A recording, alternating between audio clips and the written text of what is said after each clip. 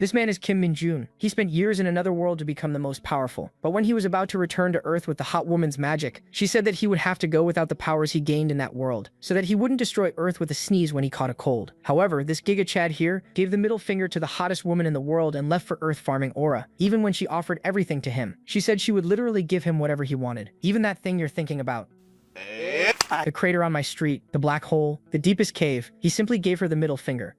We've already seen that this sexist here is fit to be our protagonist. On Earth, I'll tell you right now that he will be strong enough to stop a rabid satanic dog with one hand. The dog that even the military was afraid of. But now the military is afraid of Kim Min-jun. He also went to where the military was recruiting troops. They offer high salaries, but all the effeminate men didn't want to go. Only one person volunteered. That was our protagonist's super powerful idiot. He is strong enough to destroy the test stone with just one little punch. The hot military woman even blushes when she sees that. When the whole troop was tired from running, because they had weights on their feet, he ran past them while smiling like a maniac. He ran up the stairs faster than A-Train ran over the woman in the first episode of The Boys. The guy is such a monster that even the higher-ups have their eyes on him, but before continuing and showing his growth inside the military, I'm going back to the beginning and showing you properly that this protagonist is not the hero of the story. In fact, he only acts behind the scenes. Good night, girl. I'll see you tomorrow.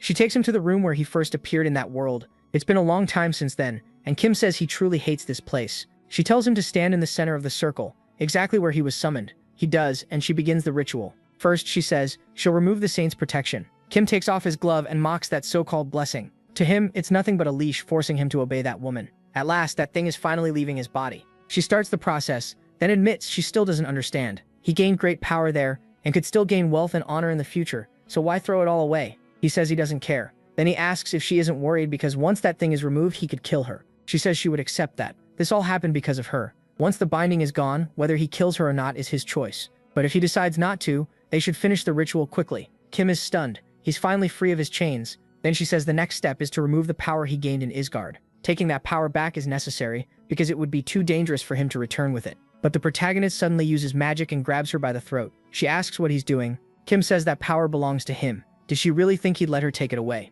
Throwing away that kind of power would be stupid. He slams her to the floor. She says she understands what he wants, but warns that black magic could consume him in another dimension. Then she looks up and her eyes go wide. Kim is opening a portal with dark magic, something she can hardly believe. She tells him to stop. Moving between dimensions isn't something you can do easily. MC says he knows, that's why he practiced hundreds of times. This is the true nature of dark magic. To him, the separation between black and white magic never made sense, because deep down they're almost the same. Then he says before he leaves, he has one last thing for her, a huge middle finger. He says he hopes he never sees her bitch face again. She keeps yelling for him to stop, but he leaves anyway. Stepping through the portal. Left behind, she pounds the floor in frustration and asks if he really thinks this is over, calling him a lunatic. Meanwhile, Kim reappears in his house, still holding on to his powers. He can barely believe it. The dimensional jump actually worked, and he says he's finally back. Looking over, he grabs his phone and says he missed it. Then he sees the game he wanted to play and can't believe he really made it back here. But then he notices there's no internet. A little later, some soldiers show up, taking formation. They ask if this is the place, and one says yes. It matches the radio instructions. Someone asks Lieutenant Choi in Seoul if he can at least explain what's going on. Sending regular soldiers like them on a mission like this feels strange, but even the lieutenant seems confused and tells him to ask someone else. They steady themselves, then move toward their target. But when they get there, it's just Kim walking down the street. He grumbles that it's been 2 years since he got dragged into that dump, and just thinking about it still pisses him off. Thanks to modern tech, his phone still works, but he can't access anything. He wonders how the internet works now, why there's no Wi-Fi anywhere nearby, and why the shops aren't open at this hour. The soldiers stare, confused that it's just a civilian. The protagonist keeps thinking that he was in Isgard for a long time, but could things really have changed this much in only 2 years? Seeing him stroll around so casually, the soldiers wonder if civilian access wasn't supposed to be restricted, and what the guard is even doing. They call out to him and MC finally notices them. He's surprised to see people around in a residential area. Kim assumes they're training and says stuff like this must be normal now. He apologizes and says he'll leave, asking if they couldn't have picked somewhere else. But one soldier yells for him to get out of there immediately. A monster is attacking right behind him. When he turns, it's already about to hit him. Seeing that, Kim wonders why a worthless mutt like that is even here. Then he realizes his demonic energy is completely drained. Even so, he stops the monster with one hand and smashes its face into the ground. All the soldiers are stunned, and Kim doesn't stop there. After catching the monster barehanded, he kills it with his bare hands, leaving the soldiers horrified. He asks the mutt if it thinks he's a loser, just because he can't use dark magic without demonic energy. Even weakened, trash monsters like this still can't beat him. That thought brings back the hell he went through in Isgard. Basically strength training from hell. Then he looks back at the monster and wonders why it showed up in this world at all. After getting up, he speaks to the soldiers, but they're still terrified and tell him not to come any closer. Right then, another monster lands on their car. Kim says he has no idea why things got this bad. The soldiers warn that what he did could get him arrested, but since their commander told them not to make things worse, they let him go. One of them asks if he really has no clue what's been happening lately. The protagonist says that's right, he was living overseas. In his head though, he corrects it, more like in another world. It's obvious this isn't the Korea he remembers, so he wonders what happened in the last 2 years. He explains that dungeons first appeared when he was around 7, and monsters started spilling into real life. He remembers soldiers fighting them off, just like now. After the dungeons showed up, superhumans called Awakened appeared too.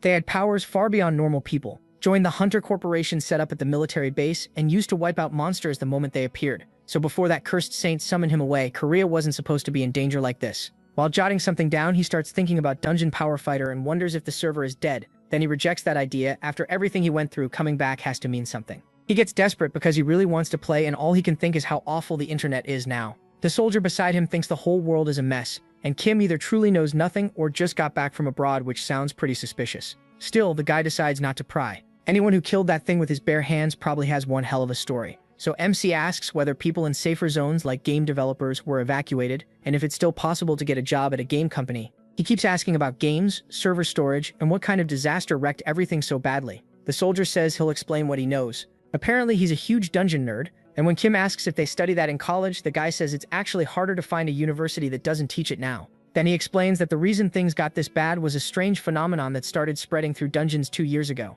One day, dungeons began appearing far more often and they started getting bigger too. But the biggest problem was the rising number of giant monsters pouring out of those abnormal dungeons. Because of that, the army couldn't control them anymore. Some civilian areas had to be sealed off, and ever since then, they've been testing ways to hold the line with fewer people. Meanwhile, Kim only cares about what happened to game companies. The soldier asks his age, and he guesses he's about 21. That means he should be enlisting soon. The soldier says half his 20s are about to vanish. The protagonist is shocked and asks what he means. Weren't hunters serving 5 years and regular troops 3? The soldier explains that because things got worse, everyone serves 5 years now, not just the Hunter Corporation. At 21, the protagonist has probably already gotten his enlistment notice. 5 years? MC can't believe it. He came back planning to play Dungeon Power Fighter once Bayonare got better, and now he has to enlist for 5 whole years. That makes him furious. Then he hears a national alert and wonders what it is. When he checks the message, it turns out to be his enlistment notice for Division X, and it says he leaves tomorrow. He stares at it, wondering if they really spam messages like this now. What perfect timing. The soldier adds that he'll be sent to Gangwon-do. Kim still can't get over it. Why is he being enlisted with no physical exam first? And what kind of system gives notice just 1 day before enlistment? The soldier reminds him they're short on manpower, so the physical is usually done at the training center. As for the late notice, he's pretty sure he just saw it too late. Then he suggests checking again at a PC bang near the evacuation center. That catches the protagonist off guard. Back when his parents were around, he practically locked himself in his room and just played games. He got summoned to Isgard while he was still in 12th grade without even having a single friend. Now he starts rambling about humanity's forgotten paradise. PC bangs.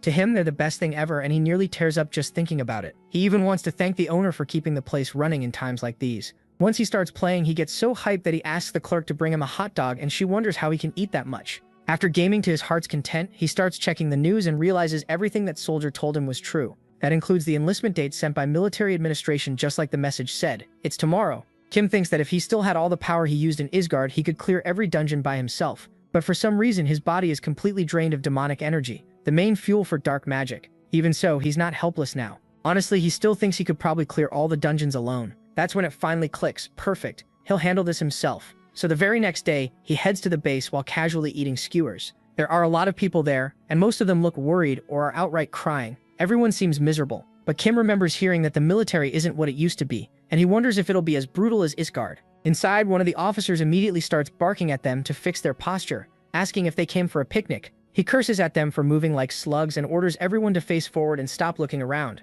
The rules keep coming, one after another, and most of them make no sense at all. But in Kim's mind, these instructors are actually pretty great. Then one of them says that before they start the schedule, anyone who wanted to join the Hunter Corporation but never got the chance should raise a hand. He reminds them that hunters are treated far better than regular troops and the starting salary is 3 million won. Then he asks if nobody wants that. A moment later, he shrugs it off as a formality and tells them not to worry, but just as he's about to move on, one of the men says there's a volunteer. Seeing the raised hand, the officer orders him to come forward right away. Kim, who clearly doesn't care about staying low-key, plants his foot and jumps straight up beside them, leaving both men stunned. Then he introduces himself as Recruit Kim Minjun and says he wants to apply for the Hunter Corporation. That takes him back to the past, in Isgard at the Forgotten Canyon. There, MC complains that being a dark mage is a miserable job. In all that chaos, he says there's no class worse than this one. No matter how crazy his skills are, if he runs out of demonic energy, none of it matters. Unlike normal mages, his power doesn't recover naturally. He has to keep refilling it by defeating monsters with demonic energy. And of course, regaining energy while spending it is never enough. Since dark mages have such a terrible image, he can't even gather party members easily. So if he ever runs dry inside a dungeon, he's basically dead. So he asks the big question, what's the best way for a dark mage to restore demonic energy? No one answers. And then he realizes there's nobody left to answer because they're all dead. Just then a monster shows up, and he says maybe in that case the dungeon's former boss can answer. He's talking to Arakinense, the hidden boss of the dungeon. Kim asks why she only showed up now. Was she waiting for him to die of boredom? She sees all her dead offspring and lets out a furious scream. He just asks, so that's your answer? When the spider attacks, he slaps her hard across the face and says that answer is wrong. Then he gives his own answer. The best way is to beat monsters with everything you've got. This happened 645 days before he returned to Earth. Back in the present, the officer asks if his name is Minjun, and the protagonist says yes. The officer tells him to wait there because a Hunter Corporation unit will come for him. MC thanks him. The man says he seems unusually eager and asks if there's some special reason he wants to join, especially now that things are so bad and even people with special abilities are returning to the regular army. The protagonist says yes, he still has unfinished business in the dungeons. That makes the mood turn awkward and the guy laughs it off, acting like Kim must be joking. The officer laughs and says he won't charge him for the floor he broke. MC just thinks, shut up old man, he isn't joking. Then the officer explains that every dungeon in Korea is controlled by the military, and the Hunter Corps gets first priority when it comes to entering them and taking down monsters. He says the Corps is made up of highly skilled people and rank depends on ability, not how long you've served. If you are strong enough, you can keep rising with no real ceiling. Kim realizes that if he joins the Hunter Corps, he'll be able to enter dungeons. Since he can probably clear most of them alone, he's sure he'll find monsters with demonic energy. And once that happens, with his rank climbing fast, he should be able to recover the power he lost. But that little image playing in his head is just his fantasy. The real world might be a bit different. As he rides along, he figures he can probably reach 10 stars in 5 years, which is almost impossible. He even thinks he'll clear nearly every dungeon he can get into. In his mind, his easy little life will keep getting better. He'll unlock a fourth awakening, become a famous hero, make great money, and live perfectly. To him, this plan is flawless. Then an officer arrives, salutes him, and introduces himself as Sergeant Lee Sung-ho from the Hunter Corps. That makes the superior freeze up, shocked that even the battalion commander is speaking so formally to the sergeant. The sergeant then asks if Kim really has the power of a hunter. If he awakened as one, he should be able to open a status window, so he orders him to read out every stat he has. The protagonist wonders what is wrong with this guy and starts asking himself if everyone in the Hunter Corps acts like this. Still, he says fine, if the army tells him to do something, he has to do it. Then he remembers that he also had a status window back in Isengard, though he barely used it since it only showed numbers for his stats and skills. So now he wonders how it works here, and the moment he opens his status window, he gets shocked. The sergeant notices and asks what happened, telling him to say what he sees. Kim turns to the sergeant and says, there's an error. The sergeant is stunned and asks if he's messing with him. Meanwhile, at the Hunter Corps training center in Gyeong, a man greets his subordinate saying it's been a long time and he didn't expect to see her there. Then he asks Lee to sit down so they can talk. Since he called her a hunter, she quickly corrects him. She isn't one yet. Like everyone else who enlisted, she's just a recruit. She adds that this may sound bold, but if Lee called her there because of her father, she doesn't want any special treatment during training. He tells her she got the wrong idea because this has nothing to do with General Song. Of course she won't get special treatment, and the Hunter Corps isn't some easy organization. That makes the girl calm down a little, and she even gets embarrassed, asking why she was called in. He says a very famous rookie just enlisted, and as the training commander, he had to take interest. Since she'll be busy soon, he wanted to give her a few encouraging words first. He says it couldn't have been easy choosing between a normal soldier's path and an executive role. People like her are always needed in the field, so he thanks her both as a citizen of the nation and as a soldier. She thanks him for the encouragement while thinking this is all pretty embarrassing. Then the officer glances down and notices someone arriving. He says he got a funny report earlier and that she might be getting an interesting fellow recruit. He asks if she wants to go see him, and the girl hesitates about it. Meanwhile, Kim checks out the facilities and wonders how much money they poured into the place. He's impressed, then immediately wonders if they've got a PC room there too. But the lieutenant tells him not to get too excited, because his enlistment in the Hunter Corps still hasn't been approved. Since MC is a special case, the lieutenant says he'll test him personally. If it weren't for headquarters' decision, he wouldn't have dragged him there at all. He would have sent him straight to prison instead. And once the testing is done, if he turns out to be a liar, he'd better be ready to enlist in the military police right away. He thinks this guy is being petty about everything and asks what the test is. The lieutenant points behind him and says that if the protagonist can move that thing even 1 centimeter, he passes. Then he says he'll give him 10 minutes. In his mind, if the kid really has any hunter talent, now's the time to prove it. He explains that the mineral is red stone, a dungeon byproduct. It's absurdly dense and heavy for its size, and also extremely hard. At that size, a recruit shouldn't even be able to make it shake. Kim asks if that is all, saying he's relieved the test is so simple. The lieutenant gets really angry at the kid's nerve, staring at him and thinking there's no way to check someone else's status window. There have always been scummy people trying to exploit the Hunter Corps with mediocre abilities. He keeps thinking about the report that Kim jumped 5 meters onto the podium,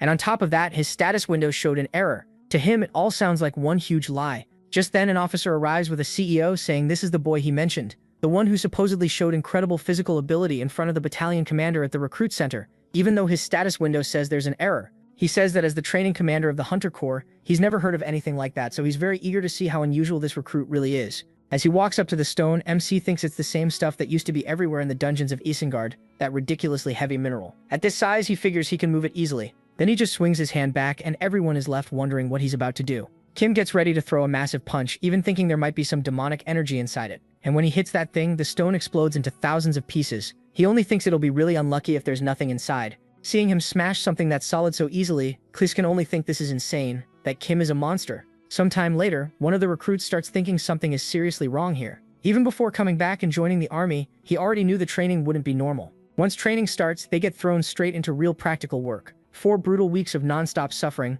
On the first day, he strapped a rice bag to his ankle, and then took 6,000 steps with the weight on, and even that was called not good enough after they saw his time. So everyone had already expected that insane instructor to be a problem. That crazy training only keeps improving Kim's energy, and he'd even bet the lieutenant himself couldn't handle it if he had to do it as an active soldier. He also keeps wondering what kind of madness this is, because he is a total lunatic. The protagonist keeps sprinting at full speed, and thinks his body still feels light, so light that without the weights he might actually fly. They said hunter training would be pure hell, but compared to what he went through in Isengard, this place feels like heaven. And the food here feels more like a feast. More than that, everything they need to do all day is already written down. He even gets free time, and there's a computer room too. As long as he sleeps by the end of the day, there's basically no problem. So after enlisting, all he has to do is stand out a little more and make use of that room. To Kim, this means he can train, eat great food, make good money, and on top of that, he can even play games. That makes him start laughing, saying he's going to be a great hunter. One soldier says he's way too fast and wonders how that even makes sense, while another tells him not to question it. Meanwhile, the lieutenant sees that maniac charging up at full speed.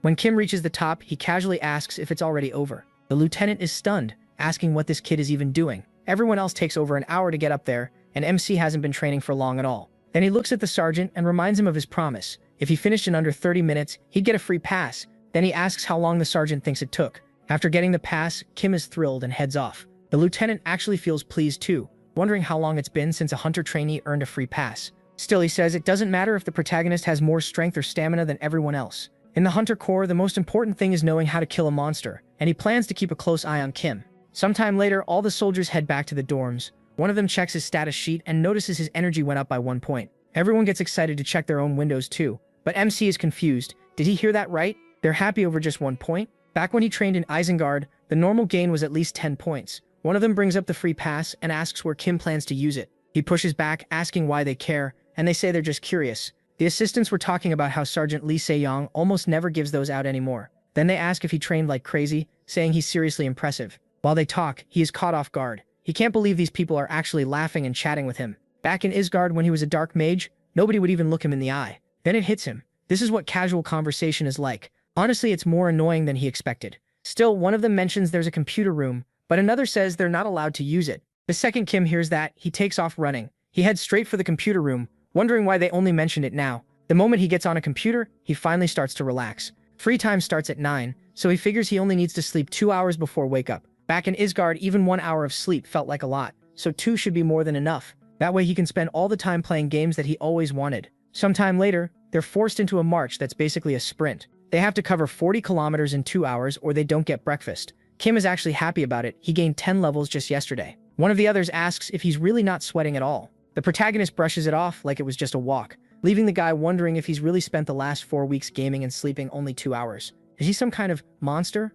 MC starts teasing them, asking if the guy's about to call him sweetheart if he gives him water. The recruit says he only meant MC's energy is monstrous, but then he starts handing out water to everyone like they're little puppies. Then an officer steps in and snaps at them. He says the commander is deeply disappointed. With only a few weeks of training left, he already knows many of them won't make it. Compared to the other platoons, this group is far weaker, and because of that, the commander is seriously worried. Kim wonders why the guy is talking about himself in third person. Then the commander goes on, saying that even if they pass and make it to central base, they'd be dead within a month. He asks if, with their current willpower and strength, they really think they can survive dungeon adaptation training. He starts wondering what dungeon adaptation training even is. They explain that dungeons usually disappear once all the monsters inside are killed, but in rare cases, some stay open. When that happens, the dungeon changes, its structure shifts, and it becomes a place where people can gain a huge amount of experience. That makes those dungeons perfect for training. The practical exercise happens inside one, and that's what dungeon adaptation training is, a dungeon. Hearing that, the recruits are shocked. It sounds way too dangerous, and they start wondering what's going to happen to them.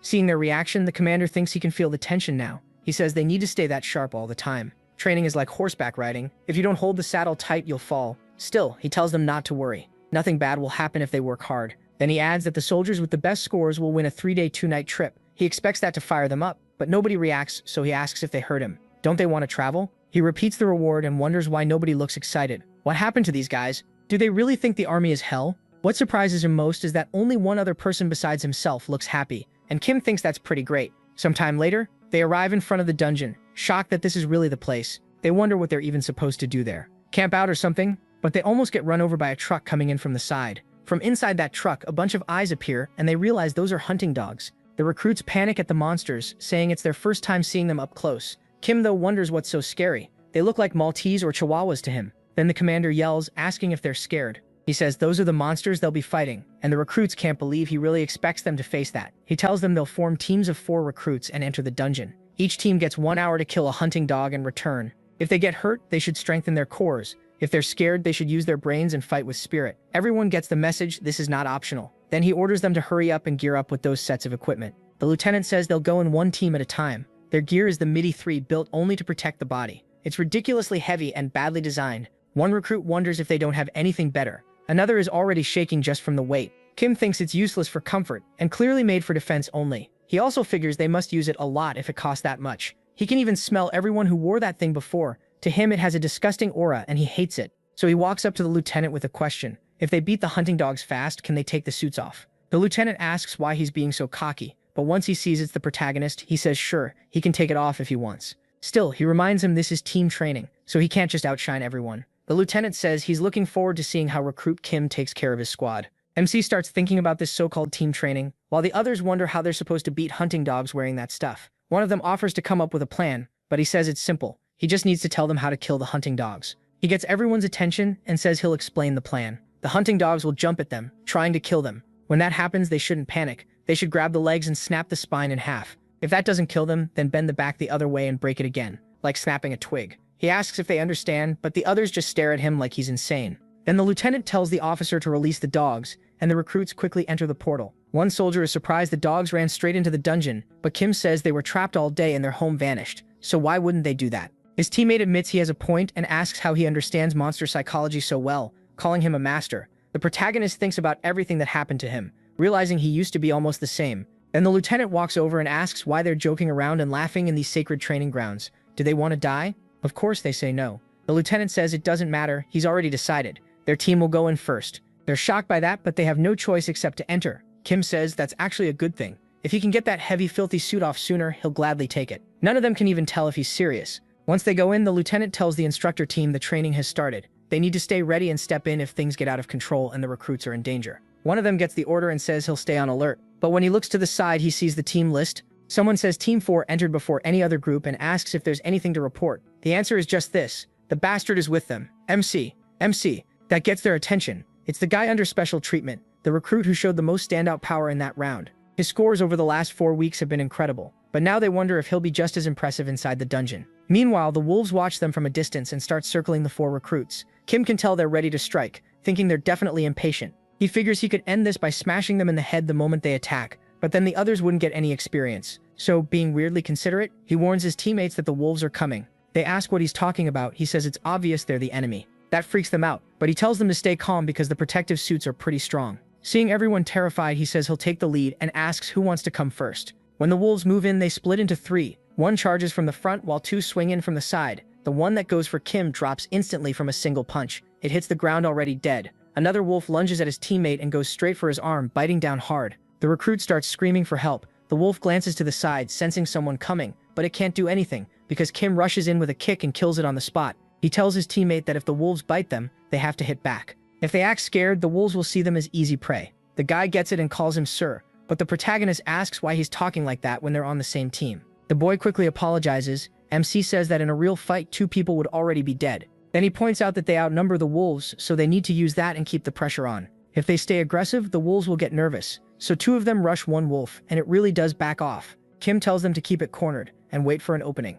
Watching from outside, the 2 instructors wonder if he's really just a recruit. Most scared rookies would freeze up after losing focus like that. But because of his leadership, they shake off their fear. The instructors stare in disbelief, even wondering if some top sergeant somehow came back to his pre-enlistment days. Stuff like this only happens in stories. Still, the protagonist didn't rely on brute force alone. He led the team, kept them steady, and made them work together. Because of that, he gets the highest score, while the others only earn average marks. The instructors walk over and tell them they did well and can come out now. One recruit only then notices the instructors were there the whole time, but Kim barely cares and is already wondering if this earns him a vacation pass. The jealous lieutenant snaps at him to shut up, asking if he really thinks they'd hand that out. MC keeps teasing him, joking that they were really worried about the recruits and acting all sweet about it. That only makes the lieutenant even madder. But as they get close to the portal, something happens. The whole place starts shaking. They ask what that was, and one instructor orders the other to report it on the radio fast and tell everyone to get out immediately. One of the recruits asks what's going on and wonders if it was an earthquake, but Kim says no. It isn't an earthquake, it's a dungeon shift, and it's happening right now, so they ask what happens next. While Kim starts to answer, he notices the exit is closing. As it shuts on its own, everyone starts to panic. He realizes it's already too late to leave. He says this is bad. The 2 instructors panic too. Their radio isn't working and the dungeon changed way too fast. One says they should have had over a month before the inside structure changed again, and he can't understand why this happened. Still, he forces himself to calm down and decides the first priority is getting the recruits somewhere safe. So they address the recruits and say an unexpected event has happened in the dungeon, but there's no need to panic. According to the manual, they should wait there for an hour and see if the entrance opens again. The recruits are shocked that they might be able to leave just by waiting an hour. They start to relax since they thought they were trapped for good, but the instructor's face shows that's not the whole story. He says people outside are probably trying to get in too, and the lieutenant will make the best call. For now, all they can do is stay calm instead of panicking. But Kim asks if that's really all there is to it. They were training here because everyone was sure this dungeon couldn't have some unexpected situation like this. To him, it's especially creepy that a dungeon entrance that was always open just sealed itself. One instructor runs over to speak with the other, and Kim figures he was right. The instructors know this situation is much worse than they're saying. They acted calm, but there's a good chance no manual really covers this. If the dungeon has turned into a closed dungeon like he suspects, it may be much harder to clear than he first thought. He remembers something similar in Isgard and tells himself this is serious, but not the absolute worst case yet since they're still alive. The instructors, though, think this really is the worst case scenario. They say the others probably already realize it too. This dungeon has become a closed dungeon. Even one instructor starts to lose his nerve, saying this is that kind of closed dungeon. The other asks if he's serious, then explains there are 2 times when a dungeon entrance disappears. The first is when a dungeon naturally vanishes after being cleared. The second is a closed dungeon, where the portal disappears once an outsider enters it. He says that's exactly what happened here. The dungeon turned closed while they were inside, which explains why the gate vanished. That also means more than one monster is bound to appear, and the only way out is to kill every monster in the dungeon. That means outside help is impossible. Now he's thinking about the reality of it. 4 recruits with no real combat experience and 2 instructors have to clear this dungeon by themselves. He expected this much. Once he told them, everybody got tense. They don't even know what monsters have spawned, and if they're unlucky, this really could be the end for all of them. Even so, standing still won't help. They have to keep moving while they still have strength. He does wish the instructors were fully geared though, because in their current state, they'd get wiped out even by goblins. It could take 10 minutes or more just to kill one. So the most realistic plan with the best chance of success would be using the heavy protective suits the recruits are wearing. He's not happy about relying on those stupidly heavy dense outfits, but if they use their defense and put the recruits in front, the instructors could kill the monsters while the recruits tank the hits. Still, he thinks those recruits trusted them. They made it through all that brutal training, and using those rookies as human shields while he's the veteran here isn't something his pride can accept. As they keep moving, one recruit keeps walking until Kim notices something. An instructor asks if there's a problem, but then they hear a loud sound. When they look over, one instructor is already in agony, foaming at the mouth before collapsing. The other instructor starts to run to him, but Kim yells for him not to go. Even if he rushes over now, there's no way to save him, and the second instructor drops too, writhing on the ground. Kim tells everyone to stay back, because if they get any closer, the same thing will happen to them. He thinks it isn't that serious. They only passed out. He's not surprised either, because he already recognized that familiar smell. Then he grabs both instructors and throws them back toward the recruits, telling them to catch them. He warns them not to leave that area and to stay near the exit. The bald recruit asks where he's going, saying it's too dangerous. Even the instructors passed out, so the protagonist could die, but the protagonist ignores him and runs off anyway. As he moves, MC thinks this is actually exciting, even if he could die right now. What he's sensing on Earth is demonic energy, and that's why the instructors blacked out. He says it's no surprise the awakened instructors collapsed. Even guardians need special protection against demonic energy to fight monsters, and it's far more deadly to normal humans. But for a black mage, demonic energy is like a charger for a dead phone. He reaches the back of the cave and realizes this is the source of that dense demonic energy. It's quiet, and he can't find any sign of a monster anywhere. Then he looks up and asks if the monster really thought it could pour out that much demonic energy and stay hidden from a black mage. He never expected to find a dark hound here. Kim points out that just because it shares a name with a normal hound doesn't mean it's the same thing. This species is unbelievably stronger than an ordinary one. The first time he met one was a year after being summoned to Isgard. He nearly died because he'd never seen a monster like that before. Since he'd never seen one on Earth either, he tried to attack it head-on, and that was a terrible idea. Even so, he's glad to see a familiar face. Then he pulls back his fist, thanks it for the meal, and sends the monster flying. After taking it down, he thinks the smell of its blood is still disgusting.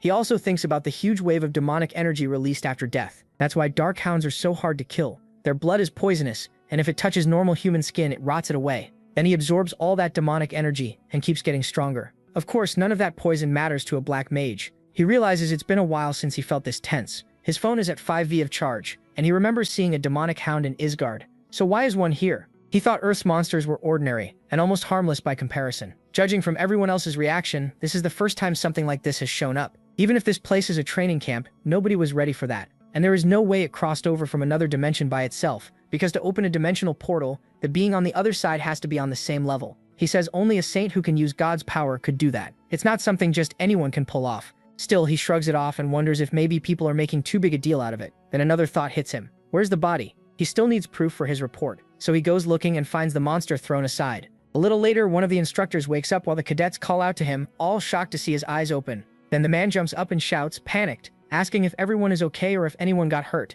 They tell him they're fine, but the real problem is that Kim went into the dungeon alone. That scares him, and they quickly fill him in on everything that happened. He's stunned that a recruit chose to act on his own like that. The cadets confirm it, and he snaps that running off alone in a situation that dangerous is completely unacceptable, and says he'll punish him right away. But then he stops himself. Does he even have the right to say that after failing to protect his students? He pushes that aside and says this isn't the time for that. They need to prepare a rescue for Kim and John. But then one of the recruits tells the trainer to look ahead, and they see him walking back with a monster on his back, asking if everyone's okay. The trainers are shocked that it's a dungeon monster. They say it looks a little different, but the protagonist just says it looks like the same crap to him and drops it on the ground. They're stunned that this was the monster that took down Edge, so they ask if MC caught that thing by himself. Someone blurts out that if he beat it alone, then he must be the strongest one there, but the others tell him to stop talking nonsense. But while they're still arguing, the gate opens again. The instructor calls for Kim, asking if he was the one who took down that hound by himself. The boy doesn't even need to answer. The instructor gets it without a word and tells the other instructor to take everyone outside first. They'll follow right after.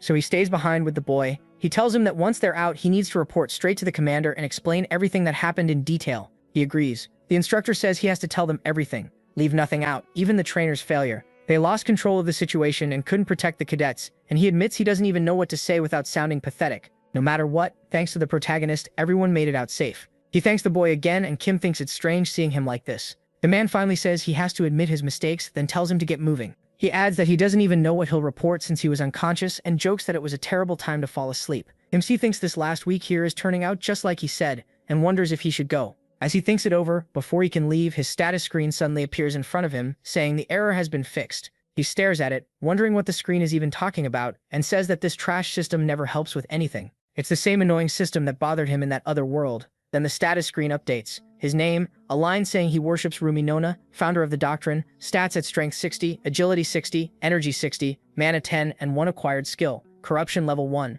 He frowns and says, this is weird. What is this supposed to be? What really bothers him is that line on the status window about worshipping Rumi Nona. He remembers Rumi was a character from Dungeon Power Fighter, and after becoming the strongest mage in all of Isgard, he made up lies for fun to shake off the fanatics who kept chasing him. But while people still kept following him, his status started showing that he worshipped Rumi Nona, which only made everyone ask more questions. He grumbles that now even this thing won't leave him alone, though at least it did cut down the number of fanatics. Still, it looks like he got weaker. His stats dropped way too much. Since returning, it feels like part of his demonic energy is gone. He says he was ready for the penalty from crossing dimensions, but even his skill list is down to just 1. He's disappointed that even its level got lower too. At this level, he figures corruption's effects are probably garbage. Then he starts thinking he really does look like some kind of character from a story, and realizes that like this, it's going to be hard for him to reach his goal. Even so, he reminds himself that in Isgard he started with nothing too and still became the greatest mage of all time. Since he already reached the top once, there's no reason he can't do it again. For now, he needs to rethink his goals. The game development company is stalled because of the monsters,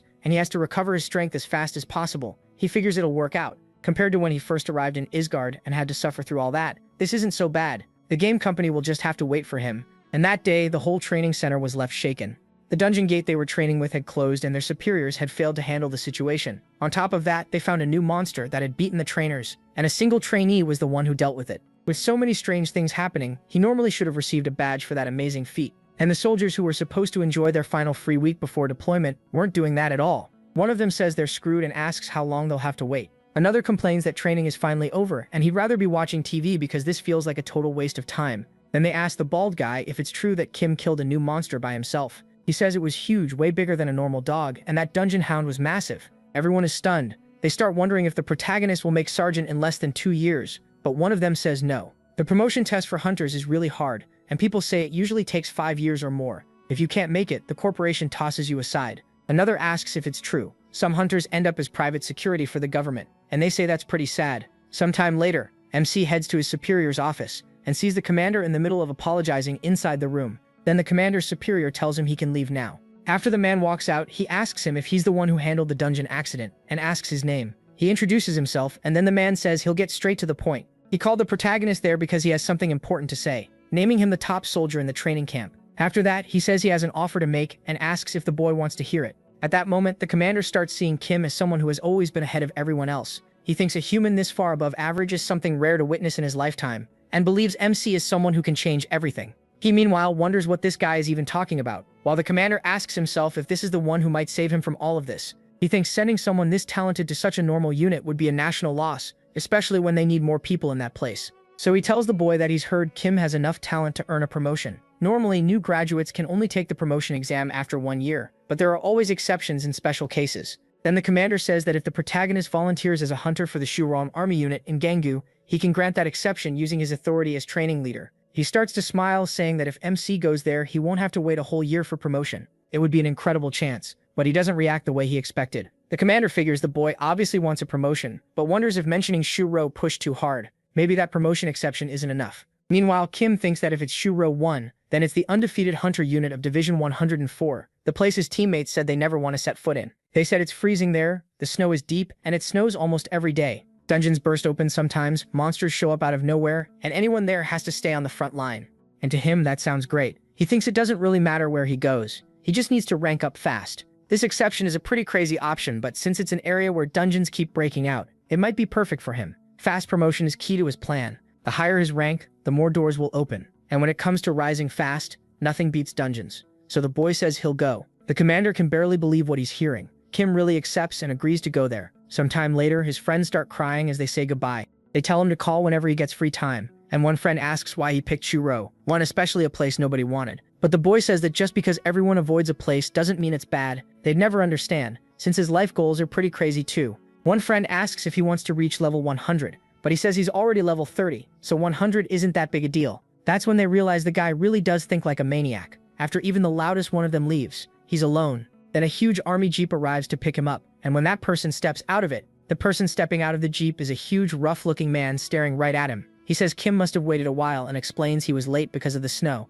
The protagonist stays calm, says it's fine, and thinks it's crazy that the month barely started, and it's already snowing there. The no-nonsense officer doesn't care much for small talk. He tells them they're leaving right away and orders MC to get in the back. MC can only think the guy carries himself like a real soldier. Once he's riding in the back, he starts thinking that his real life as a soldier will begin the moment he gets there. He knows it won't be easy, but that doesn't matter as long as he gets to kill monsters. The only thing he really needs to watch out for is all the stupid games his friends used to joke about. Now he feels like he's about to deal with the same kind of dumb stuff he only ever saw on TV. He seriously has no patience for that kind of nonsense in the barracks, but he tells himself he has to stay calm. If he loses his temper with the wrong person, he could get sent down to brigade units. After a while, he arrives at the Invincible Hunters unit. The place catches him off guard. He wonders if this area really even gets snow. Before long, he reaches the control battalion and follows the man guiding him. The man shoves Kim into a room, introduces him as the new recruit, and tells the others to feed him and teach him how things work there. Everyone gets excited about the new arrival. They ask his name, and once he introduces himself, the room lights up. They say he must be the guy everyone's been talking about,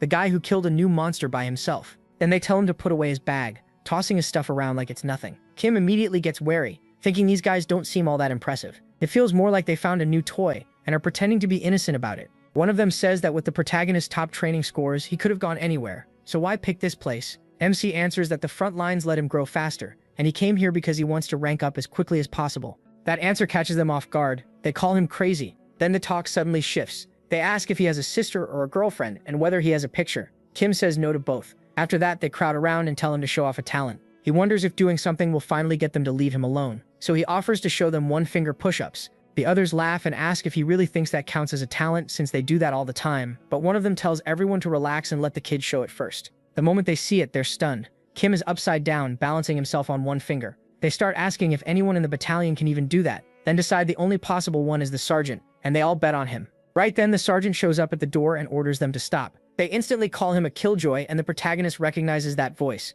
It's Sergeant Leon Sengo. The group starts teasing him, saying he ruined the fun and showed up wearing that same grumpy face. They joke that he must be training the kid just to earn leave and ask how many days off he got this time. They keep piling on, calling him sour-faced and telling him to answer already. Finally, he says he only got 4 days, tells them to quit bothering him, and orders them out. They actually leave, complaining that he ruined everything, and they look seriously annoyed. He does too. Kim notices they really did leave the second he told them to. Then the sergeant lies down and starts messing with his phone. MC thinks people here are way more different from each other than he expected, especially for soldiers without that much time in the army. Then he calls for Don Jin, saying it's his job to teach a rookie the moment he arrives. Don Jin accepts the order. Kim starts wondering if this man will be his trainer. He walks over, introduces himself, and Don Jin lowers his voice, asking if they should talk while they eat. He says he got permission to go to the exchange shop, and he wonders if someone really needs permission just to use the store. Don Jin tells him to grab whatever he wants, since he'll pay. The protagonist asks if he's sure because he usually eats a lot. Don Jin says that's fine and tells him not to worry. He has plenty.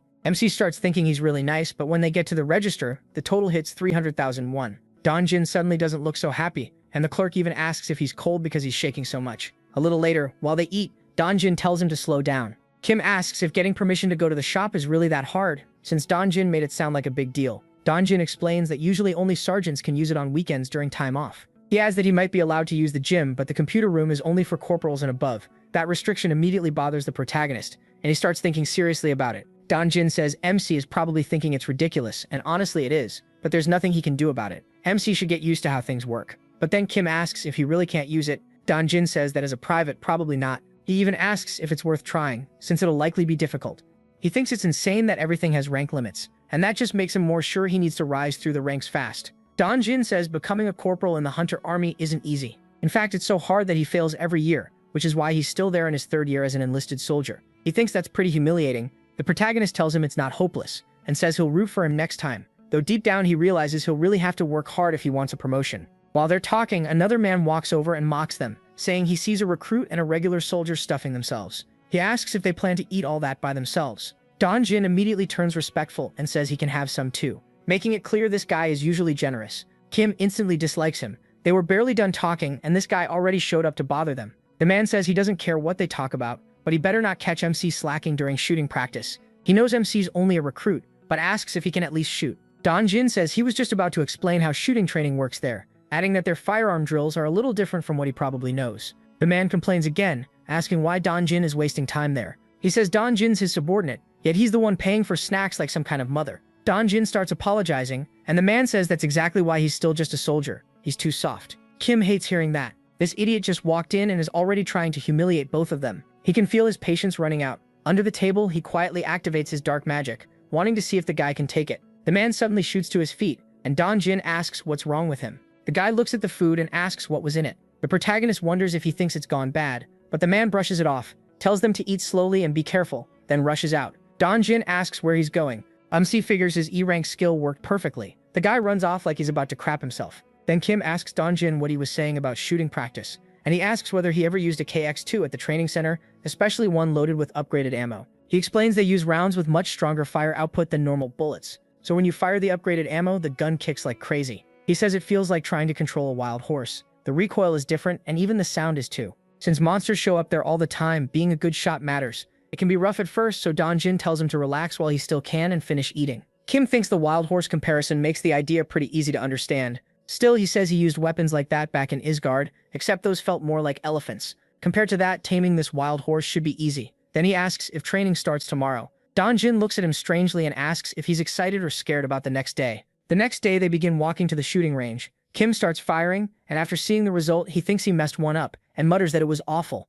But the instructor announces that time is up and says the protagonist landed 19 shots and only missed one. Everyone is shocked. The rookie really hit 19 shots. They wonder if he's some kind of shooting machine or just insanely lucky, but even luck shouldn't be enough to handle that weapon properly. The redhead says his own record is 14 and can't believe Kim beat that on his first try. It just doesn't make sense. Meanwhile, the official in charge of support looks over the result and thinks that the rumors were true. MC really was the best in the training camp. They ask how he pulled that off, and he just says he followed what he was taught, even though nobody taught him anything. One of the instructors congratulates him and says he hopes he keeps it up. He also says he wants to see great results in the special shooting drill that afternoon, which leaves Kim wondering what kind of drill that is. The redhead is shocked that he just got there and is already being sent into that training. Some of them ask the lieutenant if that's too much, but he says they're just jealous. The protagonist asks someone to explain what this special shooting drill is, since he's never heard of it before. Then the man apologizes. He says he didn't expect MC to shoot that well. Recruits are usually kept out of the special drill until they get used to the upgraded ammo, but since MC was already called in, he gives him the short version. In this drill, 2 people enter the training field at the same time and have to kill every monster on the way to the final point. The monsters aren't that strong, but they aren't fake targets that just stand there. They can fight back. There are also cardboard civilians along the route, and if he shoots even one of them, he's disqualified. Dongmin tells him not to worry. The drill stays under control, and the staff will be watching the whole time. That makes Kim happy. Real monsters in training sounds way more fun to him. While they eat, Dojin keeps praising him, but he says Dojin did well too, since he landed 13 shots. The boy says the protagonist is just being nice. That score isn't even close to impressive, especially not in Sergeant Leon Sang-ho's unit, where the minimum is 17 hits. Kim thinks his old unit only needed 10, so 13 sounds fine to him. Then he starts wondering if that means he's basically number 1 here. Dongmin says he's sure MC will do great in the special drill too, but MC says that if it can be done in pairs, he wants to team up with Dojin. Dojin says that probably won't happen since the higher-ups choose the pairs. He asks if he's serious and wants to know what they base it on. Dongmin says, as far as he knows, they use a ladder game. A bunch of them watch one guy setting it up, and after a while, the lieutenant says the drill starts in 5 minutes and orders them to put on their bulletproof gear and get ready. Kim gets himself prepared, and then that coward from earlier walks up and tells him the new recruit is on his team, asking if he's really ready for this drill. He challenges the protagonist too, saying he'll show him the gap between a corporal and a rookie. MC wonders if Guanxi is really going to be his partner. From the way he's acting, the guy still hasn't realized how pathetic he is.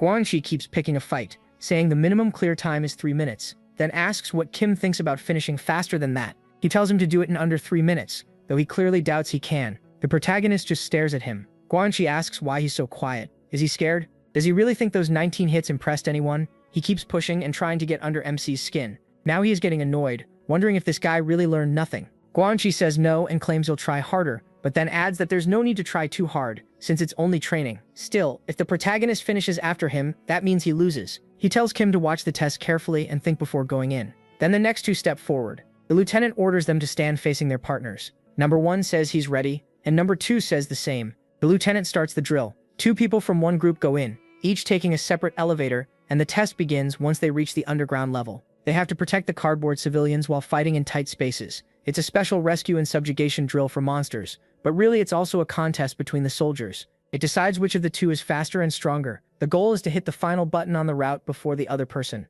As Kim watches the screen tracking the match, he wonders why the monster icons are different sizes. Guanxi explains that the size shows how dangerous they are. The bigger the icon, the tougher the monster. Then he asks if MC really didn't know that. He goes on to say that each soldier gets 2 monsters, but the placements are completely random, so they won't know what they're facing until they run right into it. One of the soldiers ends up meeting a giant frog. It attacks right away with its tongue, and the marker for that soldier moves close to the monster. Kim thinks number 1 got the faster start, but with monsters involved, it's still hard to tell. Then number 2 runs into a giant rat monster and says he's got this. Once he beats it, only 1 monster is left. But his next enemy is a massive, disgusting worm, and he blurts out, "What the hell is that?" Meanwhile, number 1 defeats his second frog, then looks ahead and wonders what that thing is. Did Donner finish already? But then he spots the button right in front of him and slams it. He clears the route in 2 minutes and 24 seconds, and everyone is shocked. They start asking if the minimum time is going to change after that, while others think that's insane. Number 1 even mocks his opponent, asking why he took so long. Was he building a weapon down there? The other guy says he was just unlucky, but number 1 says no, he was simply better. To make it worse, he points out that the loser also shot a civilian. He says he would have won anyway, and number 2 tells him to shut up. Watching them argue, Guanxi realizes they made a bet on the drill, and Kim starts thinking about that bet. Then he asks if the 2 of them can make one too. Guanxi asks what he just said, and he says that now that he thinks about it, the loser should have to do whatever the winner wants. That would be more fair. Guanxi notices how confident Kim is, bold enough to bet against a superior. He agrees, but reminds him the idea came from the recruit.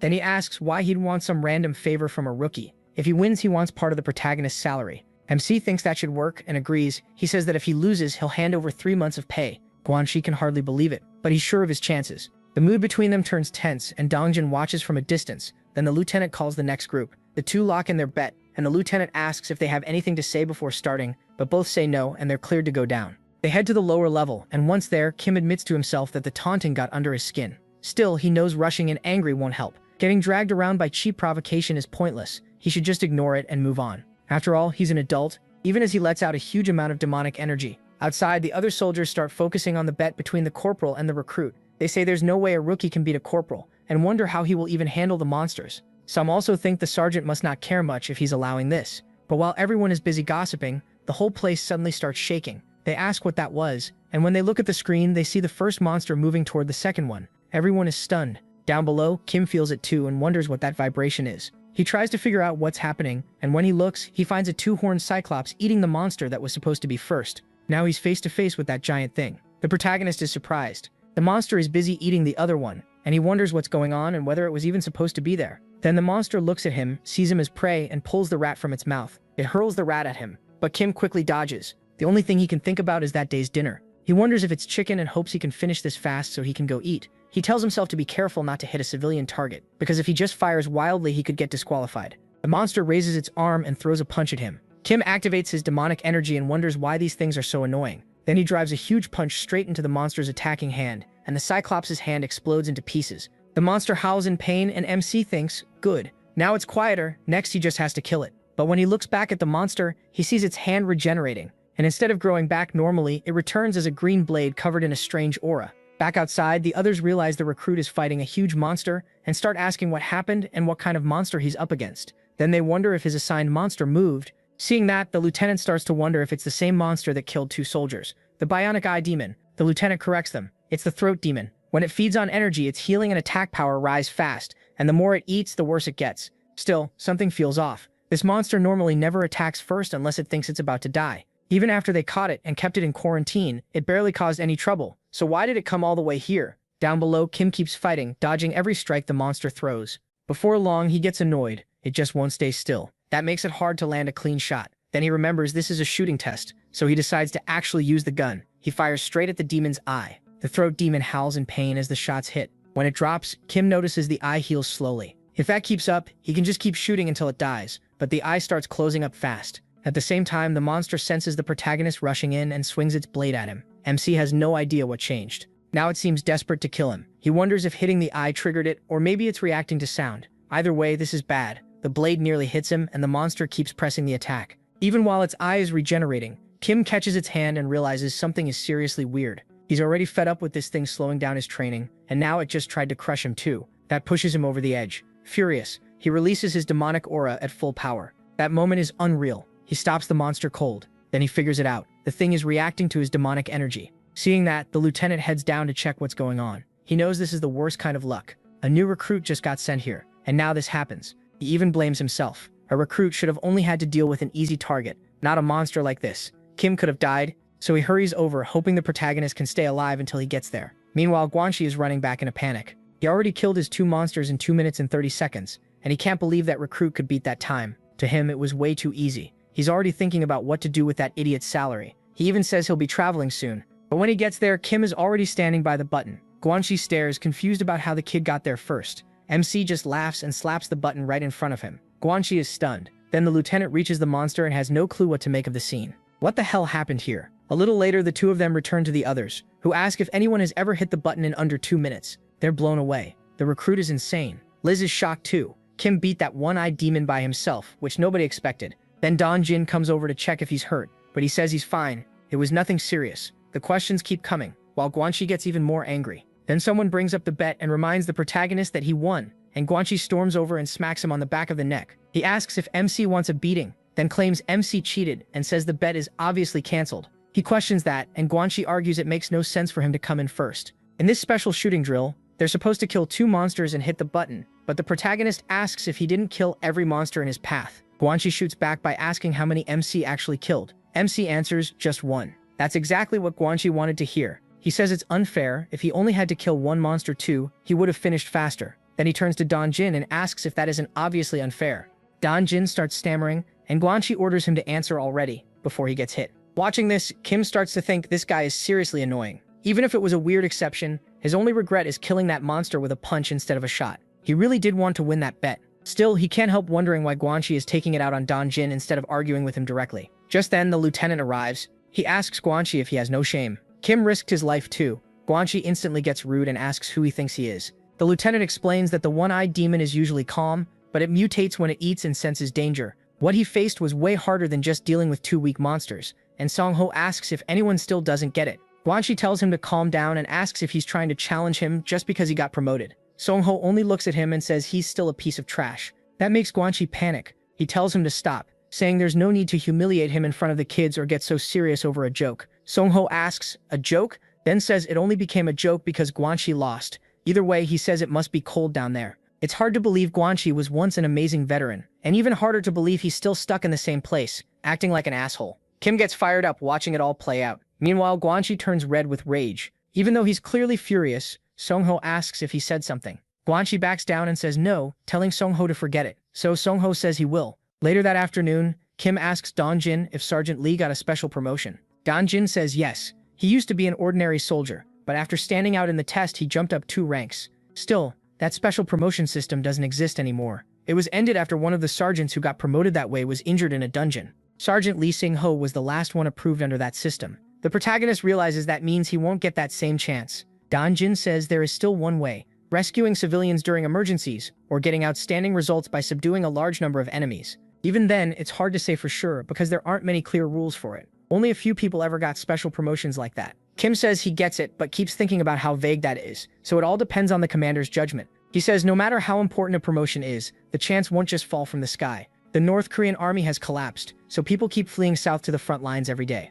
MC says he's only been here 2 days, so as a recruit he understands, but he still wants a promotion fast. Don Jin tells him that if he keeps working hard, it'll come soon. Meanwhile, MC secretly wishes a portal would open right there, and the moment he finishes that stupid wish, an alarm goes off. An emergency notice is sent to the command room. A group of Meds bats has appeared at the oil depot, and everyone nearby must rush over and help set up a protective shield. Hearing that, Kim lights up like a total psycho. He knows Meds bats are bat-like monsters about the size of a child. They move in groups, and based on their size and strength alone, they aren't that dangerous.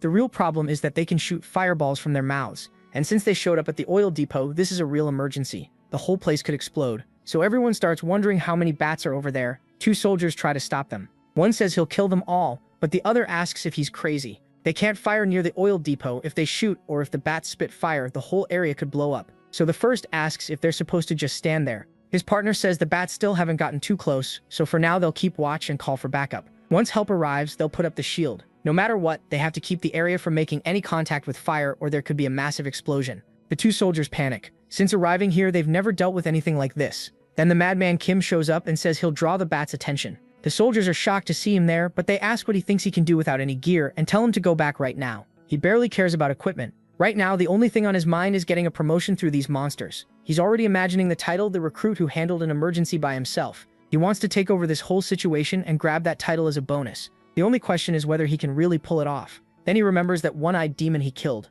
Just like he thought, the bats begin reacting to his demonic energy, and Kim decides they're all his. More soldiers slowly start arriving at the site. But the moment they look ahead, they wonder what they're even seeing. They freeze in fear. Another soldier coming from behind asks why they stopped and tells them to quit talking and move. But they call out to Lian Siu Honro and tell him to look ahead. There, recruit Kim is wiping out every last bat. Siu Honro is shocked, but he immediately yells at the others, asking if they're really going to stand there while one guy handles the whole bat swarm alone. Meanwhile, the protagonist grabs one of the bats and rips it in half. He realizes taking them down one by one is too slow, and starts thinking of a faster way. While he's still thinking, Siu Honro runs over, shouting at him, calling him a kid and telling him to stop playing hero and get out since he doesn't even have proper gear. Kim couldn't care less. In his mind, every single bat is his and he's not sharing any of them. Then he notices what Siu Honro is carrying. MC wonders if that's exactly what he needed. So the boy uses his demonic energy again to make another soldier suddenly freak out. Siu Honro starts asking what's wrong with his stomach. He walks up with the fakest concern possible, asking if he's okay.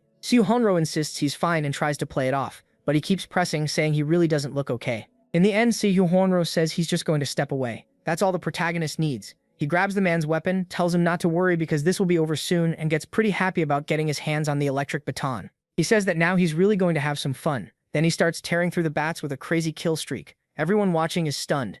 He's wiping out the whole swarm by himself. And while his count keeps going up, one soldier looks up and spots one of the bats aiming a fireball straight at the worst possible place. He shouts to the other soldiers with guns ready, telling them to fire. This time he says they have permission to shoot it, and they try to take the bat down. But the maniac Kim appears behind it first, saying this isn't a good place to play with fire. Then he kills the creature before it can do anything. The soldiers below can't believe it. They start asking how he even got up there, and if anyone has any idea how many he's killed already. After that, they finally activate the protective shield and order everyone to check whether all storage points are covered. Once the bats are gathered up, they start asking what they're supposed to do with all of them. Then they call for Leon Semhonro. They ask where those bats even came from, since none of them showed up on radar. While he's asking about the report, someone notices a weird smell coming from Leon Semhonro, still because of the protagonist's magic. They also ask if all the bats were electrocuted and how many there are. Semhonro says it looks like 30. He also figures Leon Semhonro isn't the one at fault. He only came over because of the smell. It's pointed out that even if he isn't a combat specialist, an operations captain should still be directing the fight, yet he only showed up after everything was over. Semhonro thinks to himself that he's sure the guy wasn't even watching the radar in the control room. Then the loudmouth commander asks if Semhonro was the one who electrocuted all those bats, saying he'll report the achievement to the commander above him. Semhonro flat out says it wasn't him. The man is surprised and asks who did it, wondering if anyone else in that unit even knows how to use an electric baton besides him. Semhonro explains the bats weren't killed with just the baton. One person killed all of them with his bare hands and tells him to put that in the report. The commander asks if he's messing with him. It's hard to believe one person tore apart all those bats alone, and if Semhonro didn't do it, then who could have? Just then, Kenan walks in and tells Semhonro he came to return the electric baton he borrowed earlier, but then admits he may have used it a little too much, and wonders if he overdid it. The next day, the commander tells Kenan to be honest. He asks if the boy had some kind of experience already, or if something was wrong with him, but Kenan says no. Then the commander asks if he had done anything before all this happened, and again the boy says no. So the commander tells him that if that's true, he better not do anything reckless like yesterday again. He says the boy got lucky this time, but hunters like them never know what tomorrow will bring. Kenan thinks that lucky or not, he's staying in this battalion. The commander goes on saying the hunter division is special. Unlike normal troops, there are only 4 battalions that fight like this, and each battalion under that division has only a small number of hunters in the entire army. Kenan thinks that's obvious. Not just anyone can become a hunter, but he still wonders why the commander suddenly started talking about all this. Then the commander asks if he knows the reason behind it, and the boy clearly doesn't. So the commander explains that unlike ordinary soldiers, everyone there is special. Not all of them go to the front lines, of course. Some handle administration, some deal with certain monsters, others focus on battle tactics, and so on. Hearing that, the boy remembers that commander who doesn't seem good at anything. The commander in front of him says that's just how things work there, and hunters are promoted only by skill and performance. Kenan thinks that when the commander called him in, he expected praise, but instead it's sounding more and more like a lecture, even after he did something impressive. Then the commander asks if he was expecting to be called in that morning. He tells Kenan to pay close attention, because that day, the hunter with the most monster kills in the 104th Hunter Division is arriving. A pretty scary-looking guy then steps out of the car, and the commander says he's here to visit their battalion. At once, everyone in the battalion lines up to welcome him. When he finishes greeting them and looks at Semhonro, he asks if the boy was the one who led yesterday's situation, and says he did a good job. The stiff, nervous boy thanks him for the praise, while the others whisper that just his eyes alone are intimidating. Kenan starts wondering how strong a hunter with 2 stars must be. Then the man quickly walks over to Kenan and grabs the boy's hand. Kenan immediately notices how strong that handshake is. To lighten the mood, the man gives the protagonist a couple of hard pats on the back and says they can relax. Then he asks the colonel if they know where the medium bats came from that night. The colonel says yes, it was confirmed they came from a hill about 1.2 kilometers north of the unit. He says they handled the situation well, but they'll keep investigating, and the guy adds that he'll write a report and send it to the general. He then asks whether there was any issue with the radar. One of the commanders says the radar didn't detect the medium bats until they got close to the unit, and they confirmed the equipment itself wasn't broken, so they're investigating whether the unit has a blind spot. The superior says the bigger problem is coverage and orders logistics to install 1 more radar. The commander agrees right away, but Kim notices he's lying through his teeth. Then the superior speaks to MC and says it's true that he was very brave yesterday and thought fast while helping with the emergency, but asks if he wasn't acting only for himself, since it could have turned dangerous. He apologizes, already thinking he's in trouble. But the superior stands up and asks if he really killed all 30 by himself. The boy says yes. The superior tells him that if he hadn't acted so fast, the whole place would be ashes by now. He praises Kim and says he has a gift for him because of that huge achievement. Then he simply pulls the rank badge off the boy's chest and puts a different one in its place. He congratulates him on the promotion, saying this normally takes a lot of paperwork, but the protagonist earned it. The boy just thanks him, and the superior also orders that he be given 2 nights and 3 days of leave. MC can't believe a promotion would come with all of this. He He wonders if he really gets time off and thinks things are getting pretty interesting. As they leave the room, one of his superiors tells him they barely even had time to talk, yet he's already achieved a lot. The man says he'll be getting plenty of praise thanks to him. Then he asks if this is the boy's first time going home since enlistment and what he plans to do outside. The protagonist heads out looking seriously excited. He says he's going into the computer dungeon and adds that he should probably stop by home too, but there's no internet there. So he plans to spend his full 2 nights and 3 days in that place. But when he walks into the establishment, a man who seems drunk asks another guy sitting nearby why he's there. The seated man asks what he wants. The other tells his brother to keep quiet, saying that crappy soldier might hear them. Then he says he needed to get into that cave and do his job there. He complains that they won't let him do it, even though he got permission and paid for it. His brother says they went in, took complete control of the area, and are saying there's poison in that place. He adds that it's become a real headache and that going in there could be dangerous. The hot-headed one snaps back that all they need to do is wear a gas mask and go in. That's when Kim asks where exactly they're talking about. The 2 men look at him, clearly startled. Sometime later, after apparently squeezing the information out of them, he arrives somewhere else in a small truck.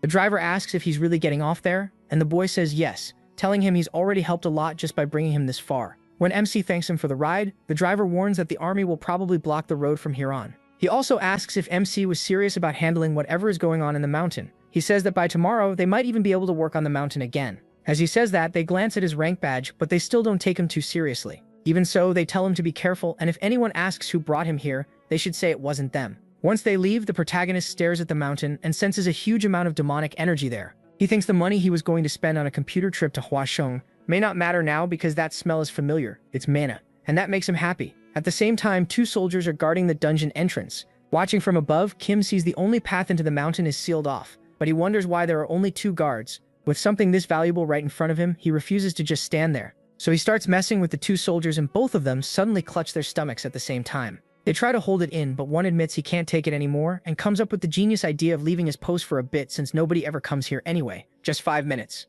But the second he leaves, Kim shows up and slips inside, making use of that demonic mana. Once he gets in, he's shocked there isn't a single monster around. So where is all this mana coming from? Then he decides it doesn't matter. Everything here belongs to him now. He starts absorbing the demonic energy, and his magic stat begins rising 1 point at a time. To him, this is incredible. The system says that after absorbing enough demonic energy, his corruption skill has grown stronger, and because he absorbed the right amount, he also unlocked night steps. That makes him even happier because he's finally starting to regain the strength he had in the other world. He thinks this is one of the best skills he could have gotten. With night steps, he can summon a shadow, hide in darkness, and take down a target easily. It's a great skill, one he used a lot back in Geisgard. To keep the summon active, he only has to feed it a little demonic energy now and then, since it acts as an independent shadow. So he summons the shadow, and it's definitely way smaller than either of them expected. Kim wonders what the hell this is. Is it because of the penalty from crossing dimensions, or because his mana stat is still too low? He grumbles that this sucks, and figures that if it leaves the cave, it'll probably vanish in the sunlight. Still, since it's so small, it can hide almost anywhere. Then the shadow speaks up, says it's hungry, and asks for some demonic energy. A few days later, Kim returns from his trip, and everyone starts congratulating him. He became the fastest promoted fighter in battalion history. People even wonder if the commander really let him go out, since he personally changed MC's insignia. Then he looks back at Don Jin and says he bought him some moisturizer. Don Jin lights up and says he'll make good use of it. Just then Guanxi walks over, jokes about how nice people suddenly are around here, and says he almost cried watching their friendship. Right after that, he asks if the protagonist bought the magazine he wanted, and the protagonist says yes, but he was really just messing with him. Then the redhead realizes MC is that rookie, and asks if he stopped by admin and saw the list of promotion exam candidates. Did he sign up? His friend jumps in, wondering since when a newbie is even allowed to take the test. After all, he hasn't even been here a full year. The redhead asks if the commander really approved it even though he just got here. Now everyone's attention turns to Kim, and he says that back at the training center, the colonel made him an offer. He explains the whole thing, and everyone is stunned. The colonel sent him here so he could take the promotion exam a full year early. They call it insane and realize the protagonist accepted he's really taking the test this year. If he passes, that'll be even crazier. One of them says everyone taking the exam on Saturday will have extra training the next day, and even offers to let Kim practice with his melee weapon, telling him to work hard. MC starts wondering what this melee training is supposed to be, and whether they can use weapons other than guns. When class starts, the instructor says he's going over how the promotion exam works. Those who already failed it before shouldn't think of this as their last chance, and the first-timers need to pay close attention. He explains that the exam has 2 main parts, a written test and a practical test. The written part is easy if you know the basics, almost like a driver's license exam. After leaving the room, Kim wonders if any of that really matters. The practical test is about weapon skill, strength, and probably how well they fight monsters too. He knows he can pass, but if he gets a perfect score, he might earn extra benefits, so he starts wondering if he should take this exam seriously. The next day, they get ready for melee training, and the instructor calls them idiots and orders each of them to grab just one melee weapon.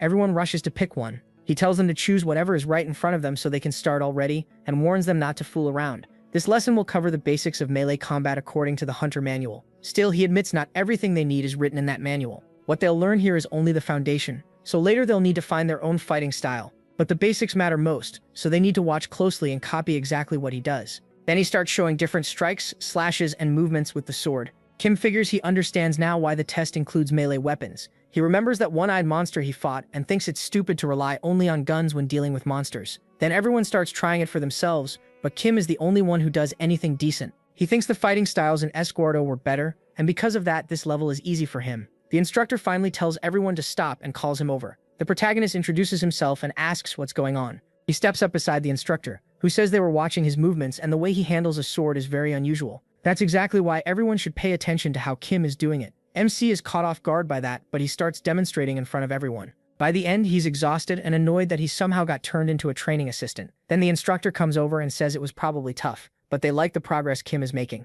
He tells him to eat that by himself, which surprises him, especially since the instructor was just carrying it around out of nowhere. Then Donjin walks over and says the protagonist's demonstration was amazing. He asks if the protagonist can give him a few pointers during the break. MC asks why him, and Donjin explains that this is the first time he's seriously trained. He uses a sword too, but he's not happy with how he handles it, so he asks him for an honest opinion later. The protagonist says that if he can help, he doesn't mind. So he watches Donjin use his sword and thinks that, judging by the movements, the guy has trained a lot. The techniques are obviously standard military ones, but MC says the problem isn't the technique. What Donjin really lacks is confidence. Kim thinks he could help in the easiest way, but it's still not the right time. Instead, he says he'll help Donjin become an elite soldier. Honestly, seeing this guy help someone is the last thing anyone expected, but now we'll see where it goes. Donjin clearly has no confidence at all, so the real question is what kind of harsh lesson or maybe mental trick he is going to use. Then Saturday comes, the day of the promotion exam. Everyone is training in their own spot when an announcement tells all soldiers taking the promotion exam to report to the main yard immediately. The message keeps repeating, and Kim gets ready, saying the day has finally come. When they arrive, the representative sees everyone is there and says they'll be under Second Lieutenant Encho Min and the commander. He tells them to behave, follow orders, and not forget to submit their report at the end of the day. After that, everyone gets on the bus. Inside, they're told the exam will be held at the 105th Division in Gapyeong, where the battalion is stationed. During the ride, they're told to study a little more if they can. While sitting there, Kim overhears two guys saying the 4th Women's Battalion will be taking part too. One of them wonders if they'll be tested together with them, and the other idiot says today is when he'll show off the weapon skills he's been practicing for a year. His big plan is to get one of their phone numbers that way. Kim just thinks about how he has to pass. Once they reach the 105th, they head straight to the exam room, where everyone is split up. A furious officer steps in front of them and announces that everyone from the 2nd Battalion passed the written exam, except Jo Youngwook. He orders the group to head to the practical test right away, leaving Youngwook behind, and the others start laughing. They keep mocking him as they move out. On the way to the practical exam, everyone wonders how he even failed since the written test was easier than getting a driver's license. Youngwook starts apologizing, but while that's going on, one female soldier keeps watching Kim. From outside, they have to listen to a long, boring speech, standing there stiff and trying not to fall asleep. At the end of the lecture, the speaker says a few people are taking the exam under special conditions. Corporal Kim and Song Yoon-so from the 104th Division. He explains that even though neither of them has served for over a year, they're still here taking the test. That makes the protagonist wonder if there's someone else here in the same situation as him. Then the speaker warns them not to do anything stupid and embarrass themselves in front of the newer soldiers. Right away, people start whispering about MC. Even then, that female soldier glances back and locks eyes with him, noticing he's already a corporal. Her face turns bright red. Kim, though, has no clue what she means by it. Soon, Captain Jung steps forward and says they'll now be tested on strength, speed, and stamina. The first test is strength, and it's pretty simple. All they have to do is push the test volunteer, a huge guy built like a double-door fridge. Kim remembers taking a similar test before and wonders if all his training will actually matter here. They're told they have 1 minute. For a perfect score, they need to push the man 10 meters. The test starts the moment their name is called, and the first up is first-class cook, Jin Hyuk. He takes off his shirt and starts pushing, but the big man doesn't budge at all. With just one shove of his shoulder, the volunteer sends him flying. Jin Hyuk gets 0 points and fails. They're then told that anyone who scores under 40 points will be eliminated on the spot. That instantly puts everyone on edge.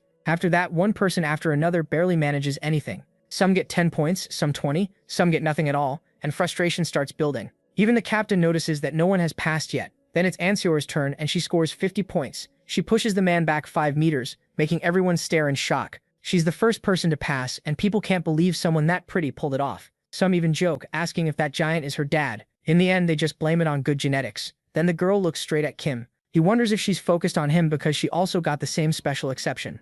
Next, they call him. He walks right up to the man and wonders if he should just do what he did to that red stone before. A perfect score means sending him the full 10 meters. Instead, Kim launches the guy all the way into the wall. Everyone freezes. That walking tank flew way past the 10-meter mark. So Captain Jung gives Kim a full 100 points, and Sarah is left stunned, and the protagonist admits he may have overdone it a little. After that, the test continues, but a lot more people fail. When it's over, the captain tells everyone to be quiet and says the strength test is done. The speed test will begin in a few minutes, and anyone who failed should head for the exit, where another soldier will guide them. Then they start setting up the speed test, and everyone realizes they'll have to dodge bullets. The captain tells them to relax. They're only rubber rounds, but getting hit will still hurt like crazy, so they need to avoid as many as they can. Kim finds that interesting right away, and the captain explains that a perfect score means staying inside the netted area for 1 full minute. It's called a speed test, but if someone is confident in their toughness, they can try to endure some hits and stay inside anyway. The cutoff is 30 seconds. If they leave the area before that or get seriously hurt, they fail. With that, he calls for the test to begin.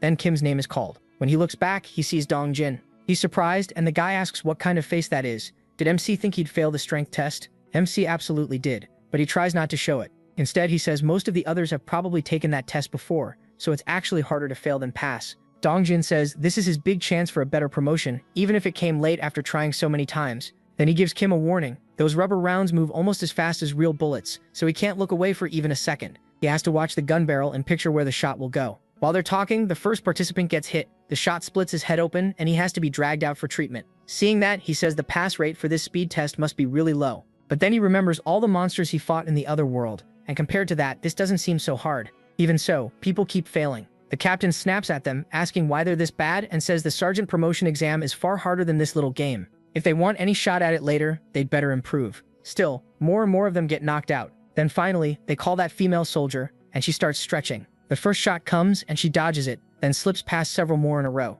By the end, she earns a perfect score without taking a single hit, then walks back to the group. She looks Kim straight in the eye. Now he's completely confused, wondering why she keeps staring at him like that. Then the protagonist is called up. He notices she's still watching him and starts wondering if he did something wrong. Maybe he should have congratulated her for the perfect score. But all he really knows is that her stare is making him uncomfortable. While he's still distracted, the first round comes flying at him and he dodges it with a quick tilt of his head. The girl is clearly shocked.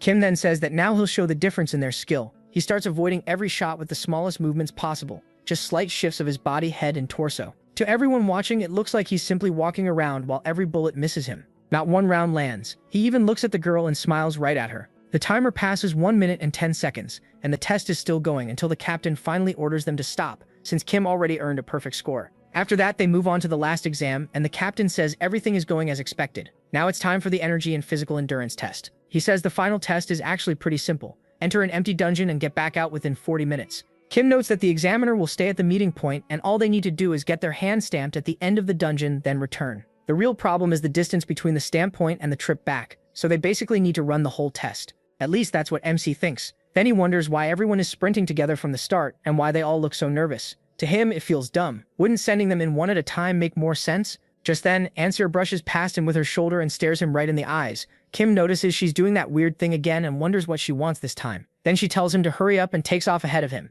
That instantly annoys him, and he starts wondering if she's trying to compete with him. The tension rises and he bursts forward, closing the gap fast. He gets closer and then passes her, saying, "This is nothing special." The girl asks what he's talking about, and he says he's just talking to himself. That's just how he is. Then he takes off again. That only makes her more annoyed. The girl remembers when she first arrived with the other female cadets. Back then, they said she had barely shown up before meeting with the commander and asked if it was true that she was a general's daughter with all kinds of talent. She got embarrassed, which the others took as confirmation. Later, when she went to change clothes, they said they expected her to be a little stuck-up. But she was actually pretty different. Even so, they admitted they were jealous because it already looked like the best soldier in their battalion had been decided. As she kept changing, she remembered Kim breaking that huge rock and thought those girls had no idea what they were talking about. Then during a training exercise, she managed to grab the flag and her whole team cheered. The supervisor announced that the white team had captured the blue team's flag in a record time of 3 minutes and 34 seconds, and because of that, white team earned a 10-minute break. Meanwhile, the blue team had to keep training. They were told they did a great job and could rest where they were until the next call. The girls on her team said they barely did anything at all. It was only because they had the best one with them. The praise seemed to make the supervisor pretty happy, but while the soldiers were getting settled, one of them came running over, clearly upset. and said the record they had just set in flag capture training had already been broken. That afternoon, one of the girls says the craziest part is the new record. Just 1 minute and 2 seconds. Everyone wonders how that's even possible, and asks who said it. The answer makes it worse. Kim from the 4th platoon did it alone. Hearing that, she thinks about him again. And more stories come back to her. All the time she kept hearing about Kim breaking records in shooting practice and other tests too. As the girl keeps listing everything the protagonist did, the others start getting annoyed by how many achievements he has. One of them, though, goes quiet and starts feeling down. She remembers something her father once told her and says she wants to become stronger, just like him. Not long after, she heads to the commander's office. He tells her she's worked hard over the last 4 weeks. Since she's the daughter of his former battalion commander, he wanted to check in and ask how she's doing. She says she's fine and thanks him for caring. Then he asks if she's decided where she wants to go after this. Since her results have been so good, he thinks she should volunteer for a certain division. He suggests Division 107, where General Sun is, but she brings up Kim and says she wants to go wherever he volunteers. She admits she's been competitive since she was little, and she didn't come here for no reason. When someone gets under her skin, she gets mad like a kid being teased, and somehow MC does exactly that. She thinks back on everything he did and says he even makes her feel jealous. Then she apologizes and adds that if she wants to be strong, she has to be number one, and she'll do it without her father's help. So when she meets someone stronger and more skilled than her, of course she wants to compete. She pushes herself hard to reach the end, only to find Kim casually talking with the officer handing out the stamps. Right away, she asks if he broke her record again. In response, he just shows her his stamp. Then he asks if she fell asleep on the way there, which instantly ticks her off. She demands her stamp too, hurrying them up because she's going to catch him. She's furious. Even so, she finishes after him, completely exhausted while he's still totally relaxed. The captain announces that time is up. Kim finished in 29 minutes and takes first place. Yu Chanso comes in second at 32 minutes. The captain praises him, saying he was amazing and scored perfectly in everything. He just thanks him. Then the captain says all 3 physical tests are done. Everyone who passed can go eat lunch and meet in front of the training yard at 1 p.m., which gets everyone excited. Kim looks over at Yu Chanso and sticks his tongue out at her, leaving her shocked. But when he finds Dong In and starts talking like normal, she gets a better read on what kind of person he is. She realizes she ended up falling for her own taunt and still lost. But honestly, it was pretty fun. That thought makes her feel a lot better. She puts on her beret and leaves with the others. On the second day of the practical exam, Dong In is fighting several monsters at once. He manages to take down some of them pretty easily. But when more rush in, he starts struggling. He kills one and almost gets caught by another, but dodges and cuts down the goblin, which still drops alive and stares at him. Then the 2 goblins regroup and face him again, while Kim watches from above. He notes that the main weapon proficiency test is easier than he expected. They already learned the basics of weapon use in the battalion, so now they just have to show what they can do. No special power is needed. Anyone with solid sword basics can pass the first test, and most of that day's exams focus on sword skills. Even Dong In gets a very good score. Still, he looks disappointed with his numbers. Kim reminds himself they also have to fight in one of the tests. The goblins charge him, and he thinks the most important thing here is being able to handle monsters. That's what this test is really about. If they want to kill the 4 goblins in front of them, they have to use their main weapon properly. To Kim, that means putting his life on the line too. At last, Dong In manages to kill the 2 goblins. The captain announces that he cleared all the monsters and finished in 7 minutes and 52 seconds, then tells him to return to his place. Even so, Dong In looks really upset and nervous about his score. Kim says he had plenty of chances to kill the goblins faster, but every time, it felt like he was hesitating. He figures Dong In probably doesn't trust his own skills. And as the boy walks off with his head down, the protagonist moves toward him. Right then, the captain calls out to the protagonist and tells him to get down there and prepare. Kim thinks he'll give it everything he's got, because today he needs to let out everything he's been holding back during these tests. The moment he gets down there, everyone is shocked. He's holding a spiked club. The captain says it doesn't matter how perfect MC was in the other tests. Bringing such a lousy weapon into this exam is too much. He wonders if MC can really do anything with it. Kim says all he needs to do in this test is land 1 solid hit, and that actually makes him happy. When the monsters rush him, he puts all his strength into it, like a hawk diving on a rabbit, and slams the weapon down on all 3 monsters. Just like that, he finishes the test in 4 seconds. Everyone is stunned. Division 104 really has an unbelievable hunter, and if this keeps up, he'll get a perfect score in every test. They say it's the first time they've ever seen that happen. Then one monster on the ground looks at him, and he turns his eyes toward it too, lets out a laugh and starts bragging from below. Yoon So gets annoyed, wondering if that idiot still wants to compete. By late afternoon, the captain says everyone worked hard in the tests, especially Kim. He adds that this is the fastest promotion he's ever seen in his life. Dongin says he was worried he'd be the only one from the battalion who wouldn't pass. He adds that their battalion commander will be thrilled to hear how hard they worked, and probably won't believe he passed every single test with a perfect score. Everyone celebrates with him and jokes, asking what he'll do now and whether he's going to use that status to mess with them later. Kim just says it's fine, thinking that now he'll be able to do whatever he wants. As everyone boards the bus, he spots Dongjin. Dongjin calls the protagonist Sergeant, while MC is already thinking that once they get back, they'll train their weapons even harder together.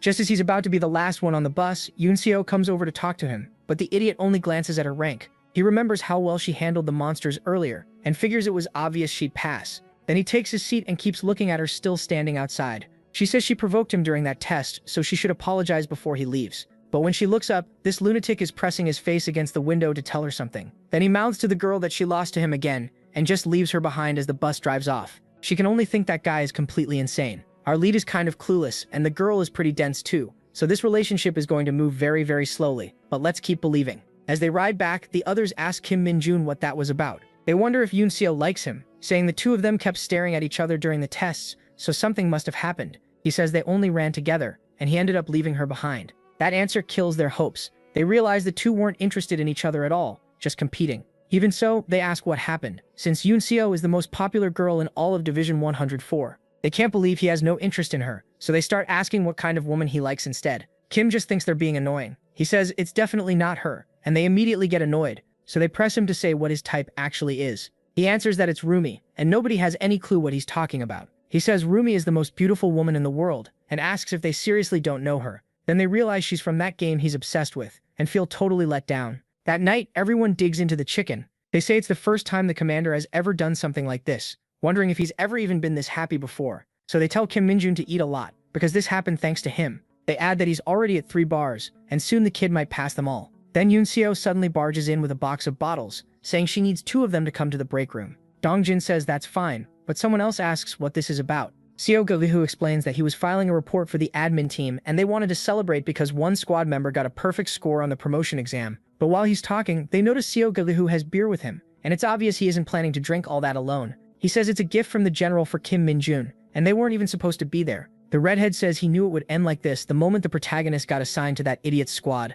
Later that night, while walking alone, MC Min-jun checks to make sure nobody is nearby and summons his shadow, which comes out already full of energy. He asks how she's doing. When he first summoned her, he sent her right back, because she was nothing like he expected. But now he's come up with a much better idea. What he needs right now isn't an assassin shadow. He needs something that can handle a mission for him. Since he can't move freely in this place, he wants her to gather information. He tells her to stop messing around. From now on, she has to stay hidden and follow officers with high rank. The second she finds anything useful, she has to run back and report it to him. And just as he starts listing what he wants to know, the shadow suddenly asks for cursed energy. He says he almost forgot. After giving her the energy she wanted, the little shadow happily runs off and he warns her not to get caught. If she keeps darting around like that and someone spots her, the whole unit could end up on emergency alert. While he's thinking about that, someone walks up behind him and asks if this is where he was. Kim is completely startled. He quickly plays it off, saying it's been a while since he drank that much, so he stepped outside for some air. Seung-ho asks if he's a lightweight, but he says no. Black mages don't get affected by stuff like that. Poison or alcohol, it doesn't matter. His body cleans itself out on its own. Seung-ho congratulates him on the promotion, but tells him not to get lazy just because he got rewarded. He needs to keep working hard. Then he adds that if Kim really can handle his drink, he should head back and have some more before the others finish every bottle. The protagonist thinks, luckily Seung-ho didn't notice anything. He really needs to be more careful. He also realizes that the longer he stays here, the more seriously he's starting to take this life, and he doesn't like that much. The next day, 2 high-ranking officers say it looks like they struck gold this time. Looking over the list, one of them thinks most of these guys just did the bare minimum, but one name stands out with a perfect score. The other already knows who it is, Kim. He says the boy did especially well on the monster test, setting a record of just 4 seconds. That makes the man bring him up again. Choi Sung from the training center had praised him before too, but MC is even better than expected. He was also impressive in the eye storage incident, and it's been confirmed that Kim was the first one there and the one who solved it. They point out that he's been in the battalion for less than a month, and everything he's done so far has been clean and fair. To them, the kid clearly has a bright future. One says it's only a matter of time before rumors start spreading,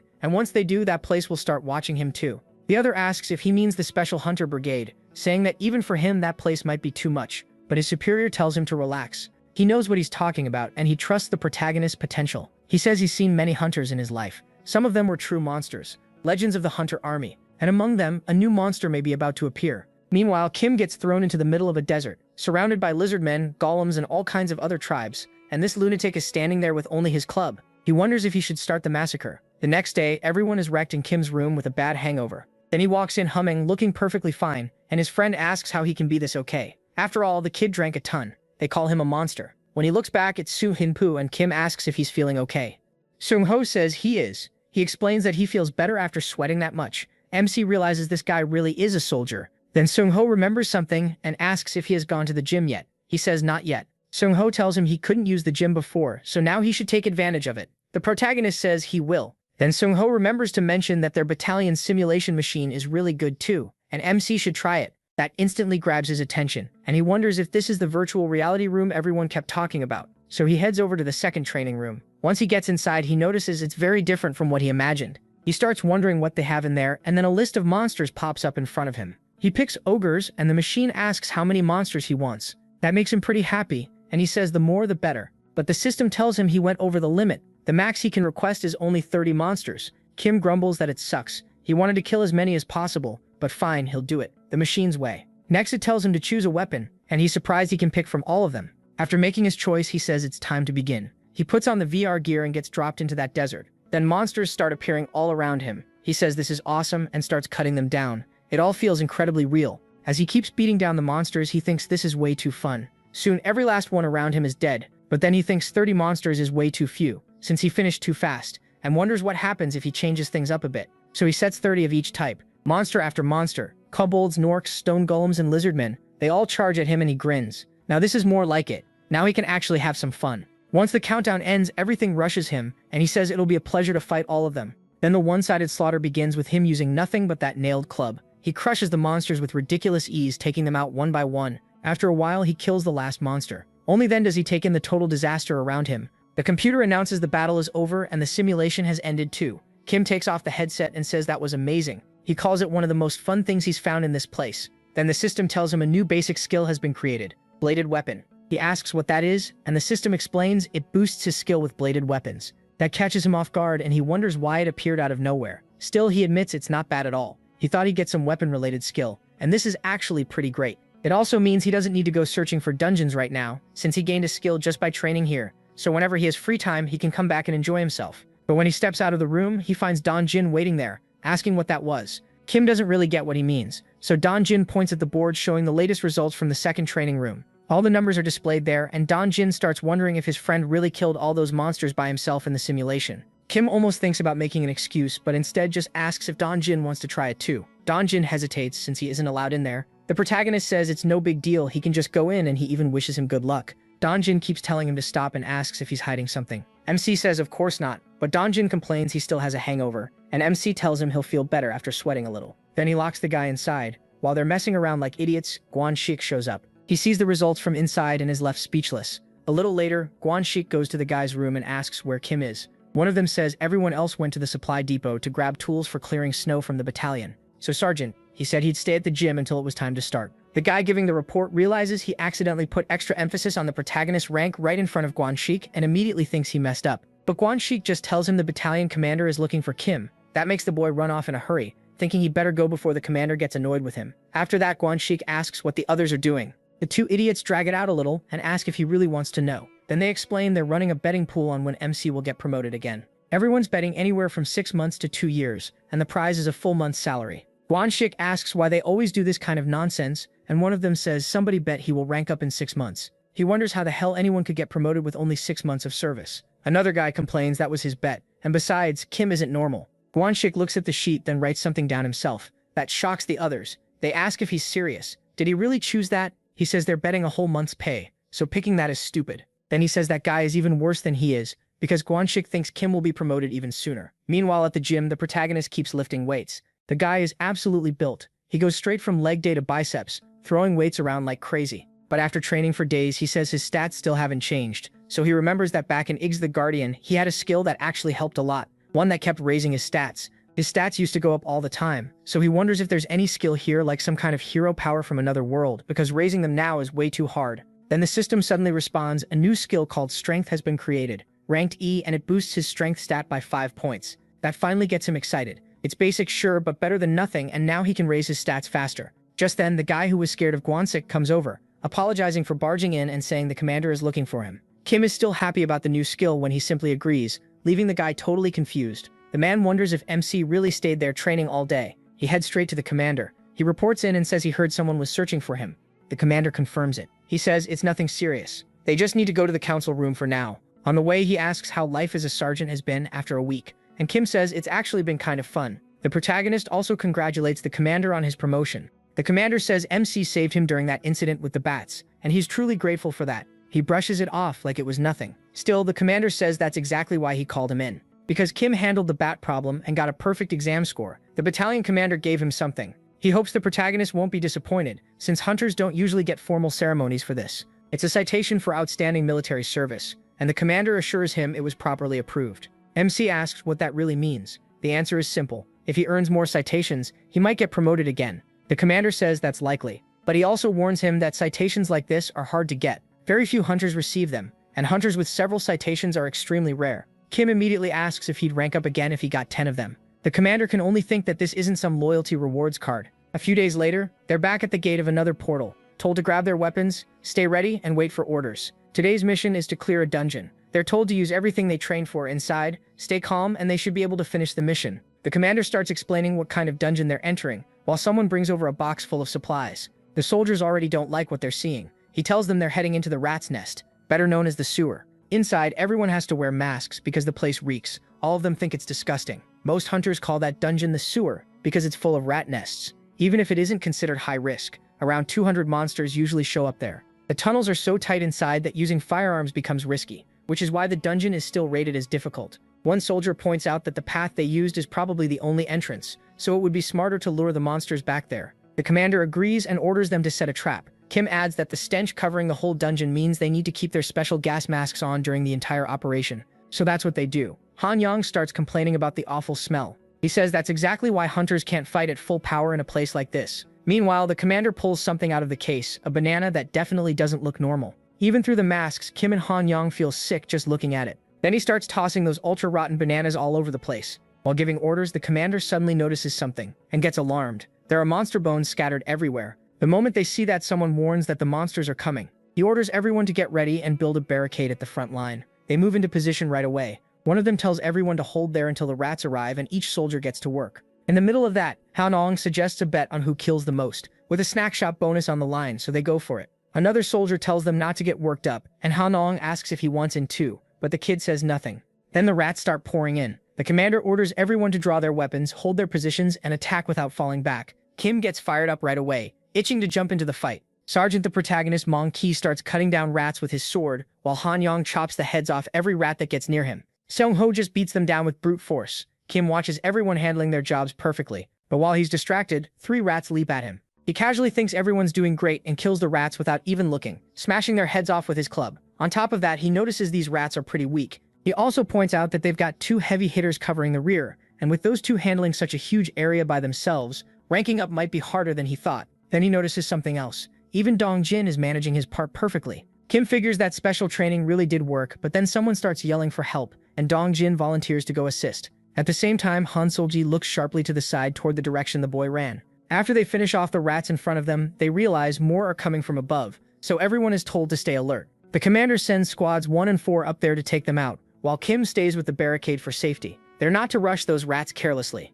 After that, they keep up the slaughter. Some of them want to push farther in, figuring there must be more rats deeper inside. Then Kim asks what's going on. He starts sensing demonic energy nearby and realizes he missed it earlier because of the special gas mask. Now he's sure. He notices the ground opening beneath everyone and shouts that something is coming from below, but he's too late. They almost get caught, and when they look ahead, they see a gigantic rat, basically Master Splinter on steroids. Kim realizes it's an irregular monster, a 4-eyed rat. He remembers the bones from earlier and figures this thing was probably responsible, meaning it's even eating normal rat monsters. The beast is a cannibal. Then it lunges at Gwansik and knocks him flat to the ground. The man beside him thinks moving in would be too dangerous, and he can't even move. They call out to Gwansik, telling him to stay calm and get out of there carefully. Just as the monster swings its paw at him, Dong Jin jumps in and blocks the hit with his sword, but the blade is knocked away and barely hurts the monster. He grabs Gwansik and tells him to get up and run. While everyone is frozen in fear, Kim leaps over them all, carrying a shield and a club. He comes down right onto the monster's head, thinking that with eyes like that and a body that huge, it must be packed with demonic energy.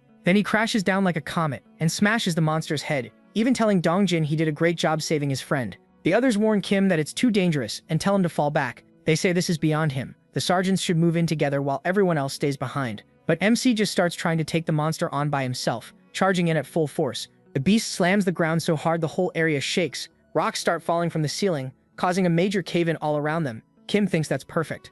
When the monster attacks again, he admits he was worried someone might see what he was about to do. But now that won't happen, so he drives an electric kick into the rat's leg. Then he uses the shield in his hand to smash the rat into the wall. After sending it flying, Kim jumps on top of it, channels his demonic energy and unleashes a storm of punches. As he's about to throw the final one, he realizes the rat is already dead, so he takes the chance to absorb the demonic energy coming from it. Once that happens, it turns back into nothing more than a common mutant monster. The system announces that he absorbed a certain amount of demonic energy and gained a level. Kim thinks that was amazing and raises his club, ready to finish the monster off with one last blow. After all that chaos, they're finally outside, lying on the ground. They start joking around until an officer brings up the irregular monster, saying his squad already dealt with it. They also confirmed what happened to the other squad. It was a massacre. Meanwhile, Kim feels a terrible pain shoot through his body. The officer says they've already called in support. Then his friend walks over and says killing those monsters looked as easy for him as stepping on a roach. He calls him weird and seriously strong. Still, he thanks him, because everyone is alive thanks to the protagonist. When that monster charged in, he says he couldn't even move.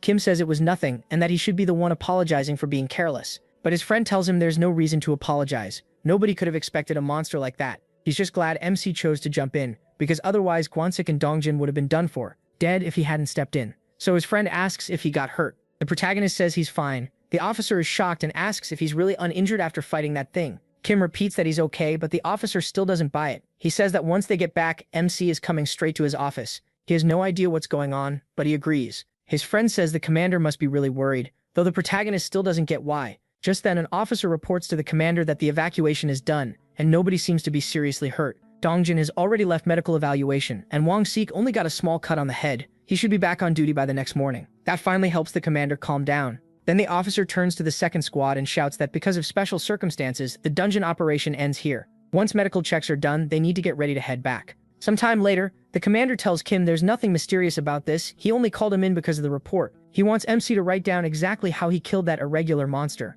He starts wondering how he's supposed to explain it, since all he really did was hit it with the shield and then punch it. He can't help asking if they'll even believe that. The commander sits back down and says he didn't see much because of all the smoke. Then he asks if Kim really punched the thing with his bare hands, staring at the boy's scraped-up hand. The protagonist gets a little nervous and laughs it off, saying it was an emergency, so he acted without thinking.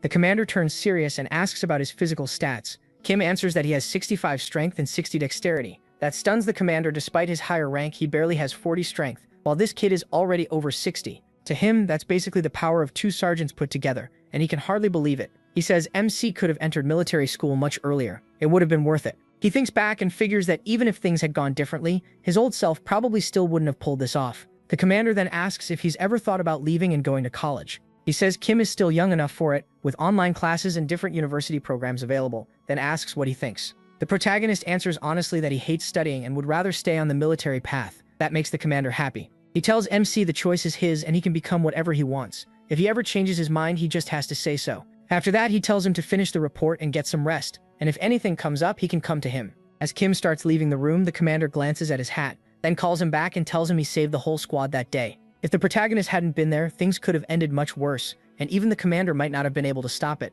so he simply thanks the boy. Kim says he only did what had to be done. Once he leaves the room, he thinks now it's finally time to enjoy himself. He leveled up and got stronger, but before that, he goes to talk with his friends, and notices one of them wants special training with him, just like Dongjin. Kwansik says that's right. Kim asks how the heck he even knew they were training. Then he changes the question and asks why he suddenly wants to join the two of them. Kwansik remembers everything MC did against those monsters. He handled them like a master, while he himself could only stand there shaking, and even Dongjin managed to act. He blames Dongjin for getting too strong, says he was amazed and wants to know what he did. Then he realizes it was because of Kim's training, and says he wants that too. Lowering his pride, he asks if he can train with them. The protagonist is clearly amused, seeing him beg like that. He asks why Kwansik is so sure he'd be accepted, and whether there's something else he should do first. Kwansik immediately feels the pressure and bows to Dongjin, apologizing and thanking him for saving him. Dongjin tells him it's fine and says he doesn't need to do that, but Kwansik keeps apologizing for bothering him. He says he doesn't know if they'll accept him, but he truly wants to train with them because he wants to get stronger and help the battalion more. Dongjin asks if it's okay for him to join them. Kim says, of course it's not okay. Kwansik says he knew MC would say that, but thanks them anyway for still being alive, and starts to leave. Dongjin feels bad right away, but Kim says he does have one condition. It's about a pigeon. For the next 24 hours, if Kwansik spends the whole time pretending to be one, then he'll let him train with them. That makes Kwansik furious, and he asks if he doesn't want to do it. Then he starts going cuckoo at him, actually imitating a pigeon, and Dongjin is stunned. Kim cracks up behind him and thinks he's got another fool wrapped around his finger. Only God knows what kind of mess 24 hours of pigeon noises will do to Kwansik's brain. Meanwhile, in the other world, the Spartan warrior helps the goddess move something heavy. She thanks him, but he can't say anything and just keeps staring at her. She asks if there's something he wants to say, and he asks how long they're going to keep doing this. She doesn't answer. Instead, she walks over and pulls back a cloth, revealing what looks like a demonic beast underneath. She looks at it, and when he calls out to her again, she uses magic to send the monster away, saying it's just a gift for him since he managed to get out on his own. Then she asks why he even cares so much about all this. So I knew it. There was definitely something off about that woman. She's beautiful, sure, but completely unhinged. The next day, the soldiers are digging holes. The red-haired guy complains that after suffering so much in that dungeon, they're now being forced to do construction work, and he asks why the heck they have to do this. His friend says he's been thinking the same thing for a while. Their job should be hunting and killing monsters, so how does digging holes fit their duty? Then an army boss shows up, and everyone is surprised. Someone yells that the thing has arrived, and they all run over to grab a block. Kwansik says, "Thing is way too vague, it could mean a rock or anything else." He says it's heavier than it looks and asks what the hell it is. The officer explains that they use it for construction. It's made from minerals found in dungeons, and just as he starts to say the real name, Kim asks if he was talking to him. Kwansik notices the protagonist has those heavy blocks on his shoulder like they're nothing, and can't believe it. He says he was only talking to himself. He just thought someone might be curious about what those blocks are. Everyone keeps carrying them, struggling one by one, while Kim casually carries 4 on his shoulders. Then the officer announces a 10-minute break and goes to the commander saying he overheard something while picking up materials at headquarters. Apparently, something happened in the jurisdiction of Division 104, and they suspect it might be a new dungeon. That shocks everyone. Even the commander asks if it's serious, and the men start panicking. If they have to enter that dungeon, they're scared of what'll happen. Someone asks if this is a joke, but the officer says it's still being investigated and tells them to be quiet. Kim is left wondering about it, and Kwansik notices that he has no idea what's going on. So he explains that a new dungeon is the kind that's usually much bigger inside than normal, and the number and rank of the monsters are also higher. That means the danger level is much worse. When a dungeon appears and hasn't been identified yet, hunters call it a new dungeon. He adds that it's also perfect for gaining more combat experience, and once someone joins the hunter division, they can take part in the... Kwansik says it's called hunter training and planning. Kim asks again what he's even talking about. Kwansik goes quiet for a second, and awkwardly says he just thought someone might want to know. MC thinks about that hunter training and planning, then decides he doesn't need any training right now. Hearing some of the others complain that they hate that program, he agrees with them. The officer, meanwhile, looks fed up with all of them. The commander says that even so, it's a good chance for them since they'll be able to rack up a lot of battle performance points. That makes Kim realize he's right. There's a lot to gain there. If he gets sent to the front line, he could earn even more. So he starts thinking this might be a great opportunity. But then his avatar appears in his shadow, and he wonders why it's there. It starts to come out, but Kim quickly forces it back down, while pretending nothing's wrong, as the officer nearby keeps yelling at everyone for whining about the work. He figures that's what the shadow wanted to tell him, and luckily, nobody noticed. He wonders what that shadow even is. Then it relays a woman's message asking for help. She says it's about an irregular monster. The request came straight from the investigation team that checked the portal. A man asks if she means the dungeon that appeared in his military zone. She says yes, but adds that civilians aren't in danger. Even so, 2 people from the investigation team already died. The report just came in, so they need to deal with that dungeon fast. The man says the army will block off the area like usual, and the hunters should handle it. Right now, his top priority is the dungeon in Hunkang's residential district. He tells the woman to focus on that one first. After hearing all this, Kim is glad the shadow brought him the information. Then he starts wondering if he should take leave and handle it himself. Back at home, he gets himself ready for the trip. He checks if he packed everything. Then his eyes land on a photo of the commander's family. He remembers the commander asking, a day earlier, if he wanted to leave already. The construction report showed he'd been working hard, so maybe he wanted to finish up and enjoy a break. The commander said he could approve it since the protagonist had helped him a lot, and that made the protagonist really happy. Then he mentioned that MC's home address was inside a quarantine zone, and asked where he'd stayed the last time he had leave. He said he spent it at a cyber cafe. The commander said he'd figured as much and offered him a place to stay if he didn't mind. It was his old family apartment. They'd moved because of his job, so it was empty now, but they still kept it clean and used it during vacations. Kim tried to turn the offer down, but the commander told him it was fine. He was the one offering it, and even if it was a little far from the base, it was in the same city. Way better than sleeping in a cyber cafe again. The protagonist realizes it wouldn't really take him far out of his way, so the commander tells him to stay there even if it's just for sleep, and wishes him a good vacation. In the end, Kim accepts. After that, the commander starts thinking about the boy while he's already on leave. MC looks at that photo again and gets ready to head out. He tells himself he should get going right away. Then out on the street, a hooded guy who looks totally not suspicious at all starts moving through the area. Kim recalls the woman saying the dungeon seemed to be near a school in Oyeongang, and that she told her subordinate to stay 1 kilometer away and keep every route under control. Meanwhile, the army watches the entrance. He moves across the rooftops and jumps inside. That's when he realizes he found the portal. He wonders what kind of dungeon this one is and calmly heads in. Kim says he wanted to know what kind of monsters were inside, but his summon couldn't get the full picture. Since it gave him only part of the answer, he'll have to find out himself. So he steps into the dungeon. Inside, the atmosphere is totally different. A dead, creepy forest. That immediately feels off to him. Looking down, he finds a broken sword. That makes him wonder if someone else was there. The moment he senses it, he calls out and says he knows someone is there, telling them to show themselves. A monster answers instead. At first, it looks like a demonic goblin, giving off the energy he was after.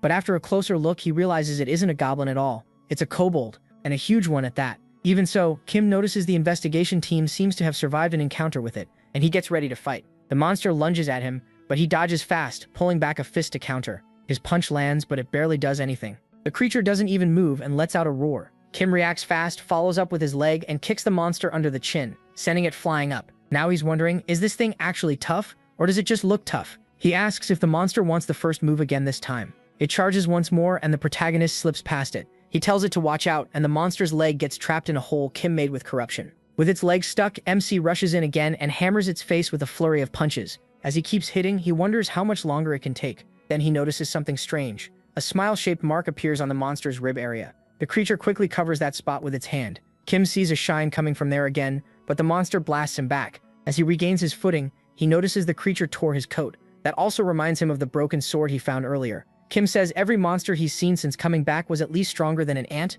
but this one is only around as strong as a beetle. The monster seems to understand that and gets mad, growling as it charges him again. It attacks the boy one more time, but Kim says that even then it's still just another worm. He takes the hit to the face, gets furious, and tells the monster to look at what it did. He just bought that outfit. Then he drives the broken sword into the monster's gut, right where it had been guarding. The creature cries out in pain and Kim keeps going, lifting his leg and smashing its head with a downward kick. After that, he absorbs demonic energy, and the system says he got the exact amount needed, raising him 3 levels. It also says that after absorbing enough energy, the skill Dark Arrow has been unlocked. Nightstep levels up 2, and a new skill, Basic Swordsmanship, is created. Kim is thrilled as he checks his stats and sees how much they changed.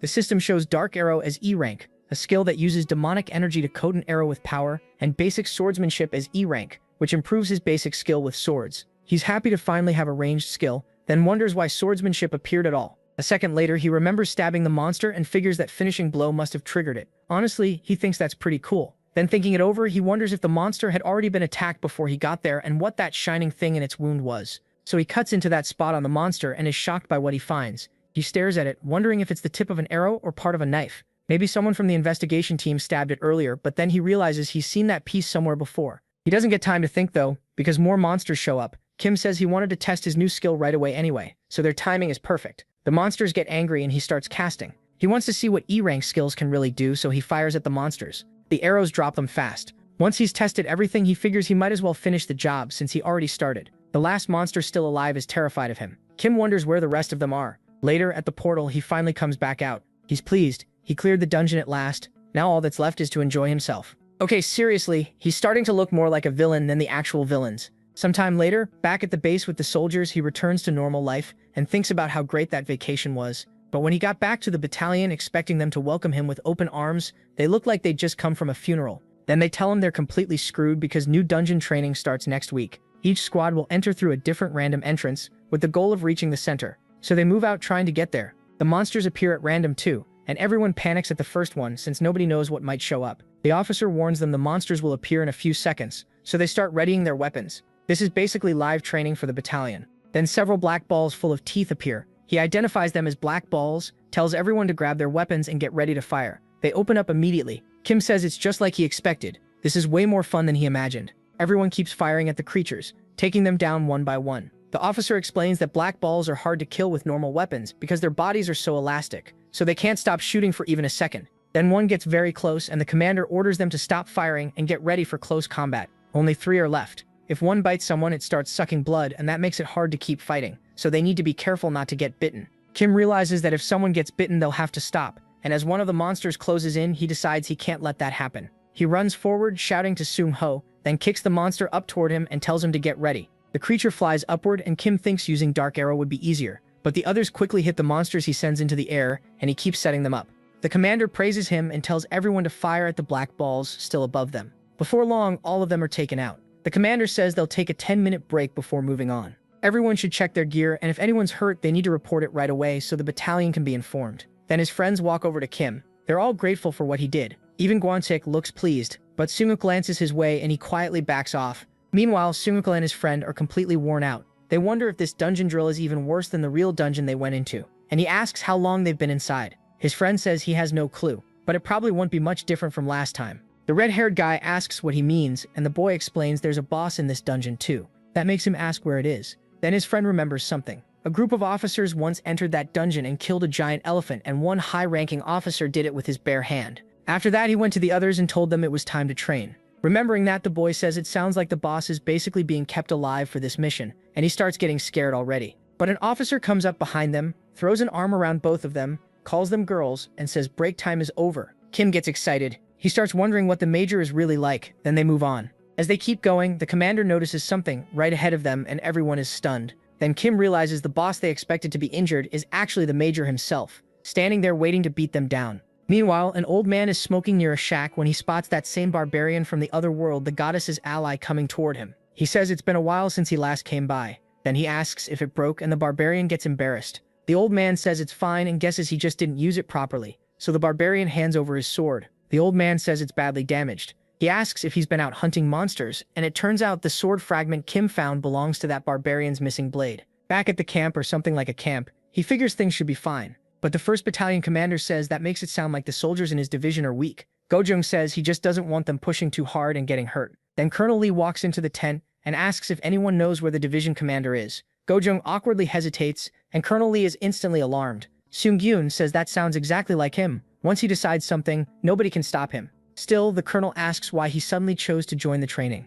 The boys haven't even met him yet, so what's supposed to happen now? Gojong says the division commander only said one thing before running off. There was a soldier he wanted to see with his own eyes. And there is Du Seong, right in the middle of the battlefield, smiling at Kim. The soldiers start getting nervous. They knew the dungeon drill would include a rescue mission event, but according to the colonel, the role was supposed to be played by a volunteer from headquarters. So the commander is shocked. He never expected it to be the division commander himself. Then Dusong walks over and tells him to look at his injury tag, saying he's hurt. The commander starts shaking. He hurriedly introduces himself as Kim Chu-min and says it's an honor to be with him. Another officer says they'll carry him on the emergency stretcher from here on, but then the commander looks at him like he's an idiot and crushes the stretcher. No way someone that big would fit on that thing anyway. The officer still says protocol says he should be carried, but the commander ignores him, says he's not lying down there, tells him to relax and orders everyone to keep walking. The officer then looks straight at Kim and the two lock eyes. He starts smiling, and the protagonist gets fired up, saying this training is going to be fun, and for him it really does stay fun after that. While escorting the division commander, he keeps cutting down monsters with ease. Of course, plenty showed up on the way. Even with how unprepared it all was, the training felt incredibly exciting to him, and the division commander seems to get along really well with our crazy protagonist. Then over with the 2nd squad of the 2nd Battalion. Chihoo is having a rough time. He's up against a soaking wet frog monster. He tries to hit it, but then a whole bunch of them appear. He ends up passing out from exhaustion. One frog quickly lashes out with its tongue, but Kim cuts it down right away. He thinks that even though it's just a basic skill, its power has grown a lot. Then he goes over to Chihoo and helps him up. Chihoo thanks him, but Kim can tell he's completely drained. So he charges at the rest of the monsters, taking them down one by one and pulling his friends out of the fight. The division commander thinks that even for a training exercise, these might be the best combat results he's ever seen. Then one of the frog monsters tries to sneak up behind Kim, but he sends it flying with a single punch. After that, the commander tells everyone to check the area and rest for a bit. They still have to keep going. He asks MC if he's alright, and MC says yes. The commander then says that soldier Kim Min-jong is truly incredible. Meanwhile, in the northern part of the dungeon, the girls are still fighting the black spheres and having a hard time, but the blue-haired girl quickly cuts them down one at a time with a single slash. One of her friends tells Young-so that she's amazing and says she wishes she could be that strong too. But then the last black sphere rushes at the girl and nearly hits her. Jung-so steps in front of her to stop it, blocking it with her sword, but she falls off a cliff while protecting her friend. Back with Kim's platoon, they chat while he keeps zoning out. Then the overall commander says every member of the platoon made it this far without any serious injuries. He adds that the platoon commander is clearly capable. That leaves the commander totally shaken, wondering where this is going. But when he looks over, he sees Kim helping his teammates hold a sword and realizes it's all thanks to the strength of his platoon. The overall commander says that still counts as his leadership too. He tells him to keep it up through the end of the training, and the commander lights up. Then he looks at another officer and asks what's wrong with his balance and whether his left hand is only there for support. The guy immediately starts apologizing. While that mess is going on, another soldier talks to Sung-woo and asks if this is his second field hunter maneuver. Sung-woo says yes. His friend asks if he can ask something, but Sung-woo tells him no, don't even start. Of course the kid asks anyway, wanting to know what that thing is near the place marked do not enter. The patrol guy casually says that's the hole and leaves it at that. Then the commander says they're moving out and tells everyone to line up. The patrol guy keeps talking about the hole, so his friend asks about it, saying yeah, he can tell it's a hole, but doesn't he mean the dungeon hole? He says the guy must have slept through the dungeon lessons. He explains that even though people still don't know much about how dungeons work, the main theory is that their space is linked to another dimension through a portal. Still, he says there's no reason to think that connection is perfect across an endless space, so that's exactly the point. Dungeons don't just have edges, there are also places where the connection breaks apart, and those random spots are called dungeon holes. Then his friend asks what happens if someone goes past the edge or into one of those holes. The patrol guy says he doesn't really buy it himself, but they say you get teleported back to a random place inside the dungeon. They keep chatting about it until they notice something ahead and ask what it is. Kim also walks over and is startled along with the commander. Then he realizes it's Sekdolf, lying on the ground, unconscious. They give her water, wake her up, and put a splint on her leg. The overall commander just watches as the platoon commander says he already reported the situation to battalion headquarters, so she shouldn't worry and should just rest. She asks if he can confirm whether everyone in her battalion is safe. He says they are, and they've all been worried about her. They even paused training to search for her, though he's sure they'll continue now that he's reported in. She thanks the commander and says that's a relief. Then she tries to stand but realizes her foot is badly injured. The officer tells her it'll be hard to keep training with that foot, and says hunters need to protect themselves just as much as they need to improve their fighting skills. The commander says he already contacted headquarters and the transport team should arrive soon. Unfortunately, her training session is over. The girl looks downcast hearing that. Then the overall commander asks how the soldier is doing, and she's shocked because it's Major General Seo Kyung. She wonders what the division commander is doing there, especially since that platoon was supposed to be in the middle of its own training. The commander says she's stable, no major external injuries, but it looks like she badly twisted her left ankle, so continuing the exercise will be difficult. Seo Kyung says that's a real shame since there isn't much left, then asks the girl what she was saying before. When asked what happened, she introduces herself as Private First Class Song Woon So. She says she fell off a cliff while fighting a monster, blacked out and woke up there. Se Hyun asks if she went past the dungeon's edge or fell into a dungeon hole. Either way, he says she was lucky they found her so fast. Then he suddenly notices something. He asks her to repeat her name, and she says again that she's Private First Class Song Woon So. That name catches him off guard, and he asks if she's Song Tae-ho's daughter. A little embarrassed, she quietly says yes. Right after that, he refers to her as an injured soldier. He glances around and spots someone nearby. It's Kim, and Seo Kyung calls him over. The protagonist steps forward to introduce himself. Meanwhile, Yoon Seo turns bright red, wondering why it had to be this man of all people. Then Seo Kyung orders MC to pick up the injured soldier right away. She can't believe what she just heard. Kim is just as stunned. Seo Kyung repeats the order. Carry her because she's hurt. At that moment, he sees how red her face is and realizes this is getting a little serious. Still, he says it's fine since the situation has already been checked, and he follows the order. He walks over to her, then he tells her to climb onto his back, and she's shocked that he really means it. He adds that she can quit the training if she wants, but if she does, her training score will be erased. So he asks what she's going to choose. With no real way out, she asks him to take good care of her, and he gives her a huge grin. His friends stare in disbelief, calling Kim a total monster, and asking how he still has so much strength. At this point, they're convinced he barely counts as human.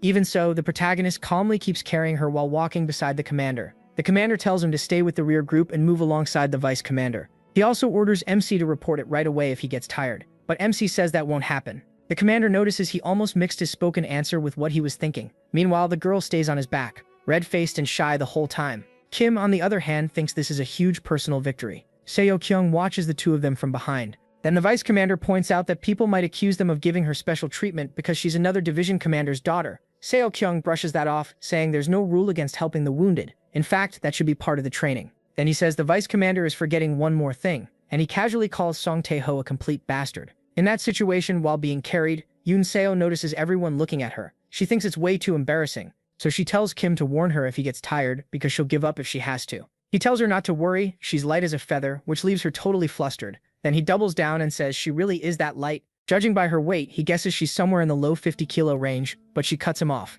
She tells him to shut up and asks if he can please stay quiet, so he drops it. After that, she keeps looking at him. She says she'll repay him someday for helping her. Kim laughs and says he'll look forward to it, though in his head, he thinks getting repaid by her father would be even better. Then he remembers what he was saying and starts to bring up her weight again. She immediately tells him to stop talking, so the two just look at each other for a moment. From the back, others start noticing something strange going on there. Before long, night falls, everyone is completely exhausted, but they keep moving. The red-haired guy starts praying no more monsters show up, saying this is pure hell. He complains the training difficulty went from normal straight to nightmare mode, then remembers Seo Kyung is here and blames him for all of it. The commander says they only have about 2 kilometers left, so everyone needs to stay sharp and keep their guard up until the end. That lifts morale a little, and when Sergeant Lee shows up, everyone gets excited. But then they notice something coming from the sky. There are flying monsters overhead. The commander quickly orders all troops to prepare for battle, warning them that the monsters ahead are airborne. A swarm of demonic bat-like creatures rushes toward them. Someone identifies them as Black Hakes, and wonders why they had to appear now of all times. The creatures start circling over their heads. From the rear, Seo-kyung just watches and thinks they made it this far with an already worn-down unit, only to get unlucky at the very end. He explains that black hakes are tiny, about the size of sparrows, but their claws and teeth are sharp enough to tear flesh. Hunters probably wouldn't die from those wounds, but the pain would be brutal right now. He adds that these things are insanely stubborn. Then Seo-kyung mutters that his eyesight is getting so bad he can barely even see them. The soldiers try to strike the monsters down, but nothing works, and the vice commander starts falling behind. Seo-kyung comments that this is a messy situation from a training director's point of view. How they handle things with an injured soldier could even cost them points. The vice commander thinks they can't hide behind excuses like exhaustion or poor visibility, because first and foremost, they're hunters. He also thinks that even if he lets his group rush in to help, it may not change much. Worse, breaking formation could lead to an even bigger point deduction. So he decides to trust the platoon commander for now and wait for orders. But Kim gets seriously angry. Seeing the mess in front of him, he charges toward the fight with the girl still on his back. He goes straight to the platoon commander and asks for one chance. The commander snaps back, asking what the hell Kim is talking about, since he's saying all this while carrying an injured soldier. The protagonist says everyone is already at their limit, and they can't keep going like this just because they're worried about losing points. He insists he can handle it, so the commander asks what exactly his plan is. MC leans in and whispers it to him. The commander is visibly startled, and the vice commander asks what he just said. After hearing the idea, she looks shocked too. Even so, the commander agrees. He says if it fails, they'll retreat at once, and he only gets one shot. He lights up right away. The vice commander still can't understand how this plan is supposed to make any sense, and starts wondering what is wrong with these people. As that happens, the monsters start swarming again. The commander quickly tells the protagonist to hand over the injured soldier first, but Kim says there's no time and urges him to start the plan now. The commander hesitates, but then orders everyone to move behind MC and get ready to fire. Seo-kyung is completely confused, wondering why they'd open fire here. It sounds like they're planning to shoot those things down with rifles. He tells the girl to hold on tight. He says he doesn't want to lose his injured passenger. She calls him completely insane, but clings tightly to him anyway. Then Kim activates his demonic energy. As the dark mage, he thinks taking down these monsters will be easy, since he already knows this type from the beginner training grounds. On top of that, he has the dark arrow skill, so he activates it. He fires at one of the monsters using the ranged weapon to hide the attack. The dark shot launches straight upward and kills the monster in an instant. Seo-kyung notices that Kim hit and killed it, but he has no idea how. The protagonist thinks it's pretty hard to dodge a bullet boosted by demonic energy until it hits like a cannon round. He also figures there's no way he'll get caught. That makes him even more excited about Dark Arrow. Then he starts dropping the monsters one after another. As they vanish in rapid succession, everyone is blown away by how amazing he is, and while he turns with a bit of flair, Yoon-woo is still clinging to his back, and the others are dying of jealousy, saying this guy is way too much. Sometime later, they finally make it back to base. Once everyone is inside, an officer announces that every member of the 2nd Platoon, 2nd Company, 2nd Battalion has passed. Everyone erupts in celebration. Kim is still carrying her, thinking with relief that the whole group made it. Then the medical team asks to examine the injured first. The commander tells everyone they did well, and thanks them for not giving up on themselves and enduring to the end. That makes the whole unit even happier. But he also tells them not to lose focus yet.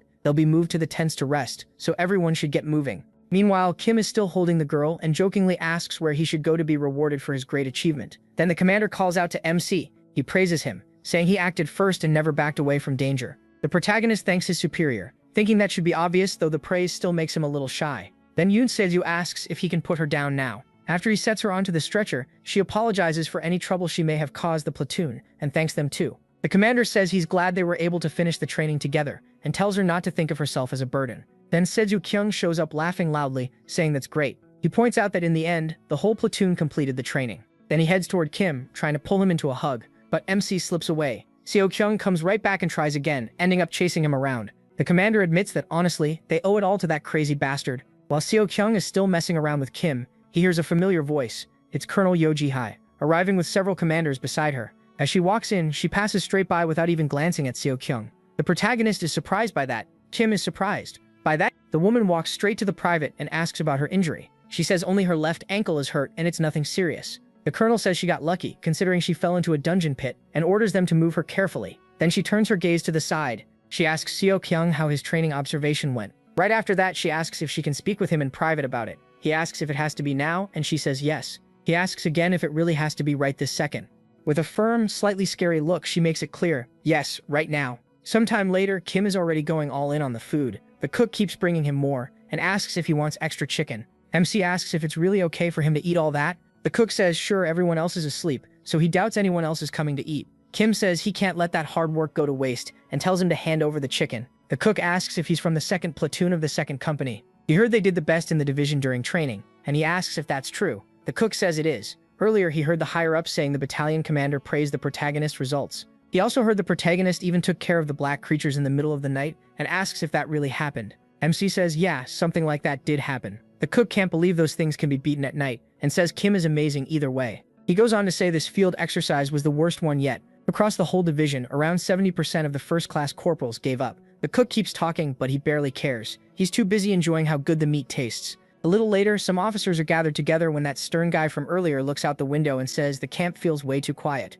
One officer agrees. Since they gave the soldiers free time that morning, just like he suggested, most of them are still sleeping in. He clicks his tongue and says those idiots should get up and eat. Then he adds that everyone did well in this training, and even the division commander was impressed. Another officer says he heard the commander personally watch the second platoon of the second company. Captain Kim says that makes sense. The division commander is a great guy and not arrogant at all. But the officer in the middle doesn't seem to agree. Captain, the protagonist, notices and asks if he said something wrong. The man says no, it's not his fault. It's just that the 4th Battalion commander was really stressed because of that incident. He wonders what kind of person she is to say something like that to the division commander. The superior says she wasn't exactly wrong. None of them could defend the fact that he left his post without telling anyone. And besides, even he thinks the 4th Battalion commander is a little scary. Still, he says everything turned out fine thanks to MC again. The others agree MC really is incredible, and the superior says he proved his worth right in front of the division commander. Smiling, he says he's already looking forward to the next monthly meeting. At the 104th Division headquarters, Seo Kyung reads a report while the commander calmly drinks her tea.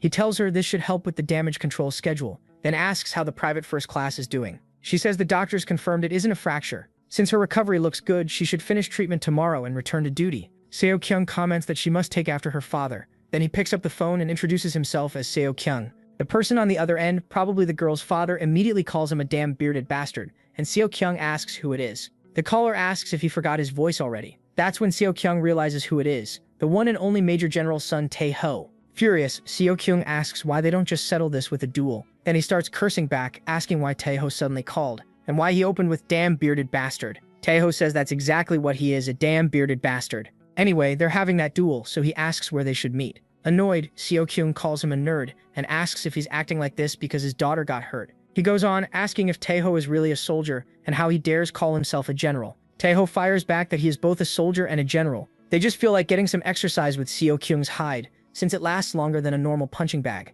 Seo Kyung says he's being unbelievably childish. He apologizes that Tae-ho's daughter got hurt, but says it happened during training. Tae-ho hits him where it hurts, asking what Seo Kyung would know when he couldn't even get married. Seo Kyung forces himself to stay calm and asks where Tae-ho is. Then he complains that Tae-ho still isn't answering, asks if he's in Daejeon right now, and tells him not to move. He also insists it's not that he couldn't get married, he just didn't want to. Then he asks what the hell is wrong with that idiot, and why he won't answer. The commander quietly says the call ended. Still mad, Seo Kyung only notices just then. He asks if she has Tae-ho's number and tells her to call him immediately. But she asks him to calm down, saying Tae-ho has every right to be angry right now. Seo Kyung grumbles, asking what she means. Wasn't it just his daughter getting hurt? She explains that once the girl was transferred, the hospital surely contacted her guardian, and of course that guardian has the right to know his daughter was injured. She even got special permission to finish the training before being moved to the hospital, which helps Seo Kyung calm down a bit. The commander says he should at least give Tae-ho an explanation, if not a full apology. After all, he only wanted to test the second platoon of the second company of the 2nd Battalion. Seo Kyung admits she's right. That was exactly his goal. He wanted to see how those guys would react to a truly injured person. Since there seems to be a misunderstanding, he says he'll explain it. Then he shows her that he broke his own phone. So he asks for the girl's phone and says he'll call on speaker. He has no intention of letting that brute get his personal number. He gets weirdly excited while waiting for Tae-ho to answer. When the call connects, Tae-ho asks why Colonel Yu is calling, and whether that bearded bastard is with her. She says yes, and apologizes for not contacting him sooner. Then she explains the division commander's phone is broken, so she called instead. Seo Kyung says he couldn't speak earlier because he was too stressed. An emergency happened while he was personally observing that platoon. Swallowing his pride, he admits he was careless. Even if she weren't his own daughter, if someone gave her that kind of special permission, he wouldn't have stayed quiet either. So he formally apologizes for getting in the way of her growth. Colonel Yu looks almost proud of him, but Tae-ho just asks what the hell he's talking about. Neither side understands the other. Tae-ho says Seo Kyung must be scared, so fine, forget the duel. Just give him the unit and name of the bastard who carried his daughter on his back. Seo Kyung asks what he means. Tae-ho demands to know how they let some random guy carry his daughter instead of a medic. He says he can't even remember the last time he carried her himself, then warns Seo Kyung to be ready next time and again asks for the name of the guy who carried her. He says he'd better answer right now, but Colonel Yu simply hangs up. Then she looks at Seo Kyung, who's still furious and muttering about special permission, apologies, and explanations. She tells him to calm down. Instead, he orders her to prepare a vehicle immediately. She asks where he's going. He tells her to clear the rest of her schedule. They're going to Daejeon right now. She asks if he's serious, clearly fed up with those idiots. Meanwhile, Kim has no clue what kind of mess he's about to get dragged into. He's still thinking about how good that chicken tasted as he walks. Then his shadow starts drawing his attention. Kim looks down at it, tells her to hide, and quickly takes her somewhere else. Once outside, he throws her out and asks what she's doing. Didn't he tell her to stay hidden? She looks confused but then remembers she had something to tell him. Kim says he knew no one was nearby but asks if she seriously didn't think popping up like that would annoy him. She lowers her head but then he hands his food to her. After that, he asks what it is this time. She shows him a memory, and when he sees it, he wonders if there was some kind of ambush. He also notices suspicious demonic energy and realizes it's in Hwacheon again. Kim says she went all the way there and admits that's pretty impressive for his shadow. Then he gives her a little more demonic energy and says now he should probably think up an excuse to leave again. He starts thinking it'll look suspicious if he suddenly disappears, and if this is only a vague lead, he'd just be wasting his vacation days. Still, he says it was a good thing he got a day off as a reward when he went to Yanggu last time. When he walks into the room, everyone is celebrating something. Everyone congratulates Kim for being picked as the top soldier in the Hunter's Field Exercise Division, and he thanks the commander. The commander adds that there's a prize this time too. More importantly, thanks to him, the whole platoon gets a day off. The protagonist's eyes light up. He quickly asks if he can use his day off tomorrow. The commander notices how rushed he sounds and asks if something's wrong. Kim says no, he just wants tomorrow off, that's all. The others can tell the kid is really stubborn. Even so, the commander says it's fine and that he'll see what he can do. MC thanks him. The next day, he's already in Hongcheon. Everyone there is busy working, and Kim wonders what happened to turn things into this, and why so many hunters are there. He ends up standing right in the middle of them. Annoyed, he thinks his shadow better give his demonic energy back soon, since it tricked him. Then the CEO spots him and walks over. A little earlier, on the outskirts of Hongcheon, the female soldiers had been assigned cleanup duty. One of them asks when this is finally going to end. The other says their hunter drill results were awful, so the battalion commander is already mad. Even the company commander looks serious, so she should stop complaining and get back to work.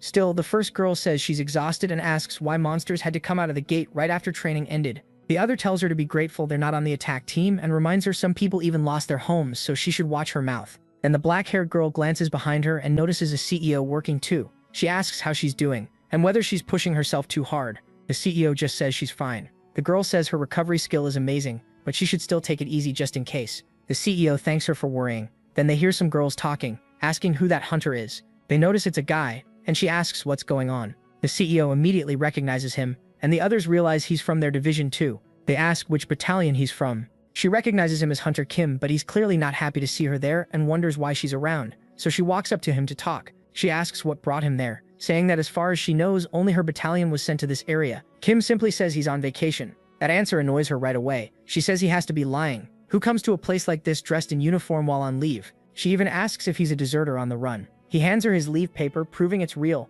then asks if she has trust issues or something. She fires back, asking why he would come here of all places, especially since it's a restricted area. The protagonist has no real answer. He can't exactly say he came to recover demonic energy. So he says he had some business in Hongcheon and heard there was an emergency, so he came to see if he could help. Right in front of them, a gate break suddenly happens. Kim perks up the moment he realizes it's a gate. The girls start screaming, and the black-haired girl says the area had just been cleaned and now they'll have to do another cleanup round later. Then she snaps back into action, orders everyone to evacuate, report to the platoon commander, and run to his location. While the others run, she tells Kim he needs to evacuate too, but MC is more interested in the gate itself. He says monsters could come out any second, so he'll stay behind and buy them time. She calls that nonsense and tells him nobody knows what might come out, so he needs to leave now. He points out that the attack team already left the area. If monsters come out, everyone will be in danger, so he's staying. He adds that if things get too bad, he'll run and tells her not to worry. If she has any gear, she should lend it to him and go. She tries to argue, but Kim reminds her foot still isn't fully healed. Then he tells her to get out fast because she's only getting in the way. She hesitates, but hands him a knife and tells him to run if it gets dangerous. She says she'll come back with the platoon members as fast as she can. That leaves Kim alone behind. He thinks about how some monsters hate leaving their own territory. If a gate connects to a dungeon with monsters like that, they usually stay inside. But the ones that don't usually move in packs, which is why everyone evacuated so fast. Then he sees them and says he gets it now. Demonic boars. The monsters charge straight at him. Kim recognizes them as red boars. He says they must be all worked up from eating demonic energy as they rush him. He activates Black Arrow, hitting several of them at once. Still, he notes the arrows aren't strong enough to pierce their hide. So he jumps, launching himself high into the air, and wonders what they've got besides tough defense. He drops down and slices into the boars, but even that isn't enough to kill them. Kim admits their skin is hard, then wonders if the same is true for the inside. He uses his demonic energy again with the D-rank skill Corruption and starts killing them from the inside. He taunts them, asking what's wrong. Didn't they like the demonic energy he gave them? One of the boars begins to die, but it still charges him in a frenzy. Instead, the crazed boar slams into and kills one of its own, and Kim gladly collects the demonic energy from their bodies. Once that energy leaves them, he wonders if the knife will work better now. This time, killing them is easy. The system says he absorbed a certain amount of demonic energy, and his demonic energy stat goes up by 1. Then it happens 3 more times. He also upgrades Nightwalker and Basic Grim. Satisfied, Kim says everything's fine and heads toward the gate again. He notices everyone gathered there, but before he can enter, he realizes the soldiers came back way too fast. One of them calls out, asking if he's Corporal the protagonist, and whether he's hurt anywhere. Even after he says he's fine, she keeps pressing him, saying he should have reported it the moment the gate opened and asking why he stayed. Kim explains he didn't know what kind of monsters would come out, so he stayed to buy time for the others to evacuate. It makes all the girls blush hard at how manly he sounds. Meanwhile, inside his head, MC tells them to shut up because they ruined everything. Then a lieutenant asks what he's doing there and what unit he belongs to. He answers that he's Corporal Him from the 2nd Company of the 2nd Battalion. The lieutenant notices he's on leave and asks why he came here for vacation of all things. Does he live nearby? Kim repeats that he had business in Hongshan, heard a gate had appeared and came to see if he could be useful. She accepts the explanation and says fine. Since there were no casualties and all the monsters were killed, they'll withdraw. The investigation team will arrive soon and handle the rest with the attack team. Then everyone realizes he took down all 5 red boars by himself, and the girls start swooning, asking if he really did it with just a combat knife. They can't get over how strong he is. The two of them watch all the attention he's getting. Kim, on the other hand, looks miserable and just wants to be left alone. Later that night, the commander finds out the protagonist got himself mixed up in trouble again. He answers the phone and says yes, the boy is one of his men, though he's currently on leave. Then he learns Kim went to the outskirts of Hongshan in Gangwon province, right where the incident broke out, killed the red boars, and even volunteered for public service work. The lieutenant confirms it, saying the gate is blocked off for now and they're currently disinfecting the homes that were affected. She adds that Corporal MC volunteered on his own and is helping out now. It's her first time seeing something like that.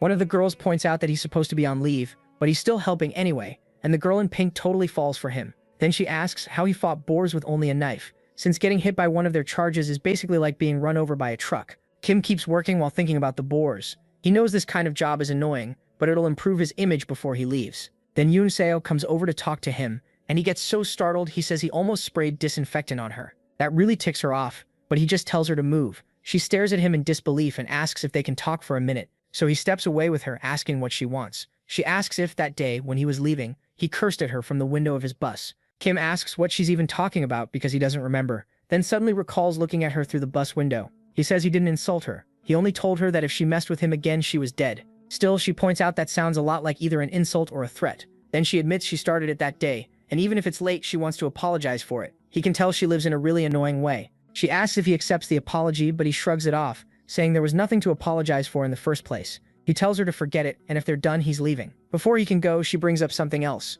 She asks if he knew only one private first class had ever gotten a perfect score on the promotion test. He asks if she means him, but she says no. Someone else did it before him. So he asks who it was. She says it was her old man, then quickly corrects herself and says her father. He realizes she means the division commander. She confirms it. Her father is the only person who started as an enlisted soldier and later earned a general's badge. She wanted to become someone like him, so she enlisted too. Kim notices her father reached that goal first, and he finds that pretty interesting. Even so, something about it still bothers him. The Hunter military was created when portals first started appearing, and he was only 7 back then. So he wonders if the division commander enlisted as a recruit after becoming an awakened one. But she says no. To be honest, her father used to be frail when he was younger, and because of his eyesight and other issues, he was excused from military service. Kim figures that after he awakened and his body improved, he enlisted on his own. She says that's right. Her father always told her awakening was a relief, because now he could protect both her and her mother. Hearing that, he says the look on her face makes him want to know her father better. She tells him that if they ever meet, she's sure her father would be happy to see him. Definitely happy, because he has a special liking for strong soldiers. Meanwhile, in Daehyun, those two maniacs are already standing face to face, ready to fight. Daehyun says he thought the guy would come right away, then asks why he took so long. Was he actually that scared? Colonel Lee and Colonel Yo look totally nervous while the two clash. Major So snaps back that his division isn't lazy, then asks if fear is some kind of food. Taeko then asks why someone so busy came all the way out here just to tell him that guy's name is Kim Min-soo. Seo and Yo both ask how he knows the boy's name, and Taeko fires back. Did they really think he wouldn't know, just because nobody told him? The argument keeps heating up. Seo and Yo ask what he plans to do about it. Taeko asks why he's so worried, saying that's exactly why he should have handled things better. Then the two go right back to throwing punches. Colonel Lee says this isn't a joke because at this rate, no one will be able to stop them. That's when Colonel Yo steps between the two. She says 5 minutes have already passed and that's enough. And just like that, they actually stop. Tepo asks if the bearded guy is still alive. The other man says yes, then asks if he feels better now. Tepo answers that if this was enough to satisfy him, he wouldn't have started in the first place. The bearded man realizes he's still holding a grudge. After the fight, the two sit down. Colonel Yo reports that the 3rd Battalion commander said the red board portal has been cleared. Seo tells Yo the battalion commander did well, and adds that she did well too. Once she leaves, the two start arguing again. Tepo asks the real reason he came, and whether there's something he wants to say. Then Seo Yo says that guy Kim, he plans to give him a special promotion to sergeant. Tepo asks if he came just to brag about supporting the guy who messed with his daughter. The other man shoots back that nobody messed with his daughter and Tepo should be thankful the kid helped her. Tepo points out that this is the same guy who only just became a corporal, and before that got a special promotion to private first class. He asks what exactly he's thinking. Seo Yo says he plans to push him all the way toward becoming a commissioned officer. Tepo says that'll draw way too much attention. He asks if Seo will really stay quiet and says that if Seo Yo recognizes someone, that person will definitely become a target. The reply is simple. That's why he's telling him now, so he'll stay on his side in the future. Tepo says he can't do that based only on his word. He'll decide after seeing the boy himself. But then Seo Yo asks if that's really his only reason for wanting to do that. At that same moment, on the outskirts of Huisheng, the boy notices something strange in his path, a man lying on the ground. Then the man rises in front of him showing white hair and says he finally found Kim Min. Meanwhile, on the bus, the girls thank the protagonist for all his hard work, and one of them starts trying to give him her number. Another girl quickly covers her mouth, thanks him too, and says there's no need to be so formal when they're out in public. Kim just keeps looking at Yeon Seo, and she gives him a small smile before the bus leaves. That helps him relax a little. But when he looks down, he notices his shadow acting strange and can't believe what he's seeing. The shadow reaches out, asking for a little more energy. He asks if it's serious after causing all that trouble. It's got some nerve asking for energy. The shadow seems shaken, then starts swaying around, and he asks what happened. Once he focuses on it, he realizes a demonic energy being is crossing into this dimension, not through a dungeon portal, but on its own. He starts wondering if his shadow's detection got this strong because his Nightwalker skill was upgraded to C rank. He looks at the shadow with a bit of pride and realizes maybe his real specialty wasn't assassination after all. Then he asks the shadow where this is happening. Right away, he heads toward the location, and when he reaches the spot the shadow marked, he gives it a little energy. That's when he sees a portal opening in front of him. A strange one. It keeps expanding even more. He stares at it, trying to make out who's coming through, and a white-haired person starts rising up. The person says he finally found Kim Minjun. He really doesn't like what he's seeing, especially when that person starts sniffling and calling him Master Minode. Kim yells back, calling him a crazy bastard, and the guy immediately faceplants on the ground. MC walks over and asks if he's okay. Then he reminds him he told him to forget all about him and live his own life. So why did he come to this world? Still, the guy just calls him Master Minode again. That leaves the boy completely speechless, and he remembers finding this kid almost dead, being attacked by a beast. Weak and already waiting for death, he was saved by Kim Minjun, who blasted magic right into that winged lion's face. He had asked why there was a human there and who this kid even was. The boy started trembling, so Kim first thought he was already dead. But when he looked closer, he just stared at the kid's face and wondered why he was so good looking. Then he asked why the kid wasn't speaking. The boy finally asked if the protagonist Minjun was Master Minode. The protagonist was surprised he could talk at all and asked how he knew him. The kid burst into tears, saying MC was the hope of all dark mages, and asking if he really was Master Minode. That's when MC finally realized the kid was a dark mage too. Still, he couldn't help asking why he was so weak and whether that was normal. He also told him to stop saying stupid stuff like hope of all dark mages, and if he was that weak, he had no business going into dungeons. Then Kim remembered something and asked the boy's name. The boy said he didn't have one. That actually shocked him. He says the kid isn't just weak, he doesn't even have a name, so he decides to handle that and declares that from now on his name is Lee Bungo. Then Kim asks if he's crazy, why would he even try to travel to another dimension? Bungo says the protagonist was the one who abandoned them after leaving nothing but a note. The cult is on the verge of collapse, and Bungo asks how he could leave without saying a word. MC fires back that they were the ones making all that noise about following him, so did they really think he'd give warning before leaving? Even so, he says Bungo still followed him, but Bungo starts acting dramatic, saying he should have at least taken his right-hand man with him. He flatly refuses to recognize him as any such thing. Still, he notices the boy looking sick, so he asks why he's struggling so badly and lifts him up with energy. Bungo thanks him again, saying the protagonist saved him once more and that he'll repay that kindness with his life. The protagonist shuts that down and tells him to explain everything from the beginning, exactly how he got here and not to hide anything. Bungo says it was all a miracle born from his faith in him, and that his wish to be of help made all of this possible. Kim tells him to stop the nonsense, but the boy insists it's true. Then MC asks how someone with his level of power could cross dimensions at all, and whether the saint was the one who sent him. The boy says the followers only obey Master Minode. He laughs, tells him to stop stalling, and asks if he wants to tell the truth or die. The kid quickly gives in. After the protagonist Minjun left, he started watching the saint because of a strange rumor. The protagonist asks what rumor he means. It started after that day when something strange began happening. Bungo says he turned into a bird and slipped into the goddess's castle. Every night, weird noises were coming from the temple. When he got there, he saw a gladiator carrying something covered up, and there were monsters under the cloth. According to the rumors, they had been gathering a huge number of monsters, but there was no sign of any of them ever leaving the temple. Then he saw the goddess doing something to those monsters and sending them away. After that, there were no bones, skin, or scraps of flesh left behind. So he wondered how they could get rid of that many monsters without leaving a single trace. And just like Bungo expected,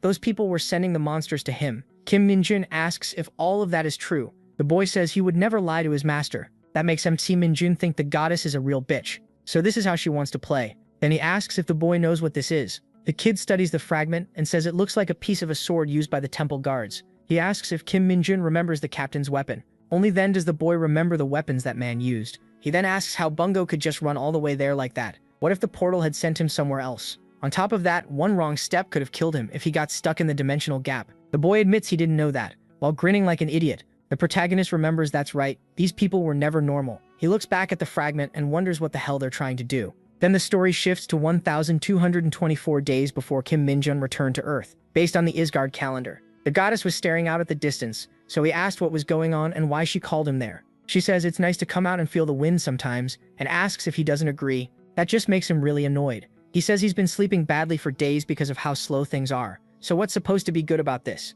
She apologizes for not thinking harder about his situation, and says she can't leave the temple's territory anyway. He just goes along with that and asks again why she called him. She says she heard several of his friends were badly hurt in the park's dungeon, and mentions his beloved Luminona cult. Kim Min-jun shuts that down right away. Those people aren't his friends, and that cult doesn't exist. They got it into their heads that they would follow him, then got hurt by the Dark Hounds, what they call parks, but they've already been treated and won't die. The goddess notes that MC calls them Dark Hounds and asks if that's what they're called in his world. But he says those things don't exist on Earth. What they call parks are basically hunting dogs in his world, so he chose to call them Dark Hounds. Then he says he's still asking because he can't make sense of it, no matter how much he thinks about it. Is there really no link between Isgard and the gates that appeared on Earth? She says no. Like she said before, portals and monsters started appearing in Isgard hundreds of years ago. If there is any connection between Isgard and his world, it's that both are suffering from the same phenomenon. She admits it makes sense for him to be suspicious, since the same monsters he saw back home are here too, and he himself came to Isgard through a portal. Still, dimensional travel isn't easy. Even summoning him took a long time and heavy preparation. So moving huge numbers of monsters and creating dungeons would be impossible. Kim Min-jun just looks at her and says he gets it. When this is all over and it's time to send him home, she better not change her mind. She answers with a very sinister smile. Back in the present, in the mountains near Huashen, he says he never trusted the saint. So he secretly confirmed that Isgard really had been dealing with portals for a long time. He also learned that moving something as big as a dungeon across dimensions isn't impossible, but it wouldn't be easy even for the saint. Then he remembers everything he went through killing those monsters, and asks why now. Why is she spending so much holy power to keep sending monsters? Is she using sacred relics, or doing all this just to get back at him? Then he notices Bungo kneeling in front of him, swearing he'll stay by his side until death, and asking Kimi to accept that. Kimi gets annoyed since there's no way to send the kid back anyway. He says fine, but first they need to fix what the boy calls him. His name isn't Minodi, it's Kim Min-jun. Bungo thanks him and calls him Kim Min-jun, saying he'll repay his kindness until the day he dies and even after. Kimi snaps back that it's Min-jun, not that, then asks if Bungo can use imitation magic. The boy proudly says of course. Thanks to his demonic energy, he's overflowing with power. Kimi tells him not to lie. He barely gave him any. Bungo apologizes and admits that for now, all he can do is turn into a small animal. Kimi says that's enough and tells him to try becoming a crow like that one over there. The boy transforms perfectly. Kimi tells him to stick with the Nightwalker for now. But when the Nightwalker comes out of the shadows and sees Bungo, the two clearly don't get along. They start glaring at each other. So Kimi tells them not to fight.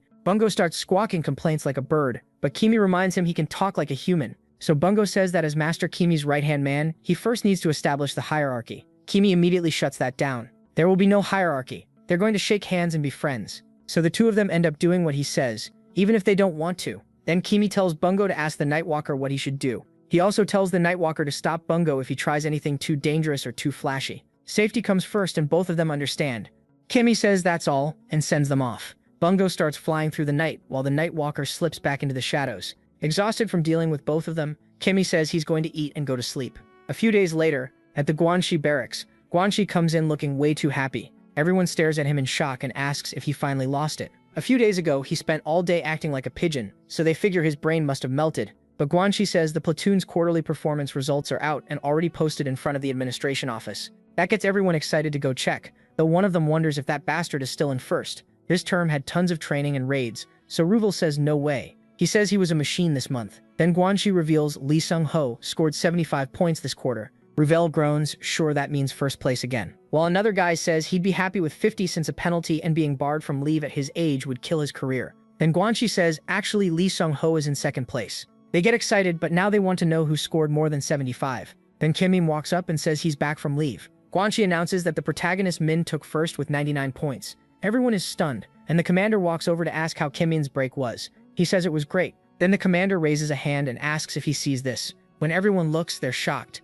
MC is getting another special promotion, twice in less than a month. The commander says headquarters sent the official notice today. He was named the division's top soldier during field training, and he also received merit for volunteering to help in the Huasheng dungeon during his leave. There was another special order from the division commander, congratulating him. Kim Min thinks of Kyung and feels thrilled. Then they change the boy's rank, and once again, he gets promoted. Meanwhile, one of the men there remembers the bet they made. Guanxi had said Kim Min would get promoted within a month, so he says he'll make good use of that money. But then the protagonist Min snatches the paper from their hands and asks Guanxi if he sees that he's a sergeant now. He still calls him corporal though. MC notices they had plenty of fun while he was gone, and asks if Guanxi won the bet. He says yes, and MC sees it's a lot of money, basically hitting the jackpot. Right away, Guanxi senses something is wrong. He says that's a very good thing, smiling at the cash like a villain. Then the protagonist, now with his new rank, starts a brutal round of payback. The other two freeze in place, not wanting to draw attention to themselves. Guanxi hurriedly tells Kim Min he'll give him 30, and asks if that works. What are you even talking about? MC asks. You might think this is about money, but it's not. I'm doing this for your own good. Then he tells Guanxi to keep bench pressing. Guanxi tries again and offers 40, but he repeats that this isn't about cash. He says he honestly doesn't care that they made bets about him. Then the protagonist asks if they think he's lying, and Guanxi quickly says no, but still hesitates. The moment Kim adds even more weight to the bar, Guanxi starts shaking in panic. A second later, he passes out, and MC lifts the bar with one hand like it weighs nothing. Meanwhile, Guanxi is left sprawled on the bench, basically half dead. The other two guys in the bet can only stare, shocked by what they're seeing and by the fact that he handled it with one hand. The protagonist says Guanxi wanted to train, so he's just helping him out and tells him not to take it personally. After that, Kim calls for the next one, but neither of them wants to go. They quickly claim they already worked out enough and they're good. Niles says that's a real shame, and the two of them try to slip away fast. But MC says it really is a huge shame that they think refusing him is an option. Both of them start trembling, so Kim makes all three of them keep training. After nearly killing his teammates, he says this might not be the best time, but he wants to ask them a favor. They ask what kind of favor, saying they'll do anything as long as it isn't more physical training. Kim says anyone below private first class can't use the little shop. That leaves them totally confused. He keeps going. They also can't use the gym or the computer room, and anyone below sergeant can't use a smartphone either. Can't. Hearing that, they jump up and say this is obviously unfair and completely demotivating. One of them even says it's insane that this kind of discrimination still exists in the 21st century. They insist they need to do something about these rules, but Kim tells them not to get carried away. He says he'll try to persuade the sergeants while they handle the rest. The others tell the protagonist not to worry. He can count on them. Kim then tells the two of them to get out. They bolt immediately, but Guanxi tries to sneak off quietly and MC calls him out. Guanxi answers in a near-dead voice. He says he heard the platoon commander mention that after the personnel rotation, Guanxi will be joining the second squad. From that day on, the protagonist says the two of them will be training together all the time. Honestly, at that point he'd rather ask for discharge, go to solitary, do anything, because training with that monster is impossible. After that, the talk shifts to the burrow snake. It's a snake-like monster that lives underground. Unlike normal snakes, it isn't venomous, but when it dies, it explodes. So before killing one, you have to remove its tail. That tail works like a detonator. Otherwise, they can set each other off in a chain explosion. So the team keeps taking them down carefully. That's why the best way to clear a burrow snake dungeon is with a small group of experienced hunters. Still, there was one person who caught hundreds of them in Isgard. Kim starts killing them bare-handed, and it's said he can handle the whole job by himself. That makes everyone feel a lot safer with him on the team. Then the commander calls for a 10-minute break. Everyone finally relaxes. During the break, Kim notices the system gave him a skill called Enhance Agility, and that it's an E-rank skill that raises his agility by 5 points. He thinks it would have been nicer if it were a class skill, but this still helps a lot. At this rate, the dungeon is paying off big. Then Bungo starts calling for MC, saying he detected demonic energy, and a pretty strong amount of it. Kim looks around, and Bungo says the kid did well, then asks where he is now. From the top of a utility pole, Bungo says he's in Incheon, which surprises him. A week later, on the weekend in metropolitan Incheon, Kim heads there and asks how the situation looks. Bungo says he followed orders and didn't rush in. He only watched. Since he didn't sense any monsters, he thinks this could be tied to a dungeon. The protagonist asks how many people are there, and Bungo says the place was empty until yesterday, but right now there's one person inside the house. He adds that if MC had come yesterday, this wouldn't be a problem. MC snaps back, asking if Bungo thinks being a soldier is easy when he can barely get one night off. Then he stays there watching. Kim says anyone looking at them would think they're breaking in, but they're really just removing dangerous items from that house. Even so, he warns Bungo not to get caught, and they move in. He heads straight for the window and slips into the house. Once inside, he spots a stone in the decor that's giving off demonic energy. He says the energy is obvious, but it doesn't seem harmful to the human body. It's almost like the power was refined. Just then, someone tells him not to touch it. Kim is startled by the sudden voice. Then a CEO starts getting into a guard stance. A few moments earlier, she had been lying in bed, calmly on her phone, talking with her mother. In the middle of their conversation, she senses something strange. Worried, she leaves her room and slowly heads downstairs. That's when she realizes there's a thief and orders him not to move. Back in the present, after catching Kim, she says she can't believe people still break into homes to steal, and demands to know who he is and what he's doing there this late. The protagonist then freezes when he sees who she is. He realizes it's a CEO, and she looks way too familiar. While she keeps pressing him, he thinks about how he came to some random house chasing demonic energy, and of course it had to be her house. That only makes him more annoyed. He glances at the crow, but Bungo says he didn't know either. It was that other bastard who picked up the signal. Kim figures this is the house of a division commander from the Hunter troops, so having something like that here makes sense. Still, what are the odds he would run into it on a night off? Just like what happened in Huashang, he thinks the universe must be laughing at him, and he gets even more irritated. She orders him to put his hands on his head and stay still, warning that she won't repeat herself. MC thinks that since he's already here, he can't leave empty-handed, so he slides a hand inside his coat. She reminds him she told him not to move and tries to kick him, but Kim dodges with ease. He pulls out a pen and paper from his pocket while she keeps trying to hit him. All the while, he calmly writes, which makes her more and more angry because he clearly isn't taking her seriously. Kim notices she's actually very fast and thinks she'll become a sergeant before long, but when she goes for his jugular, he stops her attack in an instant. He tells her she's still got a long way to go before she can reach his level, then pushes her hand down and quickly leaves the note there. She thinks this bastard is definitely not normal. A move like that has to belong to an awakened one. She attacks again, but Kim avoids it easily. Then he looks at the demon stone and moves in over the girl. She panics, thinking she won't be able to dodge it, but he never touches her. He grabs the stone and takes off. She yells for him to stop, but it's useless. Watching him escape, she realizes she didn't land a single hit. Then when she looks at the note, she sees that he wrote "You lose" and starts cursing Kim out. She calls him every name she can think of. Later, once he's far away, he looks at the stone and says it holds more demonic energy than most monsters. Since it was in the home of a 2-star hunter, it probably isn't harmful to the human body. Bungo says he thinks it must be a monster crystal. The protagonist asks who gave him permission to open his mouth. Bungo instantly apologizes, and the protagonist says he knows it's a monster crystal. What he's wondering is why it has demonic energy. He says he never saw anything like this, even in Isgard. Thinking it over, he explains that a monster crystal is a mineral sometimes found inside monsters. Those crystals differ based on the host's age and threat level, but all of them contain mana in proportion to their size. Among the things you can get from hunting monsters, this is one of the most valuable.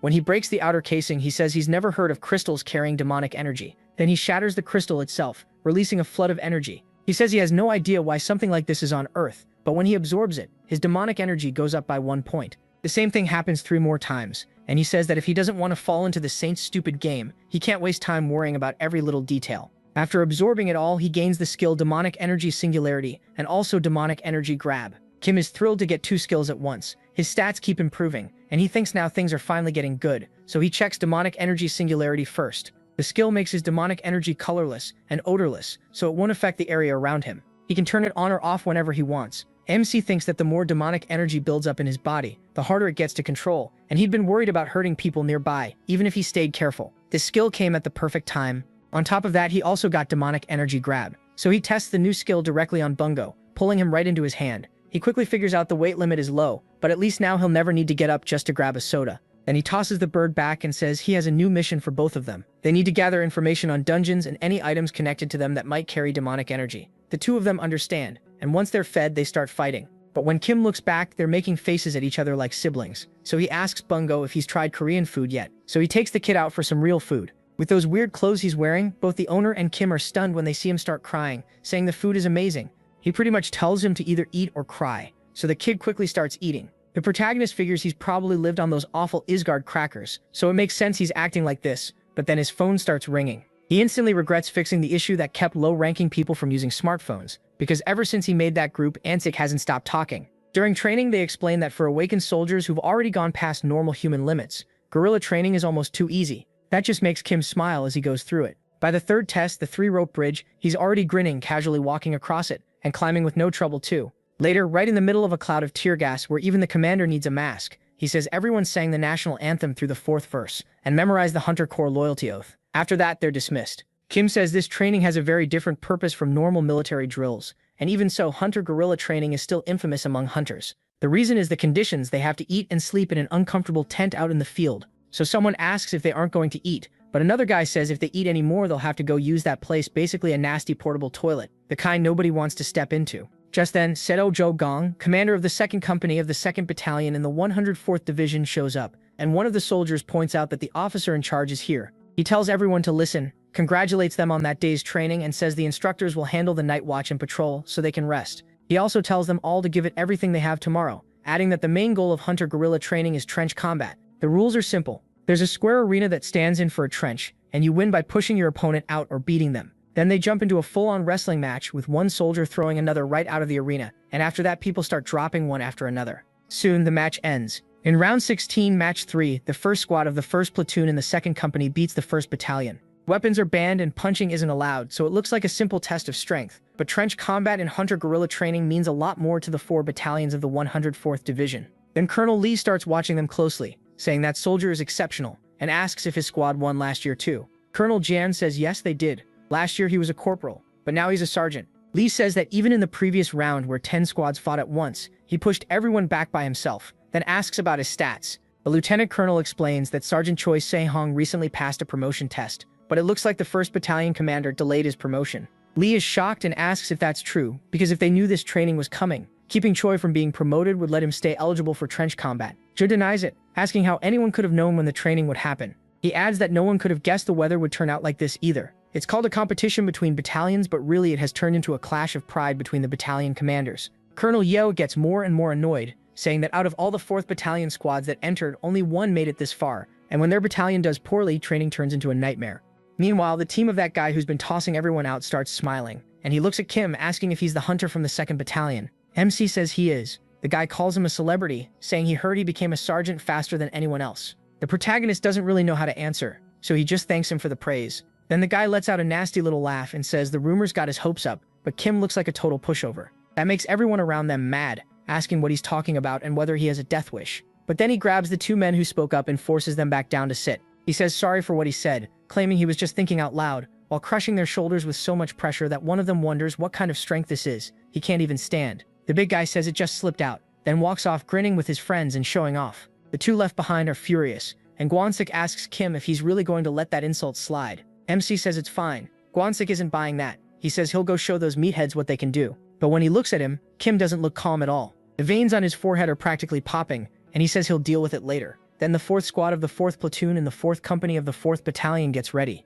Chimari complains that this is pointless. It's exhausting, and having to touch sweaty people is gross. Another girl agrees, saying the commanders compare battalion strength, while they're the ones who suffer, and Haiju asks if all this is really necessary just to pick a winner. Chimari points out that their squad is the only one from the battalion that made it this far, so their battalion commander must be furious. Looking over, Chimari says she has the face of someone ready to kill. Then Sage Bo walks up and asks what they're worried about, saying all they need to do is bring the title home and everything will be fine. Once the match starts, the girls struggle a lot, and Chimari starts running from a guy who's chasing her hard. At the same time, 2 of the soldiers try to push out the one man still resisting them, but Sage Bo arrives, grabs him and throws him out of the ring. Then she looks back and sees Chimari still running from that other guy. Just when he thinks he's finally about to catch her, she grabs his hand and uses what she learned from the Grace family to flip him hard. She tells him she already warned him not to come near her. Then she looks over at another girl who's still locked in a tug-of-war with one man. And just as she's about to get doubled up on by 2 opponents, Yoon Seo jumps in, grabs one of them, and throws him away. The girl thanks her while tossing the other guy aside with a huge throw.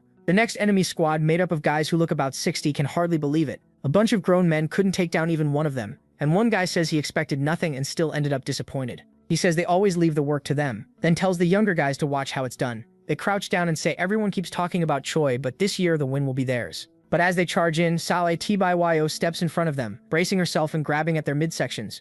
They ask if she's really going to take on both of them alone. She clearly has the strength for it, but asks who said she was alone. Then all 6 girls join together and throw them out. That brings the round to an end, with the 4th squad of the 4th platoon in the 4th Company of the 4th Battalion taking the win. The girls are thrilled. Watching the match, Kim thinks they work well together and every one of them is skilled. One of the guys says that squad is the real deal, while Gwansik points out they'll face Choi in the quarterfinals and this time he'll lose. But the other guy says Choi has to make it to the finals first, so they can face him there, because they plan to wipe the floor with him. and Gwansik agrees. Then he wonders if they'll make the finals themselves, but the other guy says they have Sergeant Lee Seung-ho and Kim on their team, so losing isn't even an option. As Chamari's platoon leaves the ring, she notices the protagonist sitting there and starts calling out to him, greeting the boy. Everyone is surprised, and Gwansik wonders if she just waved at them, but she's only looking at Kim. Meanwhile, the other guy gets emotional and says that come to think of it, he's not a janitor, so maybe he shouldn't be talking about wiping the floor with somebody. Gwansik says Choi was arrogant, but these things happen, and forgiving people is an art. They all agree, saying it's a shame,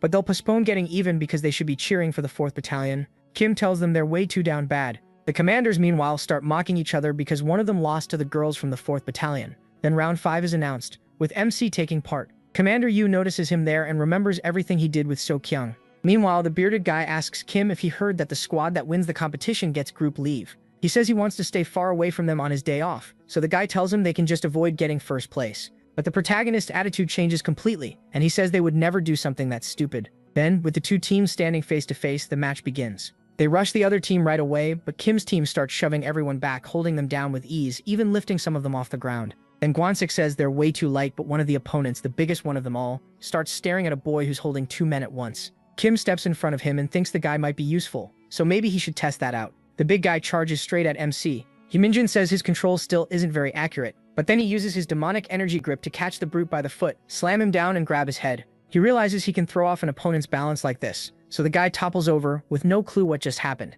Furious, he rushes Kim Minjun again. The protagonist uses the demonic grip one more time, this time catching his hand, throwing him off balance and making him crash face first into the ground. The guy still can't figure out what's going on. Kim Minjun thinks he can't let him notice anything strange, so he lures him in again, and when the brute gets back up, MC decides playtime is over. He charges in and slips to the side when the brute tries to grab him. Then he gets behind him and just launches him into the air. Not long after that, just as expected, they reach the finals without any trouble. Still, their final opponent isn't the 4th Squad of the 4th Battalion. That really ticks Gwansik and Han Yong off. Then the last round begins with Choi staring down at Kim Minjun's team, and Han Yong asks if that bastard used to wrestle. Gwansik says he trained until he was winning at middleweight, but had to stop after he awakened. Han Yong says that, going by what Choi did in that tournament, he must be really good, and Gwansik confirms he always won championships. That surprises Han Yong, because Choi fights dirty even though he's skilled. That just makes both of them even madder. But Kim Minjun says the real reason they're so angry goes back to the quarterfinals. It wasn't just that Choi's squad won, it was the way they won. Their favorite blonde was completely wrecked by the end of the match, and even after using the last of her strength to rush Choi, they still lost 6-0. In that fight, nobody was thrown out of the arena. Kim Minjun says that wasn't a sports match at all. It looked more like combat training, and he says it wasn't Choi's fault for winning. While barely following the one rule of not hitting people, it was the loser's fault for being too weak. Even so, TBO sits with the other girls, still upset about it. She's clearly still frustrated by the result. Gwansik says they'll teach those guys some manners. Kim Minjun cuts in, saying they still have a lot to learn. If they're mad at Choi, then they should focus on beating him here instead of getting worked up before the match even starts. Meanwhile, Choi keeps glaring at them with that smug look, and Han Yong asks if he's planning to take them all on alone too. Choi says he can't do that with the famous Sergeant Liu Shenghuai around, then asks why Han Yong brought it up. He asks if they really think they could beat him if he fought them all by himself. Then he looks at Kim Minjun, who's just standing there with a blank expression, and says he thought he would get mad after he roughed up his little girlfriend, but he doesn't seem bothered at all. The protagonist has no idea what he's talking about, and Gwansik asks the same thing. What girlfriend? Choi asks if that pink-haired girl from the 4th Battalion isn't his girlfriend, since she was all excited, watching him and cheering for him. Gwansik loses it and asks if Choi's insane. She wasn't waving at Sergeant Kim Minjun. Then he realizes how embarrassing this sounds and tries to brush it off, insisting that's not the point. Han Yong says MC doesn't care about real girls anyway, only Loom from his game. That makes Choi burst out laughing. He asks if it's that old game's Loom, the starter NPC from that trash game, then asks if she's his waifu and keeps mocking him, saying he was born to be a simp. At that, everyone stares at the protagonist in shock. Choi keeps going, saying he thought guys this hopeless were just a myth, but falling for a 2D character is a whole new level of pathetic. Then the officer tells them to get ready. The match starts the moment he blows the whistle. Choi says he'll go easy on Kim Minjun so he can make it back to his precious little Loom in one piece, but when the whistle blows, MC doesn't move at all. Choi rushes him, asking if he's still thinking about his waifu, and when he gets close enough, Kim Minjun quickly activates his demonic energy. Right away, everyone looks shocked by what's happening. The referee almost raises his whistle, but Kim Minjun says he got startled because Choi suddenly came at him head first. Nobody understands what just happened. Then Choi says he stepped wrong and asks if they can let it slide this time. Kim Minjun looks at the referee along with Choi, and the referee looks to the commanders. They signal for the match to continue. So the referee warns them to be careful and repeats that attacking other soldiers is forbidden. Choi gets really pissed, says he gets it, and swears he won't hold back anymore. Kim Minjun is dead. That sets the protagonist Minjun off too, and he says Choi hasn't even finished paying for that joke. Choi asks if he's just going to keep running, but then Kim Minjun charges at Choi and throws him right out of the arena. Choi asks what the hell is going on and why MC is attacking his own teammates. Then he starts clearing everyone off the mat. One of his teammates tries to stand against him and hold his ground, but Kim Minjun still sends him flying. Choi demands to know what he's doing. After throwing everyone off the mat, the protagonist fixes Choi with a deadly glare, and Choi wonders what suddenly got into him. Choi's battalion commander asks what kind of match this is and tells them to stop him, but another commander says MC hasn't broken any rules, so what reason is there to halt it? Still, one commander isn't convinced, and asks why Kim Minjun is eliminating his own teammates, while his commander has no idea what's going on and says there's no way to cover for this. Choi's commander asks if he'll take responsibility if someone gets hurt, but Commander Yo says the referee can handle it on his own, just like in the earlier matches. That leaves Choi's commander shaken. Then Kim Minjun goes after Choi and grabs him like it's a sumo match. Bolo Fofo wonders what got into him. First he wanted a one-on-one, and now he's wrestling. Choi thinks that's the protagonist's biggest mistake and says he'll admit the kid is strong, but strength isn't everything in wrestling. Technique is what really matters. He tries to lift Kim Minjun, but quickly realizes he can't move him at all. MC, on the other hand, easily hoists him up with one arm and slams Choi onto his back, and Choi weighs at least 120 kilos. And Minjun just tells him to get up, and Choi starts thinking his technique didn't work. He realizes Kim Minjun is way too dangerous, so Choi tells him to wait and says he gives up, but the protagonist Minjun doesn't even let him finish, and grabs him again, smashing his back into the ground one more time. Not satisfied, he picks Choi up again and asks who said he was allowed to surrender. MC lifts him again, and Choi panics, shouting that he quits and surrenders, but MC tells him to listen carefully. He says Luminona isn't just some 2D character, then spins Bolo Fofo through the air again and slams him into the ground, leaving everyone stunned. Then he says she's the queen of queens. Choi can only lie there foaming, too broken to answer after that. The match ends with the 2nd Battalion as the winner, but when Kim Minjun walks back to his teammates, everyone looks serious. He tries to apologize, but they suddenly start cheering, saying he was amazing. They call it the best fight they've ever seen. Choi got beaten fair and square, and watching that smug jerk get stomped was incredibly satisfying. Han Yong asks if Kim Minjun knocked everyone out of the match just to make it more dramatic, saying if he'd known he would have jumped out of the arena himself. He thinks they're being way too chill about this, but at least that's a relief. Still, Song-ho says that no matter the reason, nothing excuses betraying the team, and he's very disappointed in him. That makes the protagonist Minjun start thinking he really went too far. But then, as he walks away, Song-ho remembers the beating Kim Minjun gave him before, and thinks that if he lets his guard down, he'll end up as prey too, so he decides he'll win next time. After that, the games end, and they receive their medals. When they go back to regular duties, Kwon-sik decides to head out alone. Someone asks where he's going, and he says he's headed to the bathroom. He wonders why they're doing guerrilla training at a time like this when they're part of the hunter troops. Then Seung-ho shows up, and Kwon-sik immediately starts acting like a total simp again. The next day, after the 104th Division's short but intense guerrilla training, that crazy group starts planning something, before the exhaustion even wears off, and they already know they're probably going to get chewed out for it. Kwon-sik says they don't have much time, and they need to be as efficient as possible. Han Yong says picking the right meeting point is the key,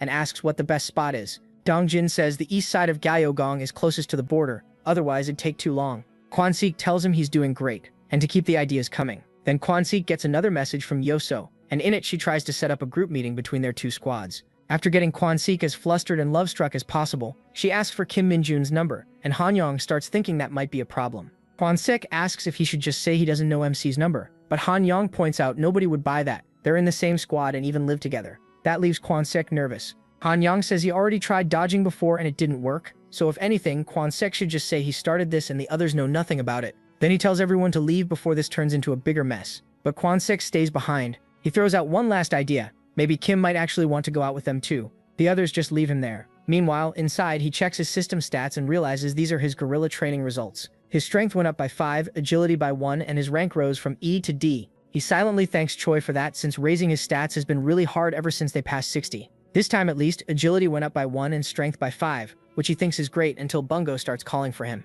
Kim asks what he wants. Bungo asks if he can have some soup, and the protagonist can't believe it. He already gave him money to buy his own food.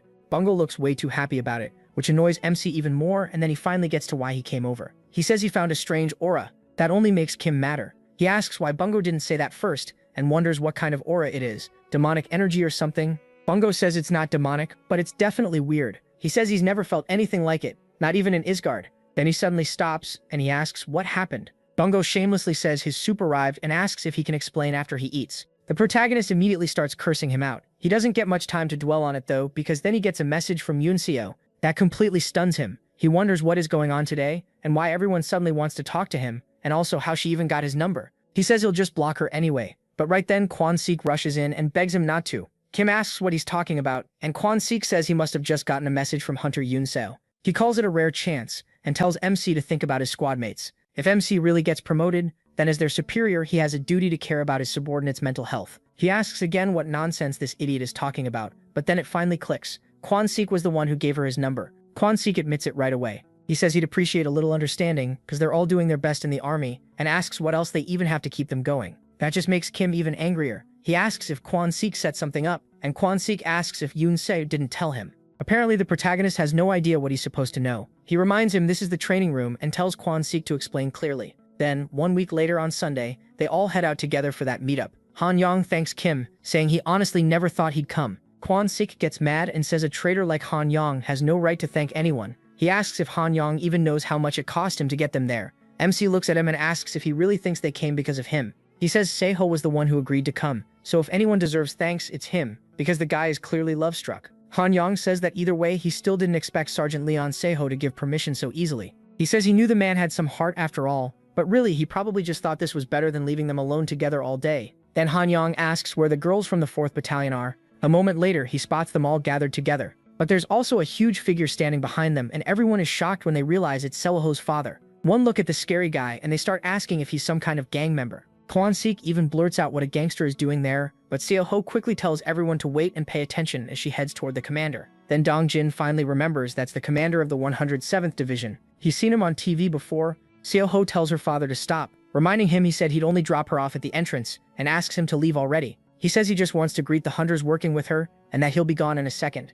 She tries to argue, but her father locks eyes with Kim. He walks over, stops right in front of him, and asks if he's the Wonjun he's heard about. Later, at the park, Choi Mari gets super excited and grabs Kim, pulling him along right away. The other desperate guys get fired up too, calling the girls over and bragging that they made an optimized plan, so they should just leave it to them. The girls get excited too, which leaves only the two muscleheads behind. Sechi Bayol says she doesn't really like places like this, and Sang-ho says he doesn't either. She asks if he's serious, and he says he'd rather spend his weekend lifting alone. That makes her instantly respect him, and she asks how much he can curl. After that, the group hits the roller coaster together. They also get the girls to try on animal ear headbands, then ride another roller coaster in pairs. The gym duo even ends up doing an arm wrestling match. Soon they stop at a shooting booth advertising 10 shots for 10,000 won. Kwon-sik steps up and only manages to win a consolation prize. Han-yong mocks him, saying that's all he can do, and he still calls himself a soldier, then tells him to watch and learn from the master. The girls get impressed and say he must be good since his stance looks great, but he also ends up with just a consolation prize.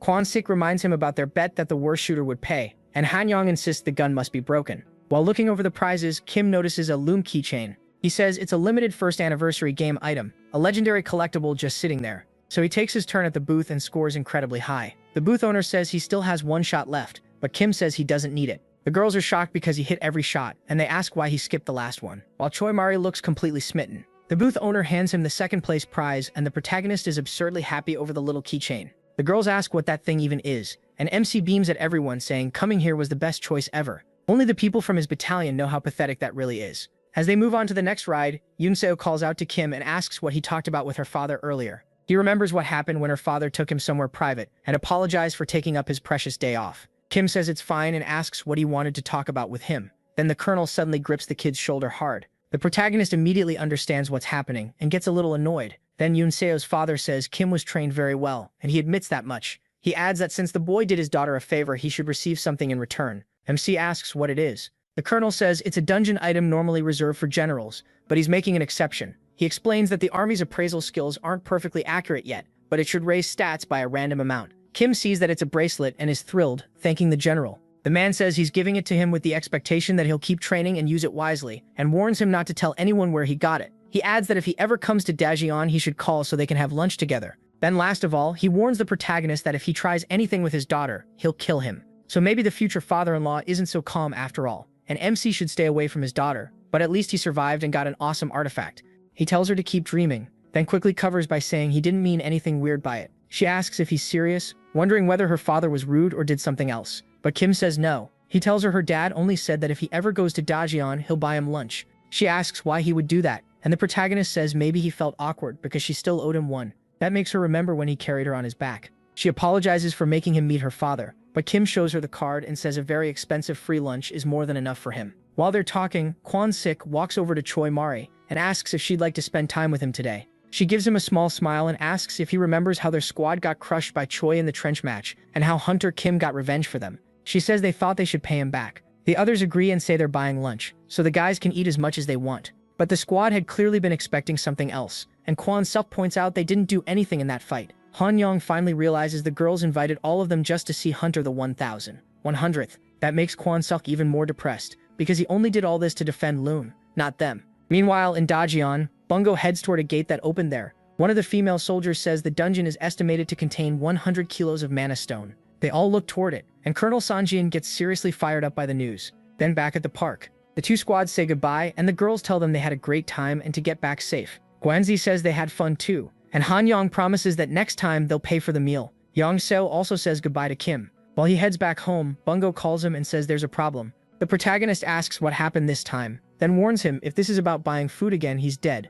But Bongo says the dungeon he's watching feels off. MC asks what he means, since Bongo himself said it was still under investigation, and MC already took time off to go to Daejeon and rest tomorrow. Bongo agrees, saying that up to now there were only some warning signs and a few soldiers around it, but all of a sudden, the place got really busy. That instantly pisses him off, and he tells Bongo to keep reporting everything until he gets there. Then the next day at noon, in Daejeon, he arrives and says the whole place is a total mess. Looking at the portal, he sees mana crystals being hauled out non-stop, so he pulls out a card from his pocket and figures that even if he shows it and asks for a dungeon tour, there's no way that'll work. Then he looks to the side and spots Bongo. Now so huge and fat he looks like a balloon. Kim asks what happened to him. Bongo says he was busy doing his observation duty until the protagonist showed up. MC decides not to even question that and asks if Bongo really said there were 100 kilos of mana stones. Bongo says that's what he heard. He doesn't know how much that is exactly, but it sounds like a lot. Kim explains that it's around 100 times more than he'd usually find in an easy guard dungeon, even with amazing luck. That leaves Bongo shocked.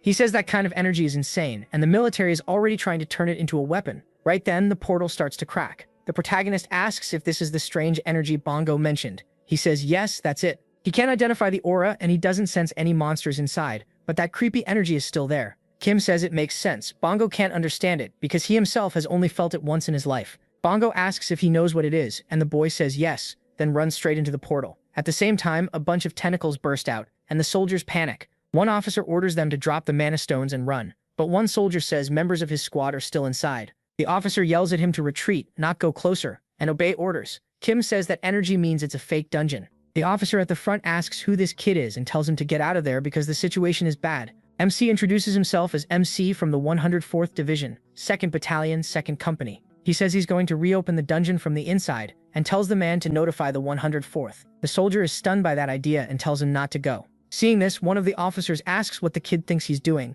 but Kim jumps in anyway and vanishes inside the portal. Then the portal closes and the tentacles seal the whole entrance. Now everyone thinks they're completely screwed, and inside, Kim finds himself in a totally different kind of dungeon. There, he finds 5 more trapped soldiers. He asks if anyone else is there, and Seong says no, then asks who the protagonist is. The protagonist introduces himself and says he just happened to be passing by. He quickly adds that the situation is bad and says he'll explain later, then asks if anyone is hurt. He tells them to check their bodies and equipment, so they put down their weapons and inspect everything. Kim asks if that's all they brought into the dungeon, and Sang-won says they're just a transport team, that's all they were given, and the inspection team already left. MC can't believe anyone would send a transport team in alone. Something is seriously wrong here. He tells them to grab their gear. Then he says he doesn't know if they realize it, but they're inside a fake dungeon. They ask what that means, and Kim says it's rare. To put it simply, they should think of the dungeon entrance as a giant monster. Everyone is shocked, and he says it pulls people in to swallow them. This time, the bait was those mana stones. He tells them not to worry because he'll get them out of this hellhole himself.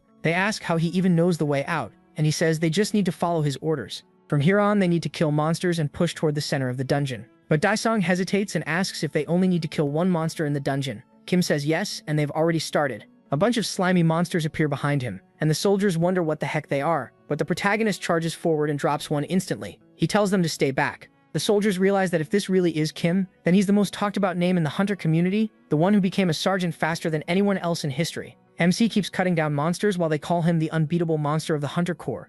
Outside, Colonel Padian Setho arrives looking for Sanjin, then storms over and grabs him by the collar, demanding to know what the hell he's been doing. Sanjin says he was just extracting the mana stones they found in the dungeon. The general asks if anyone ever told him to do that. He says Sanjin was only ordered to investigate the dungeon, and asks how he dared to send soldiers into a dungeon without an attack team, just to secure the mana stone extraction. The general gets even angrier after only 2 lousy weeks of investigation. Sanjin deployed soldiers there without permission. He asks if Sanjin plans to take responsibility for this mess, and whether he really put those people in danger just to make his record look better. Then he says no matter how this ends, Sanjin better get ready to take off that uniform. On top of that, if even one person dies, he'll hold him responsible and throw him in prison. So he better pray everyone makes it out alive. Back inside, Kim wipes out all the monsters. But surprisingly, he gets mad and says he told them he'd handle it. So why do they keep interfering? A soldier says they were only trying to help. He asks if he didn't already say they need to get past the parasites and reach the center. Did they forget that already? He explains that these monsters are made by the fake dungeon so it can absorb the prey that enters.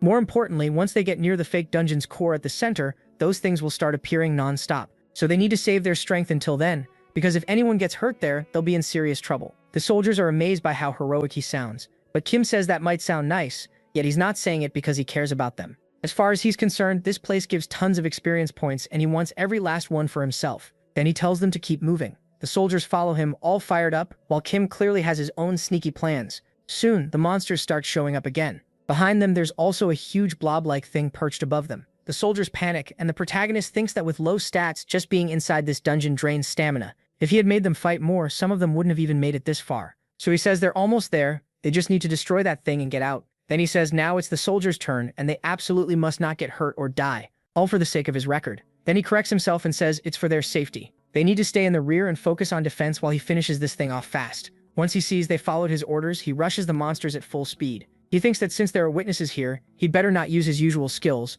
so he weaves past all of them until he leaps up, and then crashes down on top of the monsters, taking several out at once. He keeps doing it like it's the easiest thing in the world until even the monsters seem scared. Then, like a maniac, he calls them over and tells them to hand over their experience points. Right then, that sphere in the middle starts to glow, and Kim realizes it's poison. He tells the soldiers to get back. But the sphere gives off even more purple rays, and MC thinks he'll be fine thanks to his poison immunity. Still, depending on the poison, the others might not make it out. He starts using his dark magic and thinks there's no time for this. They can deal with the rest after he clears the dungeon. But as he activates his demonic energy, the item Patty Seo gave him begins to react, and its hidden power unlocks. Kim remembers Patty's words and says he wanted to save this for later, when raising his stats got harder. But now the system is saying something about secret powers. A system message appears saying, "This is the imitation bracelet." The user can activate any skill they know about, even one they don't have. After the skill is used, the item loses its power and disappears. Realizing he got this item at the perfect moment, Kim thinks he's insanely lucky. He quickly remembers the perfect skill for this situation. A massive sword made of black energy appears in his hand. He says this is the unique skill of the Black Knight, a monster he'll never forget because it was such a pain to defeat. So Kim raises the huge blade, triggers banishment, and summons a demonic sword that tears through space and hurls enemies into a dimensional rift. Then he tells the dungeon to go ahead and test it. And with that, he swings, wiping out everything in front of him, shattering that orb and breaking apart the fake dungeon. Kim is glad it's finally over, but Bongu quickly warns him that they've got a serious problem. Right now, the soldiers outside are setting something up at the dungeon entrance. One of them reports that the mana bomb has been installed, and only essential personnel can stay while everyone else evacuates. Bongu tells him they're planting a mana bomb. He asks if Kim can hear him, but the protagonist tells him not to worry. After smashing the orb, he says they're leaving right now. Outside, they speak with the division commander and hand over the detonator. He says it would be great if this could force the portal open, but it might also trigger an unexpected reaction inside the dungeon. Then he remembers hearing that Kim is still in there. The report confirmed MC is inside the dungeon with his team. Commander Song asks why the hell he is there, wondering why he entered a dungeon outside his area of operations. The officer explains that according to the soldiers on site, the protagonist rushed in right after stating his post. Song asks if the 104th Division has been contacted, and the officer says yes. The commander of the 2nd Battalion where Kim serves is already on the way. That gives Commander Song a little more hope, but even so, the bomb stays in place, ready to be detonated. An officer reports that all troops have already evacuated to a safe distance. Song says they've spent 4 hours inside that dungeon with no proper equipment. He wants to believe in MC, but there's no time left to delay. Then the dungeon starts shaking and breaking apart. They realize the portal is collapsing, so Commander Song orders the medics to prepare beds for survivors immediately, and tells the officers to come armed. Then he runs toward the dungeon, grabbing at it like he wants to tear the opening wider. A medical squad officer arrives and tells everyone to stay ready. Then people start coming out of the dungeon. The commander sees that they all look fine and asks if anyone is hurt. They answer that they're okay. As for the dungeon, the operation was a success. Then Kim appears, bringing out the last one. Commander Song looks at him and the boy goes stiff. But unlike what he expected, Commander Song actually approves of what he did. Later that same afternoon, at the 107th Division headquarters, Kim stands beside the commander and makes up an excuse, saying he was on vacation, so Song asks why he ended up in that dungeon. The protagonist says he came to see him because the commander had promised to buy him a meal. Song is surprised MC used his vacation for that, and even more surprised that right when he arrived, the portal accident happened and he jumped inside. Even Kim knows the story sounds forced, but he has no better option now, so he sticks with it, saying that's exactly what happened when he saw the portal acting strange. His body moved before he could even think. Hearing that, Commander Song actually buys it. He says the more he sees him, the stranger the kid seems, and now he gets why. Dochio Kyung praises him so much. He is honestly surprised that worked. Song tells him that clearing a fake dungeon with 0 deaths is an impressive achievement, and thanks him for it. The protagonist feels pretty proud of himself, but then the commander says he's standing out too much. He's being promoted unusually fast, and after today's incident, Hunter headquarters has probably already started paying attention to him. Kim wonders if that's really a bad thing, and Song tells him that if this attention causes trouble, he should say so right away. Whatever happens, Song and the commander of the 54th Division will help him. MC thanks them both and says that if anything comes up, he'll definitely speak up. Then Song says he won't be able to pay for that meal because he's swamped with work, but if he wants something else, now's the time to ask. If it's possible, he'll grant any request as thanks for saving his men. Kim asks if he can get promoted, but Song says no, that part isn't up to him. Then the protagonist glances to the side and spots another one of those stones filled with demonic energy. He can tell it's weak but refined, and he's surprised he didn't notice it before. Song catches him staring and asks if he wants it, then asks whether he even knows what it is. MC says it's his first time seeing a stone like that. He doesn't know exactly what it is, but he wants to add it to his collection. Song says that's a weirdly desperate hobby. After thinking for a moment, Song explains that it's a byproduct from a dungeon, so it's not supposed to be taken outside. He adds that his house was robbed recently, so that one is all he has left, and if he ever finds the bastard who stole Coda right in front of him. Even so, he picks it up and gives it to him, saying it still hasn't been identified, but it doesn't seem harmful to the human body. He gratefully accepts it. Song thinks that, just like before, he keeps getting involved with this guy, yet for some reason he doesn't mind. Then he remembers something and asks the protagonist what kind of relationship he has with his daughter. MC answers that they're just fellow hunters. Nothing more and nothing less. Song likes that answer. He says Kim is on vacation and should enjoy his time, that he can leave now, and also asks him to tell the battalion commander to come in after he leaves. He agrees. That night, the protagonist meets up with Bongu. Bongu starts eating the food MC gave him and acts like it's amazing. MC complains, asking if he plans to keep making that noise all night. Even with that distraction, Kim starts absorbing the stone. His demonic energy rises a lot again, and he wonders if he's nearing the limit. Maybe the stone is becoming less effective because his demonic energy is already so high. Then the system announces that since his demonic energy has reached the limit, he has unlocked the skill Demonic Energy Whip. He is thrilled that he got it. Somewhere in Gyeonggong Province at Hunter Force headquarters, someone is shouting, demanding to know how the hell he's doing his job if he let an accident like this happen. The man apologizes to the Lieutenant General, who says the 107th Division will be audited soon and tells him to prepare. He adds that the man should consider himself lucky that this is all he's getting. He says he could have ripped that uniform right off him, and orders him to send that bastard Lee Sanjin straight to headquarters tomorrow. The man agrees, and then someone else enters the room, making the Lieutenant General straighten up at once. The newcomer tells the Lieutenant General not to be so harsh, his shouting can be heard outside. He immediately apologizes and addresses him as Sir. The man sits down and says he received the report, so Gyeonggong thinks something happened. Then Hunter Force Commander General Guhak Yahello asks if this was Kim again. Back with the squad, a commander asks what's going on and where they are. Choi asks if it's what he thinks, if the protagonist is the target. His subordinate says that's exactly right. Those bastards waited on purpose until he wasn't around. About an hour earlier, First Sergeant Taehwan and Sergeant First Class Minso arrived at the 104th. The commander says he understands what they're asking for, but Kim just returned from leave this morning, so demanding to see him already is a bit much from his point of view. Taehwan just asks if he knows whose orders they're following and tells him to do them this favor just this once. But the officer says his battalion and company commanders are absent right now, so this isn't proper. Taehwan asks if he needs an official note because they can arrange one immediately. Then he says they'll leave after a short calm meeting and asks him to bring Kim over right now. Sometime later, MC arrives, introduces himself, and says he was told they were looking for him. When he looks at the two men, he recognizes their squad insignia and wonders if it belongs to a special unit under Hunter Corps headquarters. The officer tells him to come in and starts to introduce them, but Taehwan cuts in first, saying he's from the Hunter's Special Task Force. He brings up how Kim recently saved several hunters by jumping into the portal of that fake dungeon in Dainjin, and says that was impressive. He thanks him, but Taehwan goes on, saying the Hunter's Task Force needs capable people like him. The protagonist starts wondering if this is an offer. Taehwan explains that unlike ordinary hunters, they're sent out for special cases, high-risk dungeons, VIP protection, overseas missions, and more. Kim thinks none of that really matters to him. Still, if they promise him a big promotion, he'll definitely say yes. Taehwan adds that because they deal with crimes involving civilian hunters who aren't tied to the military, strong combat ability is extremely important.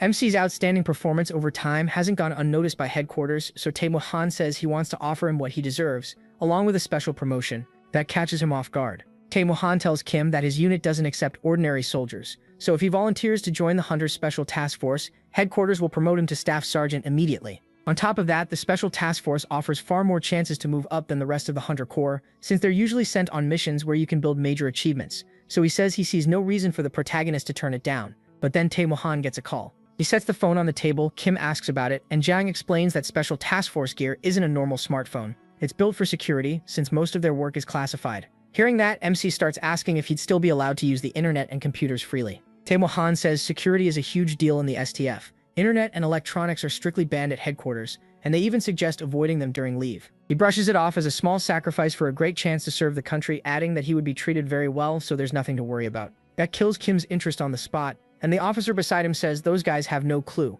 He adds that they don't make this kind of offer to just anyone, so the protagonist should think carefully, but MC says he's staying where he is, shocking both officers. Tae-mo-han asks why, and he explains, which makes Jang furious. Kim turned them down because of Dungeon Power Fighter. Jang can't believe he'd throw away this chance over some game. The generals even held a meeting because of him, and now he's rejecting it for that. To Jang, that sounds insane. The protagonist calmly says he's serious. To him, that game is like a vital source of energy, and nothing can replace it. Tae-mo-han clearly doesn't like that answer, but says he understands. In the end, MC's choice matters most, so they'll leave. The officer, now in a much better mood, asks if they're heading out already and points them toward the exit. As they step out the door, Jang mutters that his achievements are probably exaggerated. He says he is just making excuses because he knows he wouldn't last if he joined. He even adds that without special chances like this, someone like the protagonist would never pass the entrance test. That gets MC to bite, and he asks how Jang can be so sure. The officer asks what his problem is, but Jang tells him to say that again. Kim says he doesn't know how their test works, but wants to know why Jang is so certain he'd fail. Jang walks right up to him and asks if he wants proof. The officer tries to stop it and asks the first sergeant what exactly he's trying to do. Tae-mo-han holds him back and asks if they can borrow the training center for a bit, so the two head there, take off their jackets, and face each other. Tae-mo-han and the officer watch from the side. Jang explains that the entrance test is a free spar against a veteran from the Special Force. He tells Kim that if he thinks he can't handle it, now's the time to say so. The protagonist answers that he never planned to join the task force anyway. So if he passes the test, Jang will have to apologize for being rude. That only makes Jang angrier. He snaps, asking how Kim dares talk like that while holding a tiny weapon, and says he'll fix that attitude. Tae-hwan announces a 3-minute round and asks if they're ready. Then the match begins with both of them squared up. Jang rushes in with a fast attack at MC, who ducks and barely avoids it, but Jang instantly follows with another thrust, sending Kim flying back. Then he slams into the wall and drops to the floor with a smile. As he watches that, the officer remembers Kim smiling like this even now, and thinks back to what he told him before the match. He had asked what the protagonist planned to do, and MC answered that he was going to win, obviously. At the time, the officer thought Kim might actually pull it off, but he was more worried about what would happen if he did. He had even asked if something bad could happen if he won. The officer warned him that this squad was known for its pride, and if that pride got crushed, they might cause trouble, so Kim figured he'd just let Jang land one hit. Back in the present, Jang turns around looking pleased that he hit the kid, and Tae-hwan says the match is over, telling them to take the protagonist to the medic. He adds that Kim can at least take comfort in dodging the first major attack, but from the STF's point of view, he's still too weak. Then MC gets back up and says it's not over yet. Jang is stunned, saying that's impossible, because that attack definitely landed clean. He can't understand how Kim is still standing. Tae-hwan asks if he really wants to keep going. He knows it's only training, but if he pushes too far and gets hurt, that won't help anyone. The protagonist says it's fine and tells them to come again. Jang calls him arrogant, saying this isn't courage, and he'll make Kim regret standing up again. MC asks if he's really going that far while charging his rope with demonic energy. Jang calls him arrogant again and charges straight at the boy, trying to land a hit. But Kim blocks every single attack. Jang starts to panic and thrusts at him again, but Kim wraps the sword with his whip, rips it from Jang's hand, throws it aside, and fully disarms him. Then he starts lashing his whip down on Jang. Jang says the kid is pretty skilled with a whip, but those hits won't even tickle. Then the strikes suddenly start hurting for real, and he begins to scream. Tae-hwan wonders what's going on, because First Sergeant Jang is dropping to his knees from attacks like these. Jang starts shaking in pain, and Kim swings the whip again and lands another hard strike on him. It hits Jang right in the chest, even as he begs Kim to wait. He swings the whip again and says that first attack was strong, and he knows the STF hunters are skilled, but this is Jang's first time being hit by a demonic whip. The protagonist asks how it feels. Pretty exciting, isn't it? He adds that even thick-skinned orc warriors drop to their knees from a single blow like that. Then he tells Jang to stop being so full of himself just because he's decent in a fight. Tae-hwan steps in and tells him to stop, saying that's enough. And then Kim nearly strikes Jang again right between the legs.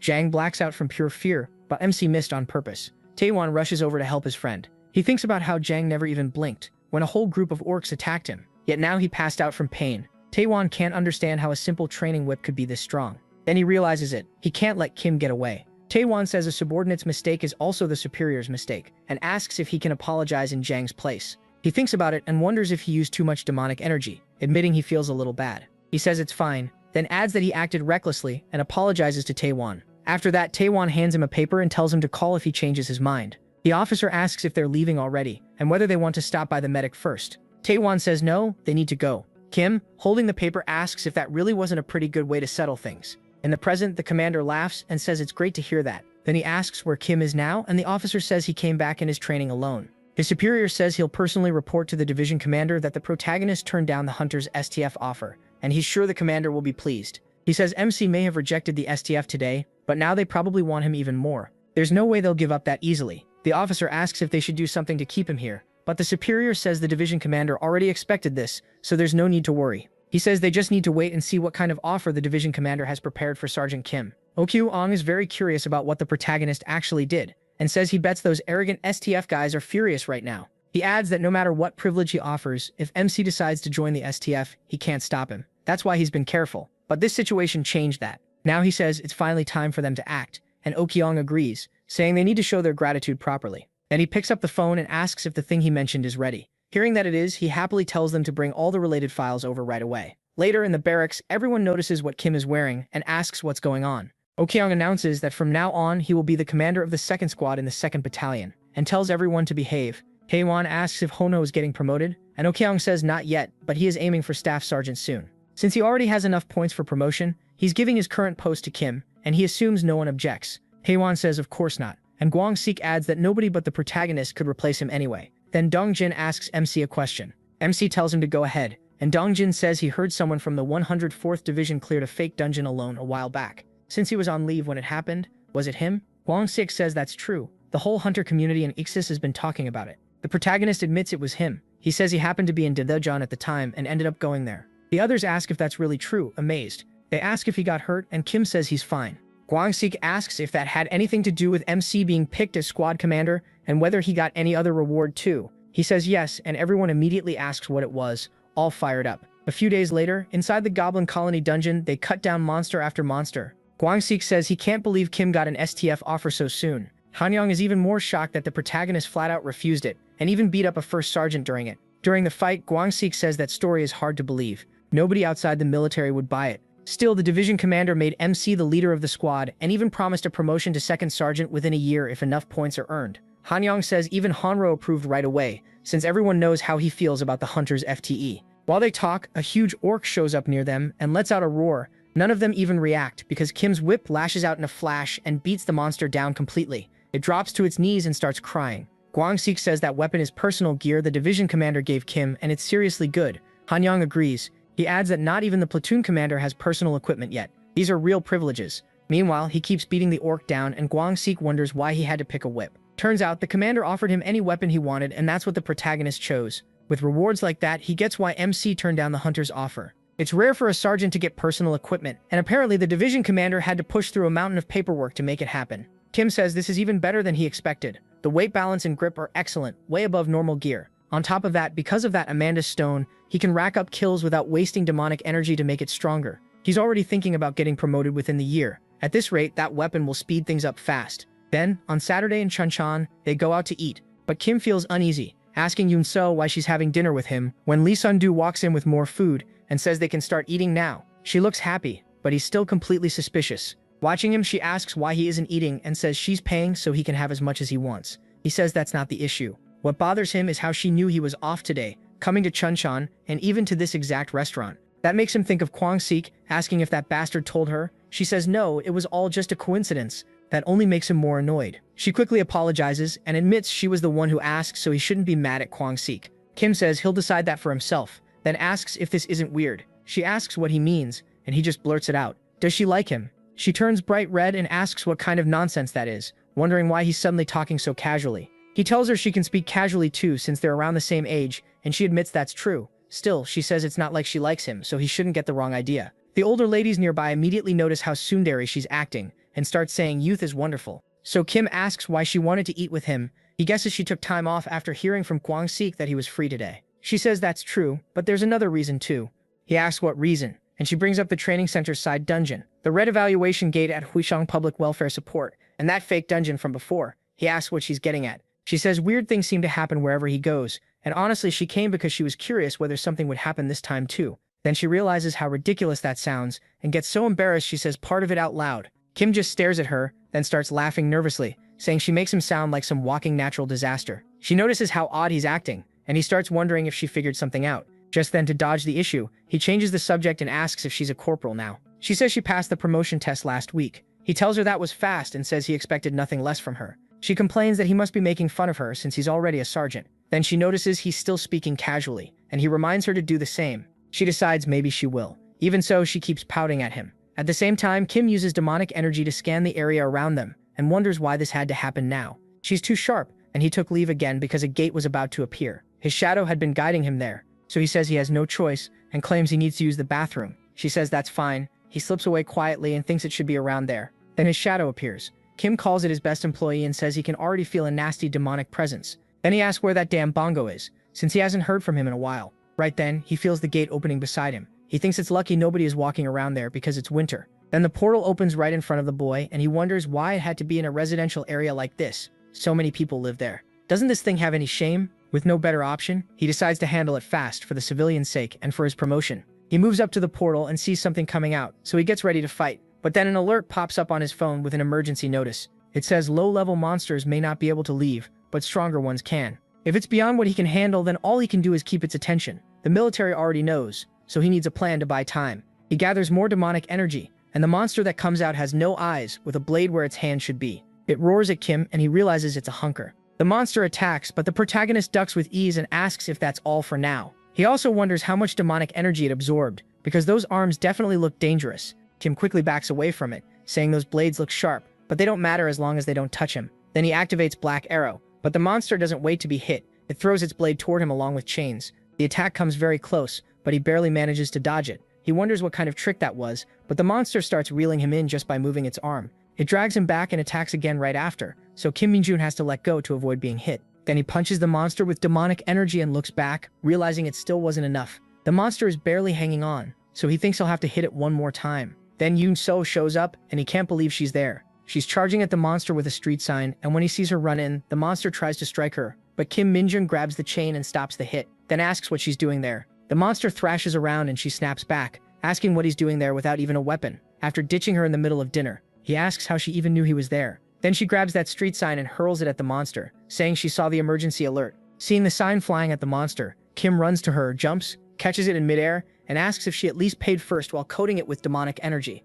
Then he slams it down onto that blind monster, crushing it into the ground. A huge cloud of dust rises, and he starts absorbing its demonic energy. After the dust settles, she says she had doubts, but it really was a hunker, and he just killed that super dangerous monster by himself. Kim says a certain someone helped a little, though if she hadn't shown up, the fight would have gone much easier. But she says that's not the point. This wasn't a normal monster. It was a hunker with chain blade arms, so the two of them need to have a serious talk right now. But then more of those monsters start coming out. She sees there are 5 of them and tells Kim Min-jun they need to get out fast and join the reinforcements when they arrive. MC says that's a good idea. She should leave and regroup with the others when they get there. But she asks about him. Is he seriously going to fight those things alone? Has he lost his mind? The monsters start roaring, and he pays no attention to what she's saying. He takes his stance, wraps himself in demonic energy, and charges straight at them, fired up to earn that promotion. Meanwhile, in another world, a hooded woman walks through many places, murmuring strange words until she reaches a certain temple. Inside the temple, she steps to the center of a design on the floor, clasps her hands and prays. Then she removes the hood, revealing a beautiful red-haired woman who tells her Lord Minode to wait for her. Then a helicopter flies over the sea near Nagasaki toward a deserted island where 2 officials are waiting. The helicopter slowly descends and lands in front of them. 2 of the army's top figures step out, and the man there thanks the general for coming. He introduces himself as Masaru from the Japanese Hunters Association, and the other man introduces himself as General Seo Kyung, the top general of Korea's hunter forces. Said Gyung says Masaru's Korean is very good. Masaru thanks him as they talk, then asks them to head toward that massive portal. So Said Gyung takes in everything they have to show him. He says the plan looks solid. Everything checks out, and it's surprisingly complete for something prepared on such short notice. Masaru replies that's because he gave them excellent troops, and Said Gyung thanks him again. Said Gyung adds that the Japanese Hunters Association must be worried about these strange dungeons. Since this one appeared on a deserted island, it was even harder to find, and with an abnormal dungeon like this, of course it won't be easy. Still, he says he doubts Masaru asked for joint action just because Japan lacks strength. So he asks what Masaru really wants. Masaru pauses for a moment, then he says Seoki-yang already knows how Japan handles dungeons. Through the government-run Hunters Association and the civilian-run guild system. For now, they don't have a shortage of manpower. Even so, with abnormal dungeons showing up much more often in recent years, he feels they need a more organized hunter training system. Seoki-yang thinks that over while Masaru continues. Masaru decides to be blunt. He's interested in Korea's hunter training system. He hoped this joint operation would help build that connection. That immediately cheers Seoki-yang up. He figures that must be why General Gu Hak-chul sent him here, and even put that bastard on the expedition list. Now he wants to leave a good impression. That has to be it, and he also remembers that other shady general who sent him. Masaru then brings up a certain hunter, saying the man is remarkable. For someone who joined only recently, that kind of evaluation is unusual. Seoki-yang already knows exactly who he means. Masaru says that Hunter's rapid promotion and how often he shows up in Korea's hunter community really caught his eye. According to the report he received, the rumors seem true. He asks how someone could grow that strong so fast, calling it impressive. Seoki-yang starts feeling trapped, trying to come up with an explanation. But Masaru just says he's excited to see how Seoki-yang's sergeant performs in this raid. And meanwhile, Kim is already in the middle of the raid, right in front of an ogre. One of the soldiers, Nielsen, shouts for him to be careful because the thing is about to hit him. Before it can, another fighter rushes in, stopping the ogre's blow and barely saving the protagonist, who still hasn't moved. Then the blonde guy jumps in too and shamelessly steals the opening from the other man. At this point, they seem to be getting in each other's way more than helping. The ogre gets knocked back, but it's still in good shape and completely furious. Then the masked man admits the monster is tougher than he expected. The blonde agrees, and a girl from the rear tells them to leave it to her as she gets ready to strike. The ogre charges with full force, raising its club to smash her into the ground. She just watches it calmly, then slices it apart in one rush, cutting its whole body into pieces with a single swing of her sword. Blood sprays everywhere, and she sheathes her blade with a perfect hero pose. That's Suzuki Miu from the Japanese Hunters Association. Everyone praises her amazing swordsmanship, and she gets a little flustered by all the attention. They quickly check for injuries, but everyone's fine. The blonde is from Japan's Danjo Hen Guild, and the masked man is from that same guild too. As they stare at the shredded ogre, the blonde says Suzuki is a monster in her own right. His friend asks if she wants to join Danjo, saying she'd be one of their stars, but she walks right past him. Instead, she goes to Kim and asks if he's okay. He has no idea what to make of that. She tells him he looked distracted, and when he's the one suggesting cooperation, he can't let people get hurt or die. If he's scared, he should stay back and support them. Better yet, not join the fight at all. MC just watches her and calmly says, okay, adding that her Korean is really good. She simply turns around and leaves. Nearby, the doctor of the 104th Squad, Major John Hyun-do, studies the monster and says, it's much bigger than the red dokebi that appeared in Korea. Looks like Japan is struggling with dungeon threats too. He asks the other officer what he thinks, but when he turns around, the man is already gone, heading straight toward Kim to start trouble. Full of attitude, he demands to know what he thinks he's doing. He asks if he is trying to embarrass them and make their whole nation look bad. This is Captain Sang-deok, and he awkwardly says it wasn't really on purpose. Sang-deok says he knew this would happen the moment the protagonist was sent here, and he doesn't get why the division commander likes him so much. Then the doctor cuts in, telling both of them to calm down and saying Sang-deok shouldn't be so hard on him, since the protagonist lacks experience. But Sang-deok argues that doesn't make it okay. Didn't the major hear what the Japanese hunter said? MC explains he was only watching because he wanted to see the level of everyone's skills here, but he guesses that caused a misunderstanding. He thinks back on the blonde man's skill, the girl's skill, and the masked man's too, realizing the Japanese hunters are better than he expected. Then he glances to the side and thinks that she especially is really good. Sang-deok orders Kim to stay close because he's going to keep an eye on him. He is annoyed when the captain grabs his shoulder, but he just agrees. He wonders what this guy is even thinking, since he hasn't helped much so far. Meanwhile, the group keeps talking while the girl notices something, and Suzu turns shocked, grabbing her sword and warning that something's coming. But as she says that it reaches them almost instantly, she manages to stop the incoming axe with one hand and throw it upward. The axe drops and sticks into the ground, and she stares, startled, trying to see where it came from. Then from deep inside the cave, something steps out of the shadows, revealing a blue demon grinning at all of them. They realize it's the dungeon boss, and the moment she shouts that out, everyone goes on alert. Kim does too, though he barely shows it. Suzu looks to the masked man and gets into position. She says she already shared their location with the other teams. Until reinforcements arrive, they'll stay on defense. She's ready to fall back if needed, but the monster suddenly lunges at her, and she doesn't notice in time. She realizes it was almost too late. Luckily, the other two rush in and strike the boss to stop its charge, but the monster calmly catches both of them by the leg at the same time, like they're moving in slow motion. They freeze in shock and the boss flings them aside. That gives Suzu an opening to stab at its stomach. But the moment she attacks, the monster doesn't even budge. It takes the hit and her sword can't cut through it. It even smiles at her attack, and then one of the officers starts explaining the mana sword, a weapon made for fighting monsters by absorbing the user's mana to boost destructive power. The aura around the blade proves that power, and her sword is on a whole different level from the gear the soldiers use. Kim is oddly pleased, like he's learning something new. Then that officer charges in with his own mana sword. He boasts that he's a sword instructor from the 104th Division's top hunter squad, but the monster lifts its foot to stomp his face, only for him to get blasted away instead. Suzuki jumps in, nearly cutting off the monster's leg as she protects him. She tells the captain to fall back, saying she'll buy time, so he needs to grab the others and get out fast. But Kim is already moving everyone out of danger and putting them somewhere safe. She looks over in confusion, wondering when he even managed to do that. Then she tells him that if he's done that much, he should stay in the rear for his own safety. But the protagonist questions that, asking why they don't just kill it. The boss, obviously. She shuts that idea down at once, saying it's too dangerous. They need to regroup first and then act. Kim wonders if that's really how it's done, while pouring an absurd amount of mana into his sword, way more than either of them showed. Suzuki can only stare, eyes wide at what he's doing. Even the boss is shaken, and its smug smile disappears. Nusi keeps forcing more mana into the blade, and the energy gets so intense that the boss grabs a weapon, trying to fight him head-on. Kim sees it coming and just stands there while the monster attacks. As the axe swings toward his face, the boss notices something else flying at it too. Then it gets blasted away by Kim's sword and ends up stuck in the cave ceiling like something out of a cartoon. He looks surprised by what he just did. While the boss is furious from the hit it took, he keeps pouring mana from the sword like a storm, and the girl notices it too. His mana starts shining in every direction, sending lightning-like bursts all around. Then the energy he's been releasing starts to change color into something that feels like his true mana. But the weapon can't handle that pressure, so the sword breaks apart, and the monster is left writhing from the pain of those attacks. Suzuki is shocked the equipment gave out like that. That definitely shouldn't have happened. Kim thinks he probably shouldn't have gone all out. It's a shame about the sword, but then he looks at the boss, now on the ground and trembling in fear just from seeing him. The protagonist turns toward the creature, its limbs wrecked, and says he'll make up for the broken sword by killing the boss the hard way. Sometime later, back with the rest of Kim's team, everyone's relaxed and happy. They can't even remember the last time they got to rest this peacefully during a mission. The redhead says all this happened because of MC and John. Since they decided there are no work exemptions no matter your rank, everyone's been worked like dogs. He grumbles that in their last few years they should rest while they still can. Then someone warns him to watch his mouth. They remind him there's a snitch among them, but he quickly says he's innocent. He explains that ever since he got assigned to the sergeant's team, he's been living with them instead of going to QQC. Then he asks what choice he even has. He became a monster of a sergeant just 1 month after being appointed, so of course he has to follow his orders no matter what. The guy gets more and more annoyed, while another says he does have a point. Even so, he thinks Kim made the platoon's mood way better, and everyone got stronger because of him. The redhead shrugs it off and says he just hopes the protagonist stays in Japan for a long time. Honestly, it'd be even better if he only came back after the redhead leaves.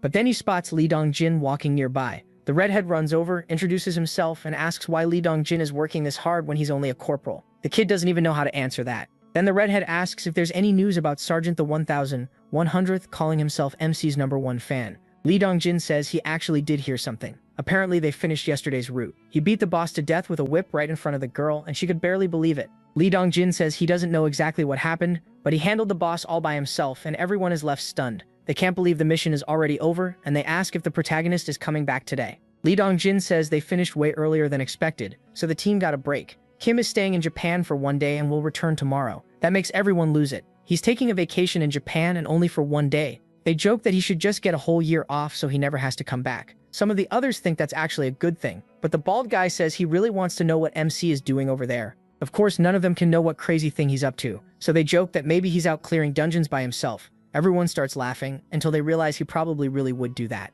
And over in Japan, Kim is actually walking through a pretty shady area. A crow spots him there and asks who it is. It's his own crow. The bird says it found the closest place with demonic energy. Just like he asked, the protagonist plans to head there, clean it out, and absorb that energy. He praises the crow for the good work and says he can't waste time after coming all this way. The crow then complains that it couldn't do anything because of some lag. It asks who this lag guy is and says it wants to teach him a lesson. MC tells it not to worry since this is something even he can't control. That shocks the crow. If even the great MC can't do anything about it, then maybe this really is scary. Then comes a quick joke about suffering without internet too, and he tells the crow to shut up for a second. That's because it notices someone coming closer. Whoever it is arrives on a bike and stops near him. She pulls up right in front of Kim, takes off her helmet, and reveals herself. It's Suzuki. She asks what he's doing there. Seeing her, the protagonist complains and asks if she's stalking him or something. Suzuki says he's getting the wrong idea. This area has been abandoned since a dungeon break in the past, and access is heavily restricted. Even so, the association monitors the place non-stop. Then she points for him to look. Kim glances back, confused, and notices a camera nearby. He hadn't seen it before. The crow freaks out when it notices the camera too. It flies over to check what's going on, and when it looks down, Kim is glaring so hard he may as well be cursing it out. The crow defends itself, saying it only sensed demonic energy there and passed the message along. MC tells it they'll be having a talk later. Suzuki cuts back in and asks again what he's doing there. So he says he just got lost while out for a walk. A really weak excuse.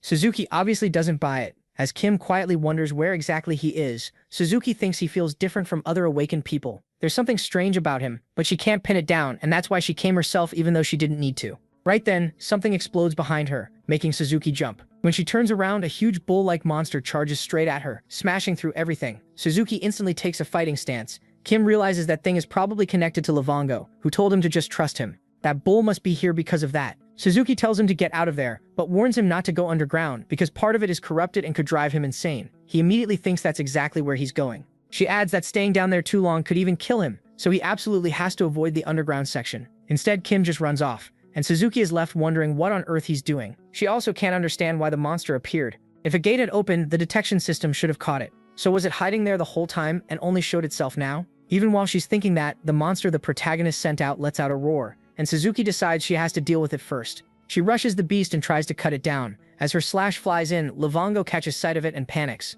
Terrified, he turns around and runs for his life without a second thought. Suzuki finds that weird, especially since the monster is suddenly bolting, so she chases after it to buy some time. Meanwhile, all those cameras get destroyed by Kim. He's heading into the underground area and he makes sure to leave no trace. Using Black Arrow, he takes out the cameras. He notices the place is covered in warnings telling people not to enter the underground section, which only makes him more curious, so he kicks the warnings aside and opens the way in. Not long after going down, he starts to feel demonic energy. It's even better than he expected. His demonic energy stat starts climbing, and he heads deeper in with a grin. He says the place is packed with demonic energy. Then the system announces that he hit the limit and unlocked infernal demonic explosion. Corruption also improves, and because there's so much demonic energy there, he unlocks Reign of Corruption. Demonic understanding gets stronger too, and demonic energy whip levels up as well. Kim looks at the status window and thinks this is perfect. His demonic energy reaches 30, along with all those boosted skills. He says he can't go bothering Livongo after getting this many buffs, though honestly, he hopes Livongo can run, because if MC catches him, he's dead. Meanwhile, Suzuki keeps chasing Livongo all over the place until she notices something strange. He's hiding behind a pillar, jamming his sword in there. Her attack almost hits him by accident. He starts shaking and looks close to tears. Suzuki senses that something is off. She pulls the sword free and lets him move, but he still looks scared out of his mind. Then he tries to peek into that hole, which is a terrible idea, because Suzuki shreds the stone apart. She reveals him behind it, clearly in the mood to kill something. On the other side, Livongo uses his secret technique, turning into a tiny cute cat with big watery eyes to melt Suzuki's heart. It actually works. She gets all soft over the little cat and starts moving toward it. But then it fakes a scratch, darts away, and takes off running. Suzuki is left disappointed that the cat didn't give her any attention. A moment later, she calmly stands up and answers the phone, introducing herself as Suzuki. She says she's still searching and is focusing on areas without cameras. Then she's surprised to hear that the monitoring team also lost contact, but says she'll check things once they arrive. Then they tell her something else that shocks her. The corruption level in the underground area dropped a lot. They say the crystal's color changed too. It normally gets darker when it reacts to corrupted material, but now it's moved closer to its original color. They admit they're confused as well. Unless their equipment is malfunctioning, the only other possibility is that the corrupted material leaked out, so they ask if she's noticed anything unusual. Suzuki says no, she hasn't seen anything out of the ordinary. On the other end, they say they'll report it as an equipment fault for now and send a team to handle it, because there's no way all that corrupted material could just disappear at once. Suzuki thinks for a moment, looks back, and wonders if Kim might be behind it. Sometime later, all the officers gather together. The same guy who was mad at Kim before is still angry, while the Japanese leader talks with the Korean leader and the argument keeps going in the background. But he notices something. He looks to the side and sees Suzuki there. He asks what she's doing, then he tells her to stop it and leave, because she keeps staring at him. Suzuki asks if he enjoyed his walk yesterday. The protagonist tries to act like he has no idea what she means, then says yes, thanks to her. She then asks if there's any chance he knows who broke into one of the underground entrances. Her stare makes it clear she may already know. She adds that every nearby surveillance device was destroyed, so they still have no idea what happened. She asks if he noticed anything suspicious. Feeling all the blame in that question, he says no. He was focused on his walk. Suzuki can tell he's lying, but she lets it slide. She says it's fine, adds that she's glad his walk was safe, and tells him she'll see him later. After she leaves, another officer asks what that was all about. Before going, she speaks to Kim. She says she hopes to see him around again. That night, somewhere else, both Crow and Lee Bongo are completely worn out. The protagonist heads over there, carrying someone in his arms. A few days earlier, at the training grounds, the protagonist is beating down everyone on his team. They're all sprawled on the ground, totally exhausted. He says they must have lost their edge while he was gone. Then he blasts them, asking if he didn't tell them to train on their own. All of them together couldn't even last 30 seconds. He demands to know why they still can't improve and how they expect to do their jobs like this. They complain it hasn't even been a week yet, cursing him out and begging for a break. He says he had high hopes for them, but even that one disappointed him. Even his former superior is lying there in bad shape. He asks if they think making sad puppy faces will make him go easy on them, then orders them to get up. Still getting madder, he says he's going to fix every last one of them. Then he notices something. He mentions a strange feeling he's getting. Everyone thinks that's odd too, so he suddenly leaves, telling them to train however they want for the day. They wonder if that means they've been spared, and the protagonist heads outside. As he runs, he asks Lee Bongo where he is. He wants to know if that burst of demonic energy came from him, what is going on, and tells him to answer. Lee Bongo actually replies, asking what's wrong and what happened. He says it's from the shock of crossing dimensions, and then his presence starts fading, but the protagonist keeps demanding answers. Soon he reaches the middle of the forest, but no one's there. He realizes Lee Bongo's demonic energy is getting weaker, so he tries to pinpoint the location, and when he finally figures it out, he sprints toward it. On the way, he thinks about that dimensional crossing shock and realizes it's becoming more serious. His mind goes back to Isgard, the place he escaped from. There, several muscular men in skirts are chasing what looks like a girl. One of them is about to hit her when she spins around and jumps over him, landing on his head and knocking him out. Another one attacks right after, but she turns it around and makes him take the hit instead. She throws the attack back and slips past the second attacker too. She shakes off the whole group, knocking them down, but then someone else shows up. This one looks way tougher. Their clash smashes through a door and the girl gets hurled inside by that brute. Even after she falls, he keeps coming after her. She realizes she's in trouble, and someone declares that stealing from the goddess's temple is a serious crime. Then someone arrives, the same blonde woman from the beginning. She says if the girl surrenders now, she might spare her life. That catches the girl off guard until she looks to the side and notices exactly what's there. At that point, she decides surrender will never happen. She activates magic through a circle and gets ready to cross dimensions. The blonde asks if she really wants to do this instead. Then the blonde says she gets it. The girl plans to use a divine relic to escape, because she doesn't have enough power to cross dimensions on her own. But it should be impossible for her to know the coordinates. The redhead laughs and says she's right. She did activate an interdimensional teleport circle. As for the coordinates beyond this world, she got them from a parasite, Lee Bongo. That finally makes the blonde worry. She orders that giant fighter to stop her, and he charges in. But the redhead manages to activate the sacred relic. The portal opens and blasts that brute away. As she passes through dimensions, she even flips off the blonde. But then she suddenly reacts, staring at her. Things went exactly the way the blonde wanted, and she's actually smiling about it. Back in the real world, Lee Bongo is happily talking to the protagonist's little shadow. He asks if that demonic energy tastes good, says it came from very far away, and tells the little thing to be grateful for the share and to listen to him. But the monster ignores him and keeps eating. Lee Bongo says this was a reward from Master Kim for a job well done, and he's still sharing it. Yet the shadow just starts laughing. He hates that and demands it give the energy back instead of eating it.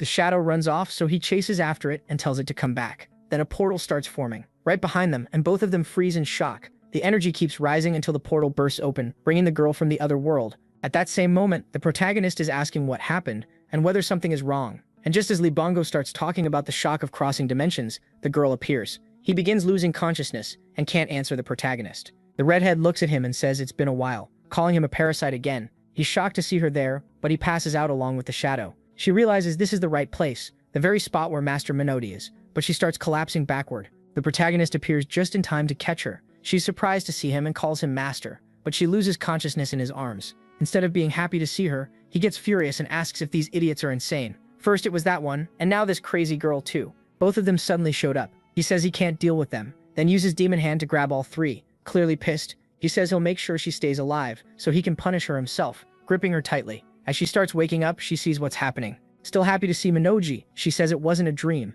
and that she really missed him. But then she notices how he's holding her and turns bright red. She introduces herself as his loyal disciple and greets him by leaping into his arms, apologizing for making him waste his precious demonic energy on her. She says she'll repay him with her life, but he brushes that off. He says she's always talking about dying for him, so why not stay alive as long as possible and pay her debt that way? She apologizes again. The protagonist realizes there's no real dealing with someone this crazy, so he drops it and asks what happened. Unlike Lee Bongo, she was supposed to be the brain and pride of the cult. He even took 10 whole minutes to give her a better name than Lee Bongo. So what is she doing here and why? She says that unlike that parasite, unlike Lee Bongo, she came for a different reason. That annoys him since Lee Bongo didn't even really have a reason. But he focuses and asks if she saw something. The girl says yes. With that shining eye of hers, she saw something. That eye is an unstable demonic eye, an extremely rare item he gave her after she lost an eye in battle. Its power is an imperfect prophecy, so he asks what exactly she saw. Her answer, the fall of Earth. She basically witnessed an apocalypse on Earth, with the protagonist there alongside Crow.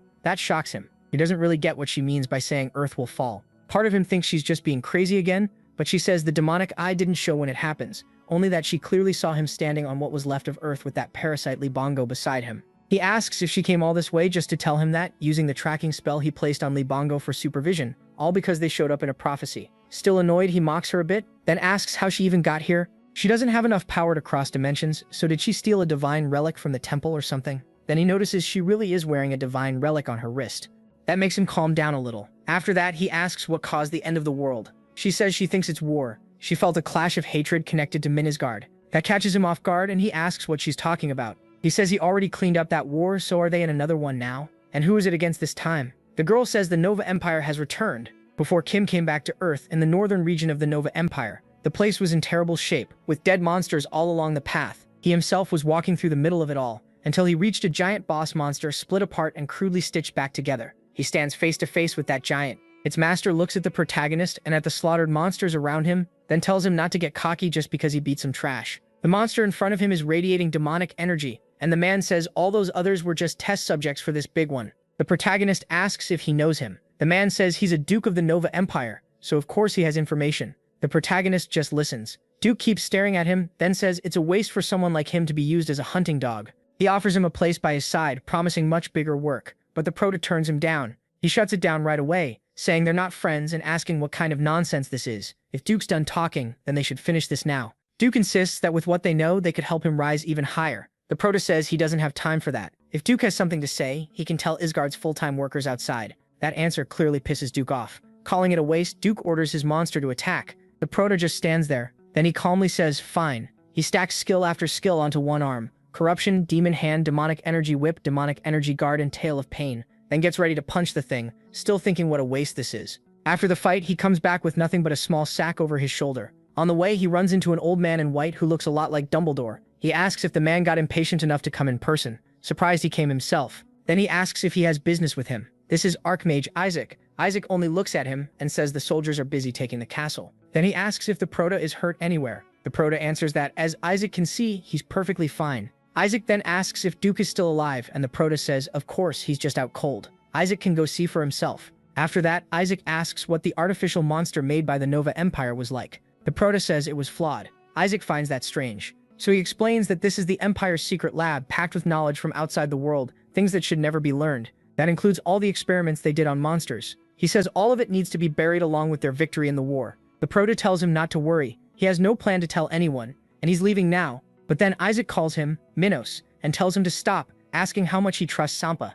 That makes him laugh. He says he doesn't trust her at all, not even a little. In truth, he's getting annoyed, thinking the Emperor was killed by the hero. He thought the artificial monsters had already dealt with everything, but now they've come back. They've returned yet again, and the three of them end up face to face while he starts scolding them. He's furious and demands to know about their people. He asks if their followers are safe. The red-haired girl can't even answer him, so the prota tells them it's fine. There's basically nothing he can't handle. Lee Bongu tells him not to worry. These are followers he trained himself, and they're not weak. Kim clearly doesn't like hearing him say that while he's acting all proud. She admits he's right, but it still annoys her. Even so, she says he doesn't need to worry about them, and the prota says alright. He'll leave it at that. Then more notifications appear. Lee Bongu and MC Seo Hyun cross dimensions. Thinking only of him, their loyalty has deepened. Both are now passionate followers of the cult. Luminona is their favorite character, and by using demonic energy through a passionate follower, he gets part of it back. He wonders what the hell that means, thinking the team effect sounds useless. But then he thinks about the two of them. Then he says, fine, after all, who's going to take care of them if not him? And the prophecy won't change anything. If the world is really going to end because of war, then he'll just get his old power back, become stronger, and deal with it himself. Lee Bongu calls him a genius, and the other two agree. The prota thinks about what he needs to do next. His mind is made up, and a few days later, he stands in front of a huge pile of money and hands it over to Kim. She's kneeling in front of it with Lee Bongu. The poor guy is practically drooling over all that cash, and he punches him. Then she tells the prota it's great that he gave them such an amazing place, but he didn't have to go this far. He says yes, he did. If they're going to help him, this is necessary. Unlike Bongu, she doesn't have a transformation skill, so she needs to do what he says. Kim still says it's way too much money. He asks if she really thinks he's broke. He says he'll earn it back soon, and while he couldn't avoid living poor in Asgard, his homeland will be different. That leaves both of them even more devoted to him. They thank him over and over, promising to get the ID card he mentioned. The prota says yes, but since it's not exactly legal, there's only so much he can do. He tells them not to get scammed and to report back to him regularly. Lee Bongu agrees, but the protagonist gets really annoyed seeing him get so much attention. The Pratat notices the two of them starting to fight. He wonders who would survive if someone tried to mess with them. Kim Se-Hun is always teasing Lee Banggu, but he's skilled too. Then MC calls out to him, saying that after this whole identity issue, she also wants to join the Hunter Corporation. Later, on the way back to the corporation, alone on the bus, the Pratata keeps thinking in the back seat. What stays on his mind is Kim asking to become a hunter. He figures that if she gets foreign citizenship through the black market and then gets naturalized, someone at her level could join the Hunter Corporation. But he still asks why. Why would someone who spent her whole life as a dark mage in Isengard want that? If she causes trouble inside the Hunter Corporation, it'll become a huge mess. He knows it's not impossible for her, but when that psychopath goes off the rails, she's worse than Lee Banggu in some ways, so he wonders how he's supposed to stop her. Naturalization alone will probably be hard enough. For a moment, he thinks maybe he should just leave her alone, but then remembers that if someone wants to join the Hunter Corporation, they handle the whole naturalization process. At that point, he decides whatever. Thinking about those two troublesome idiots, he figures it'll probably work out somehow. Sometime later, when he gets to the camp, he keeps moving through the area until he notices something shifting in the grass.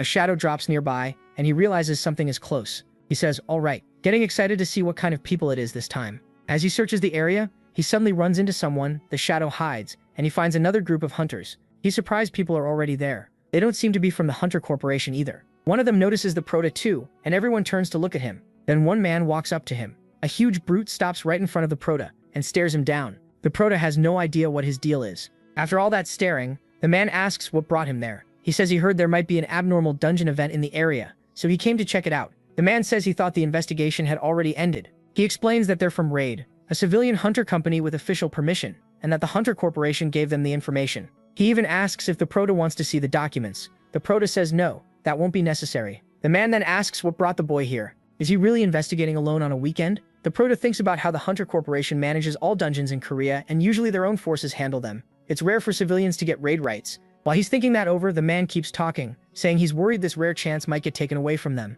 The Prota gets it. Dungeons mean money. Still, he needs to enter this dungeon, so he changes tactics. He says he won't interfere with their rights, but an extra investigation is still needed. Then he says he has to go in first. They should enter 5 minutes after him. The group thinks that sounds strange, but the Prota says there's something he really needs to check, and promises he won't interfere with the dungeon profits. So that man says he'll talk it over with his team, turning away and leaving the Prota there. They gather to discuss it, while Kim keeps waiting. He says he doesn't know what the Prota is trying to do, but the others point out they won't have to split their loot. It's just a corporation executive going in for free. But Lin points out that he showed up with no gear at all, and John gets a little worried, asking if they shouldn't confirm things with the Hunter Corporation. Then Park thinks it over and says no. He reminds them one of the conditions was having a team of a certain size, and this could make things messy. If 10 people end up counted in the dungeon, there might be nothing left to gain. Then someone says that's not even the real issue. They're already at a disadvantage.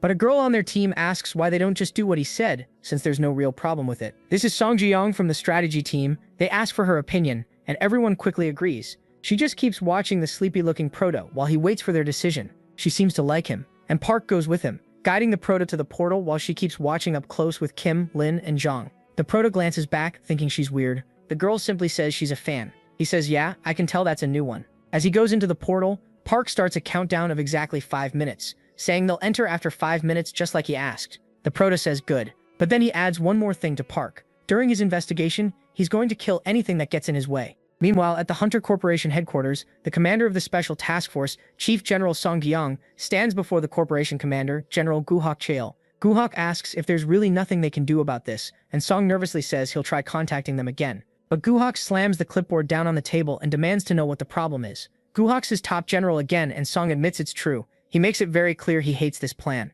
Worse, the person they're trying to reach is completely against it too. So Gu says there's nothing else to do and tells Song to leave. Song still refuses to give up, saying he'll try again and even speak to Colonel Lee Jong-biom himself, but Gu cuts him off. He firmly orders Song to go. No more arguing. With that, Song walks out of the room. He looks seriously shaken. Then his phone rings, and the moment he hears his little daughter, he melts. But what she says next makes him tense up. He asks what she means and listens closely. She's the same blonde girl who saw Kim enter the dungeon. Right now, she's standing outside that very gate. She says she just ran into someone. That person is him, Min Zhang. Honestly, I'd never guess in a million years that she's that crazy guy's daughter. Meanwhile, Kim heads into the dungeon. The inside is damp and creepy enough to put anyone on edge. A long reptile-like monster moves through the area. It suddenly notices something, hearing a sound behind it. Thinking it's strange, the creature turns and gets ready to strike, but Kim rushes past and launches it into the air. He keeps moving through the monsters with ease and notes that whatever he's after is hiding well. The demonic energy in this place feels weak. That must be why civilian hunters were allowed in.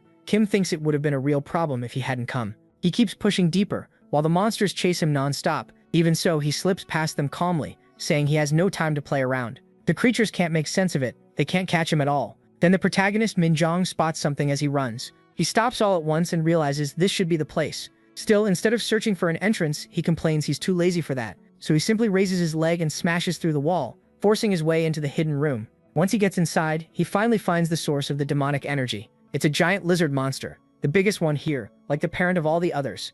It opens its eyes and stares at Kim. Then the beast rises up in front of him. It looks like some huge dragon-crocodile mix. MC just laughs, saying it picked the wrong time to block his path. He starts dodging little by little, while the monster throws everything it has at him. None of it lands. Then it swings its tail straight at his head, and Kim stops it with one hand. Smirking, he says he learned a pretty broken skill. He lifts a single finger, gathering a mass of demonic energy above them. Even the monster gets scared. As it looks up, Kim calls the move D-rank corruption. Rainin says he wants to test it. The skill pours demonic energy over an area, and anything it hits gets corrupted like a spreading wound. Then he drops that rain onto the monster, but the beast realizes it can hurt, so it jumps aside at once, getting away from Kim and the rain. Even so, part of it still lands on the tip of its tail, melting it like acid. The monster screams in pain as its tail starts dissolving. Kim thinks the move wasn't as amazing as he hoped, then notices something else. The monster is shedding its tail like a lizard to escape the damage. The tail drops to the floor, and the creature is free to keep fighting. It leaps to the ceiling, and then dives down at Kim. He slips out of the way and realizes the beast feels lighter without the tail. Its movements are much faster now.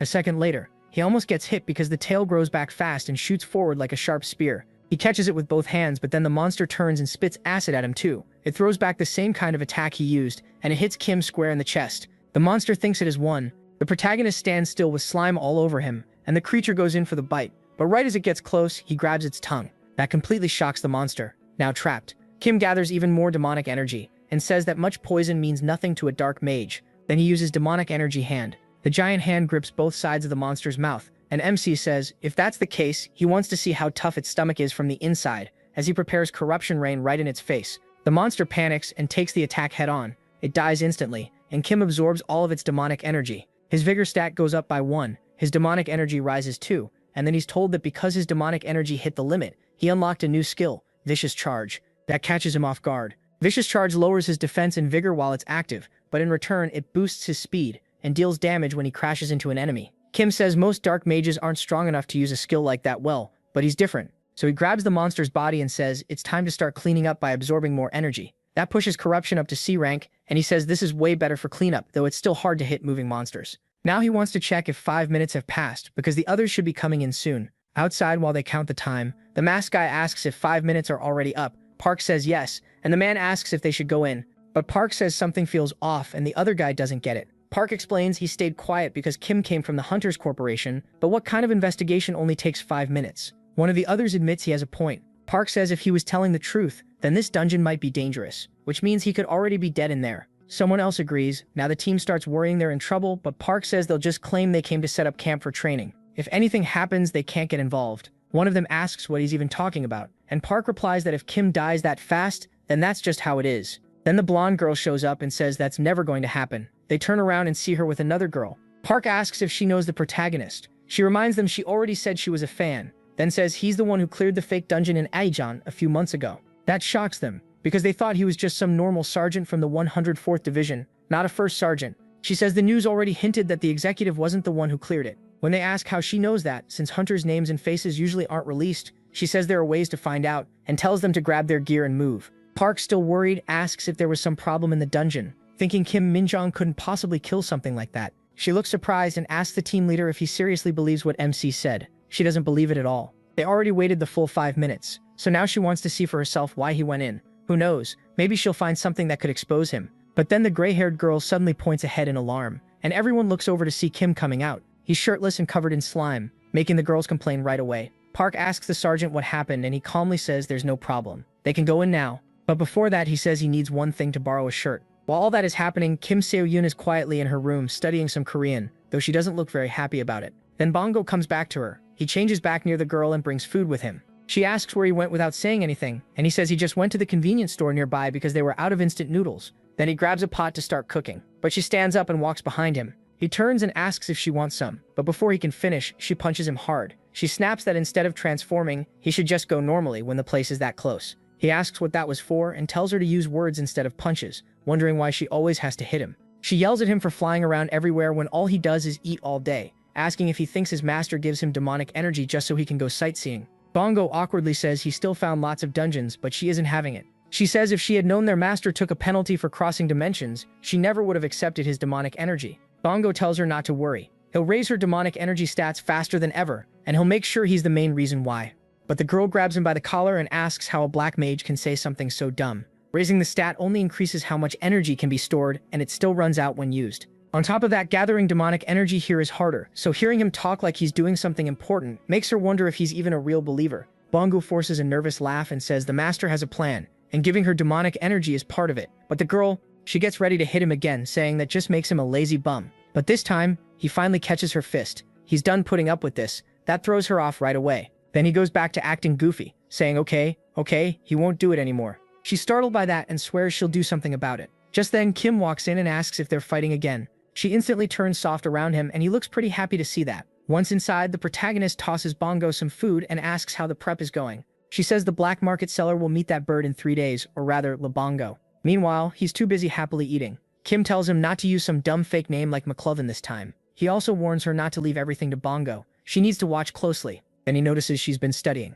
Lebongo tells him not to worry because he'll handle everything right, but MC shuts that down fast. The odds of it going wrong are way too high. As he looks things over, he asks So Haeon if she's thinking about joining the Hunter Corporation. She says she doesn't have much time, but she can already write basic Korean. She plans to get everything ready to enlist, saying the Korean alphabet is really easy to learn. He is surprised there are even written questions. Then a notification pops up on the computer. The girl glances at it right away. She excuses herself and goes back to the keyboard, typing with clear anger. The article is full of people doubting that Kim cleared the dungeon alone. And of course she starts going after every one of them. She keeps firing back in the comments, defending the protagonist. Sometime later, we move to the Quick Response Squad, the unit that stays on duty all day so they can be first on the scene in an emergency. They're always on standby, which is why people call them Readiness 5. We hear that inside the Hunter Corporation, the squad runs on a rotating battalion-level schedule. So even though they're part of the Hunter Corporation, if an emergency happens, they have to be ready at once. Readiness 5 is supposed to respond immediately. Real incidents don't happen often, but the job still matters a lot. That's why Kim Min-jun suddenly says they've got a call and orders everyone to head to the company's military training ground. The others are shocked they got called again and ask if it's just another drill. He says he doesn't know. They'll find out when they get there. Then he tells them to stop talking and move. That just annoys everybody. They complain because 9 out of 10 calls are fake, and one of them says it makes no sense to keep doing this non-stop, ever since they joined. Still, one of them says they should just go, because the vice commander is waiting, and already furious. It's explained that endless simulation calls are normal, since even in Readiness 5 they count as part of the training. So while they're on the way, they climb into the truck to get ready. Then they contact Kim, saying it's headquarters. They've sent the location and want him there fast. MC starts to worry, and one of the men reports that everyone's finished boarding. He says he's heading out too, thinking this response feels harsher than usual. Maybe this time it's real. But then the jeep suddenly comes to a stop. Someone tells him to look ahead and Kim asks what it is. Then he sees for himself that this really is something serious. Zhang is waiting for him there. Kim is honestly surprised. He remembers seeing Zhang before, the same guy he took down with nothing but a whip. Now he finally remembers exactly who he is. The moment the protagonist gets out of the vehicle, Zhang starts acting friendly, saying it's been a while. Kim asks what he's doing here. Zhang says as MC can see, his car broke down. Then he notices MC looks concerned and offers an apology. He checks the time and says yeah, something's off. That guy is clearly up to no good. So Kim orders the second squad to get out from the back. They're running the rest of the way, and they really do jump out and head toward the site on foot. That idiot gets left behind, asking what the hell this is about, while the protagonist's men move calmly through the woods, running. MC says they're almost there and tells them to speed up. One complains and asks if he heard that right, but MC fires back asking if they want to die. That gets everyone moving faster. To himself, he thinks that on Readiness 5's very first day this happens, so things are about to get interesting as they keep moving. Soon they run into more officers gathered at a tent, and Kim is surprised when he sees who's there. It's Commander Song from the Special Task Force, smiling as he looks at him. In the back, Goff is shocked too. Song says they made it in 4 minutes and 55 seconds, just barely good enough. He immediately orders everyone to stand at attention and salute the commander. He turns fully formal and studies the insignia on Song's uniform, realizing what kind of game they're playing and thinking he can still make use of this situation. A few minutes after Readiness 5 arrives, those officers are still standing there watching to see who comes in next. Song tells one officer not to feel uncomfortable, this is just what they do, but Jong Bi-om says not at all. It's an honor for him to visit such a humble battalion. He's the commander of the 2nd Battalion. Song jokes to himself that maybe he should come by more often, just to laugh from above, and Jong Bi-om clearly does not like that one bit. Meanwhile, Second Company Commander Jong-gu just watches and thinks that since the Hunter Corporation is made up only of awakened people, ranks and systems alone aren't enough to control them. That's even more true when you're the one managing and supervising them, so he notes that many officers are very confident in their own strength. That man over there is Major Han Bo-ran, a hunter from the Special Task Force, and because of that, only the Special Task Force can take on military police duties. Jong-gu thinks that makes sense. It's an elite group after all. But coming all the way here just to keep an eye on Readiness 5 feels excessive. Then Jong notices someone arriving. So on Readiness 5's second day, they wait for another call.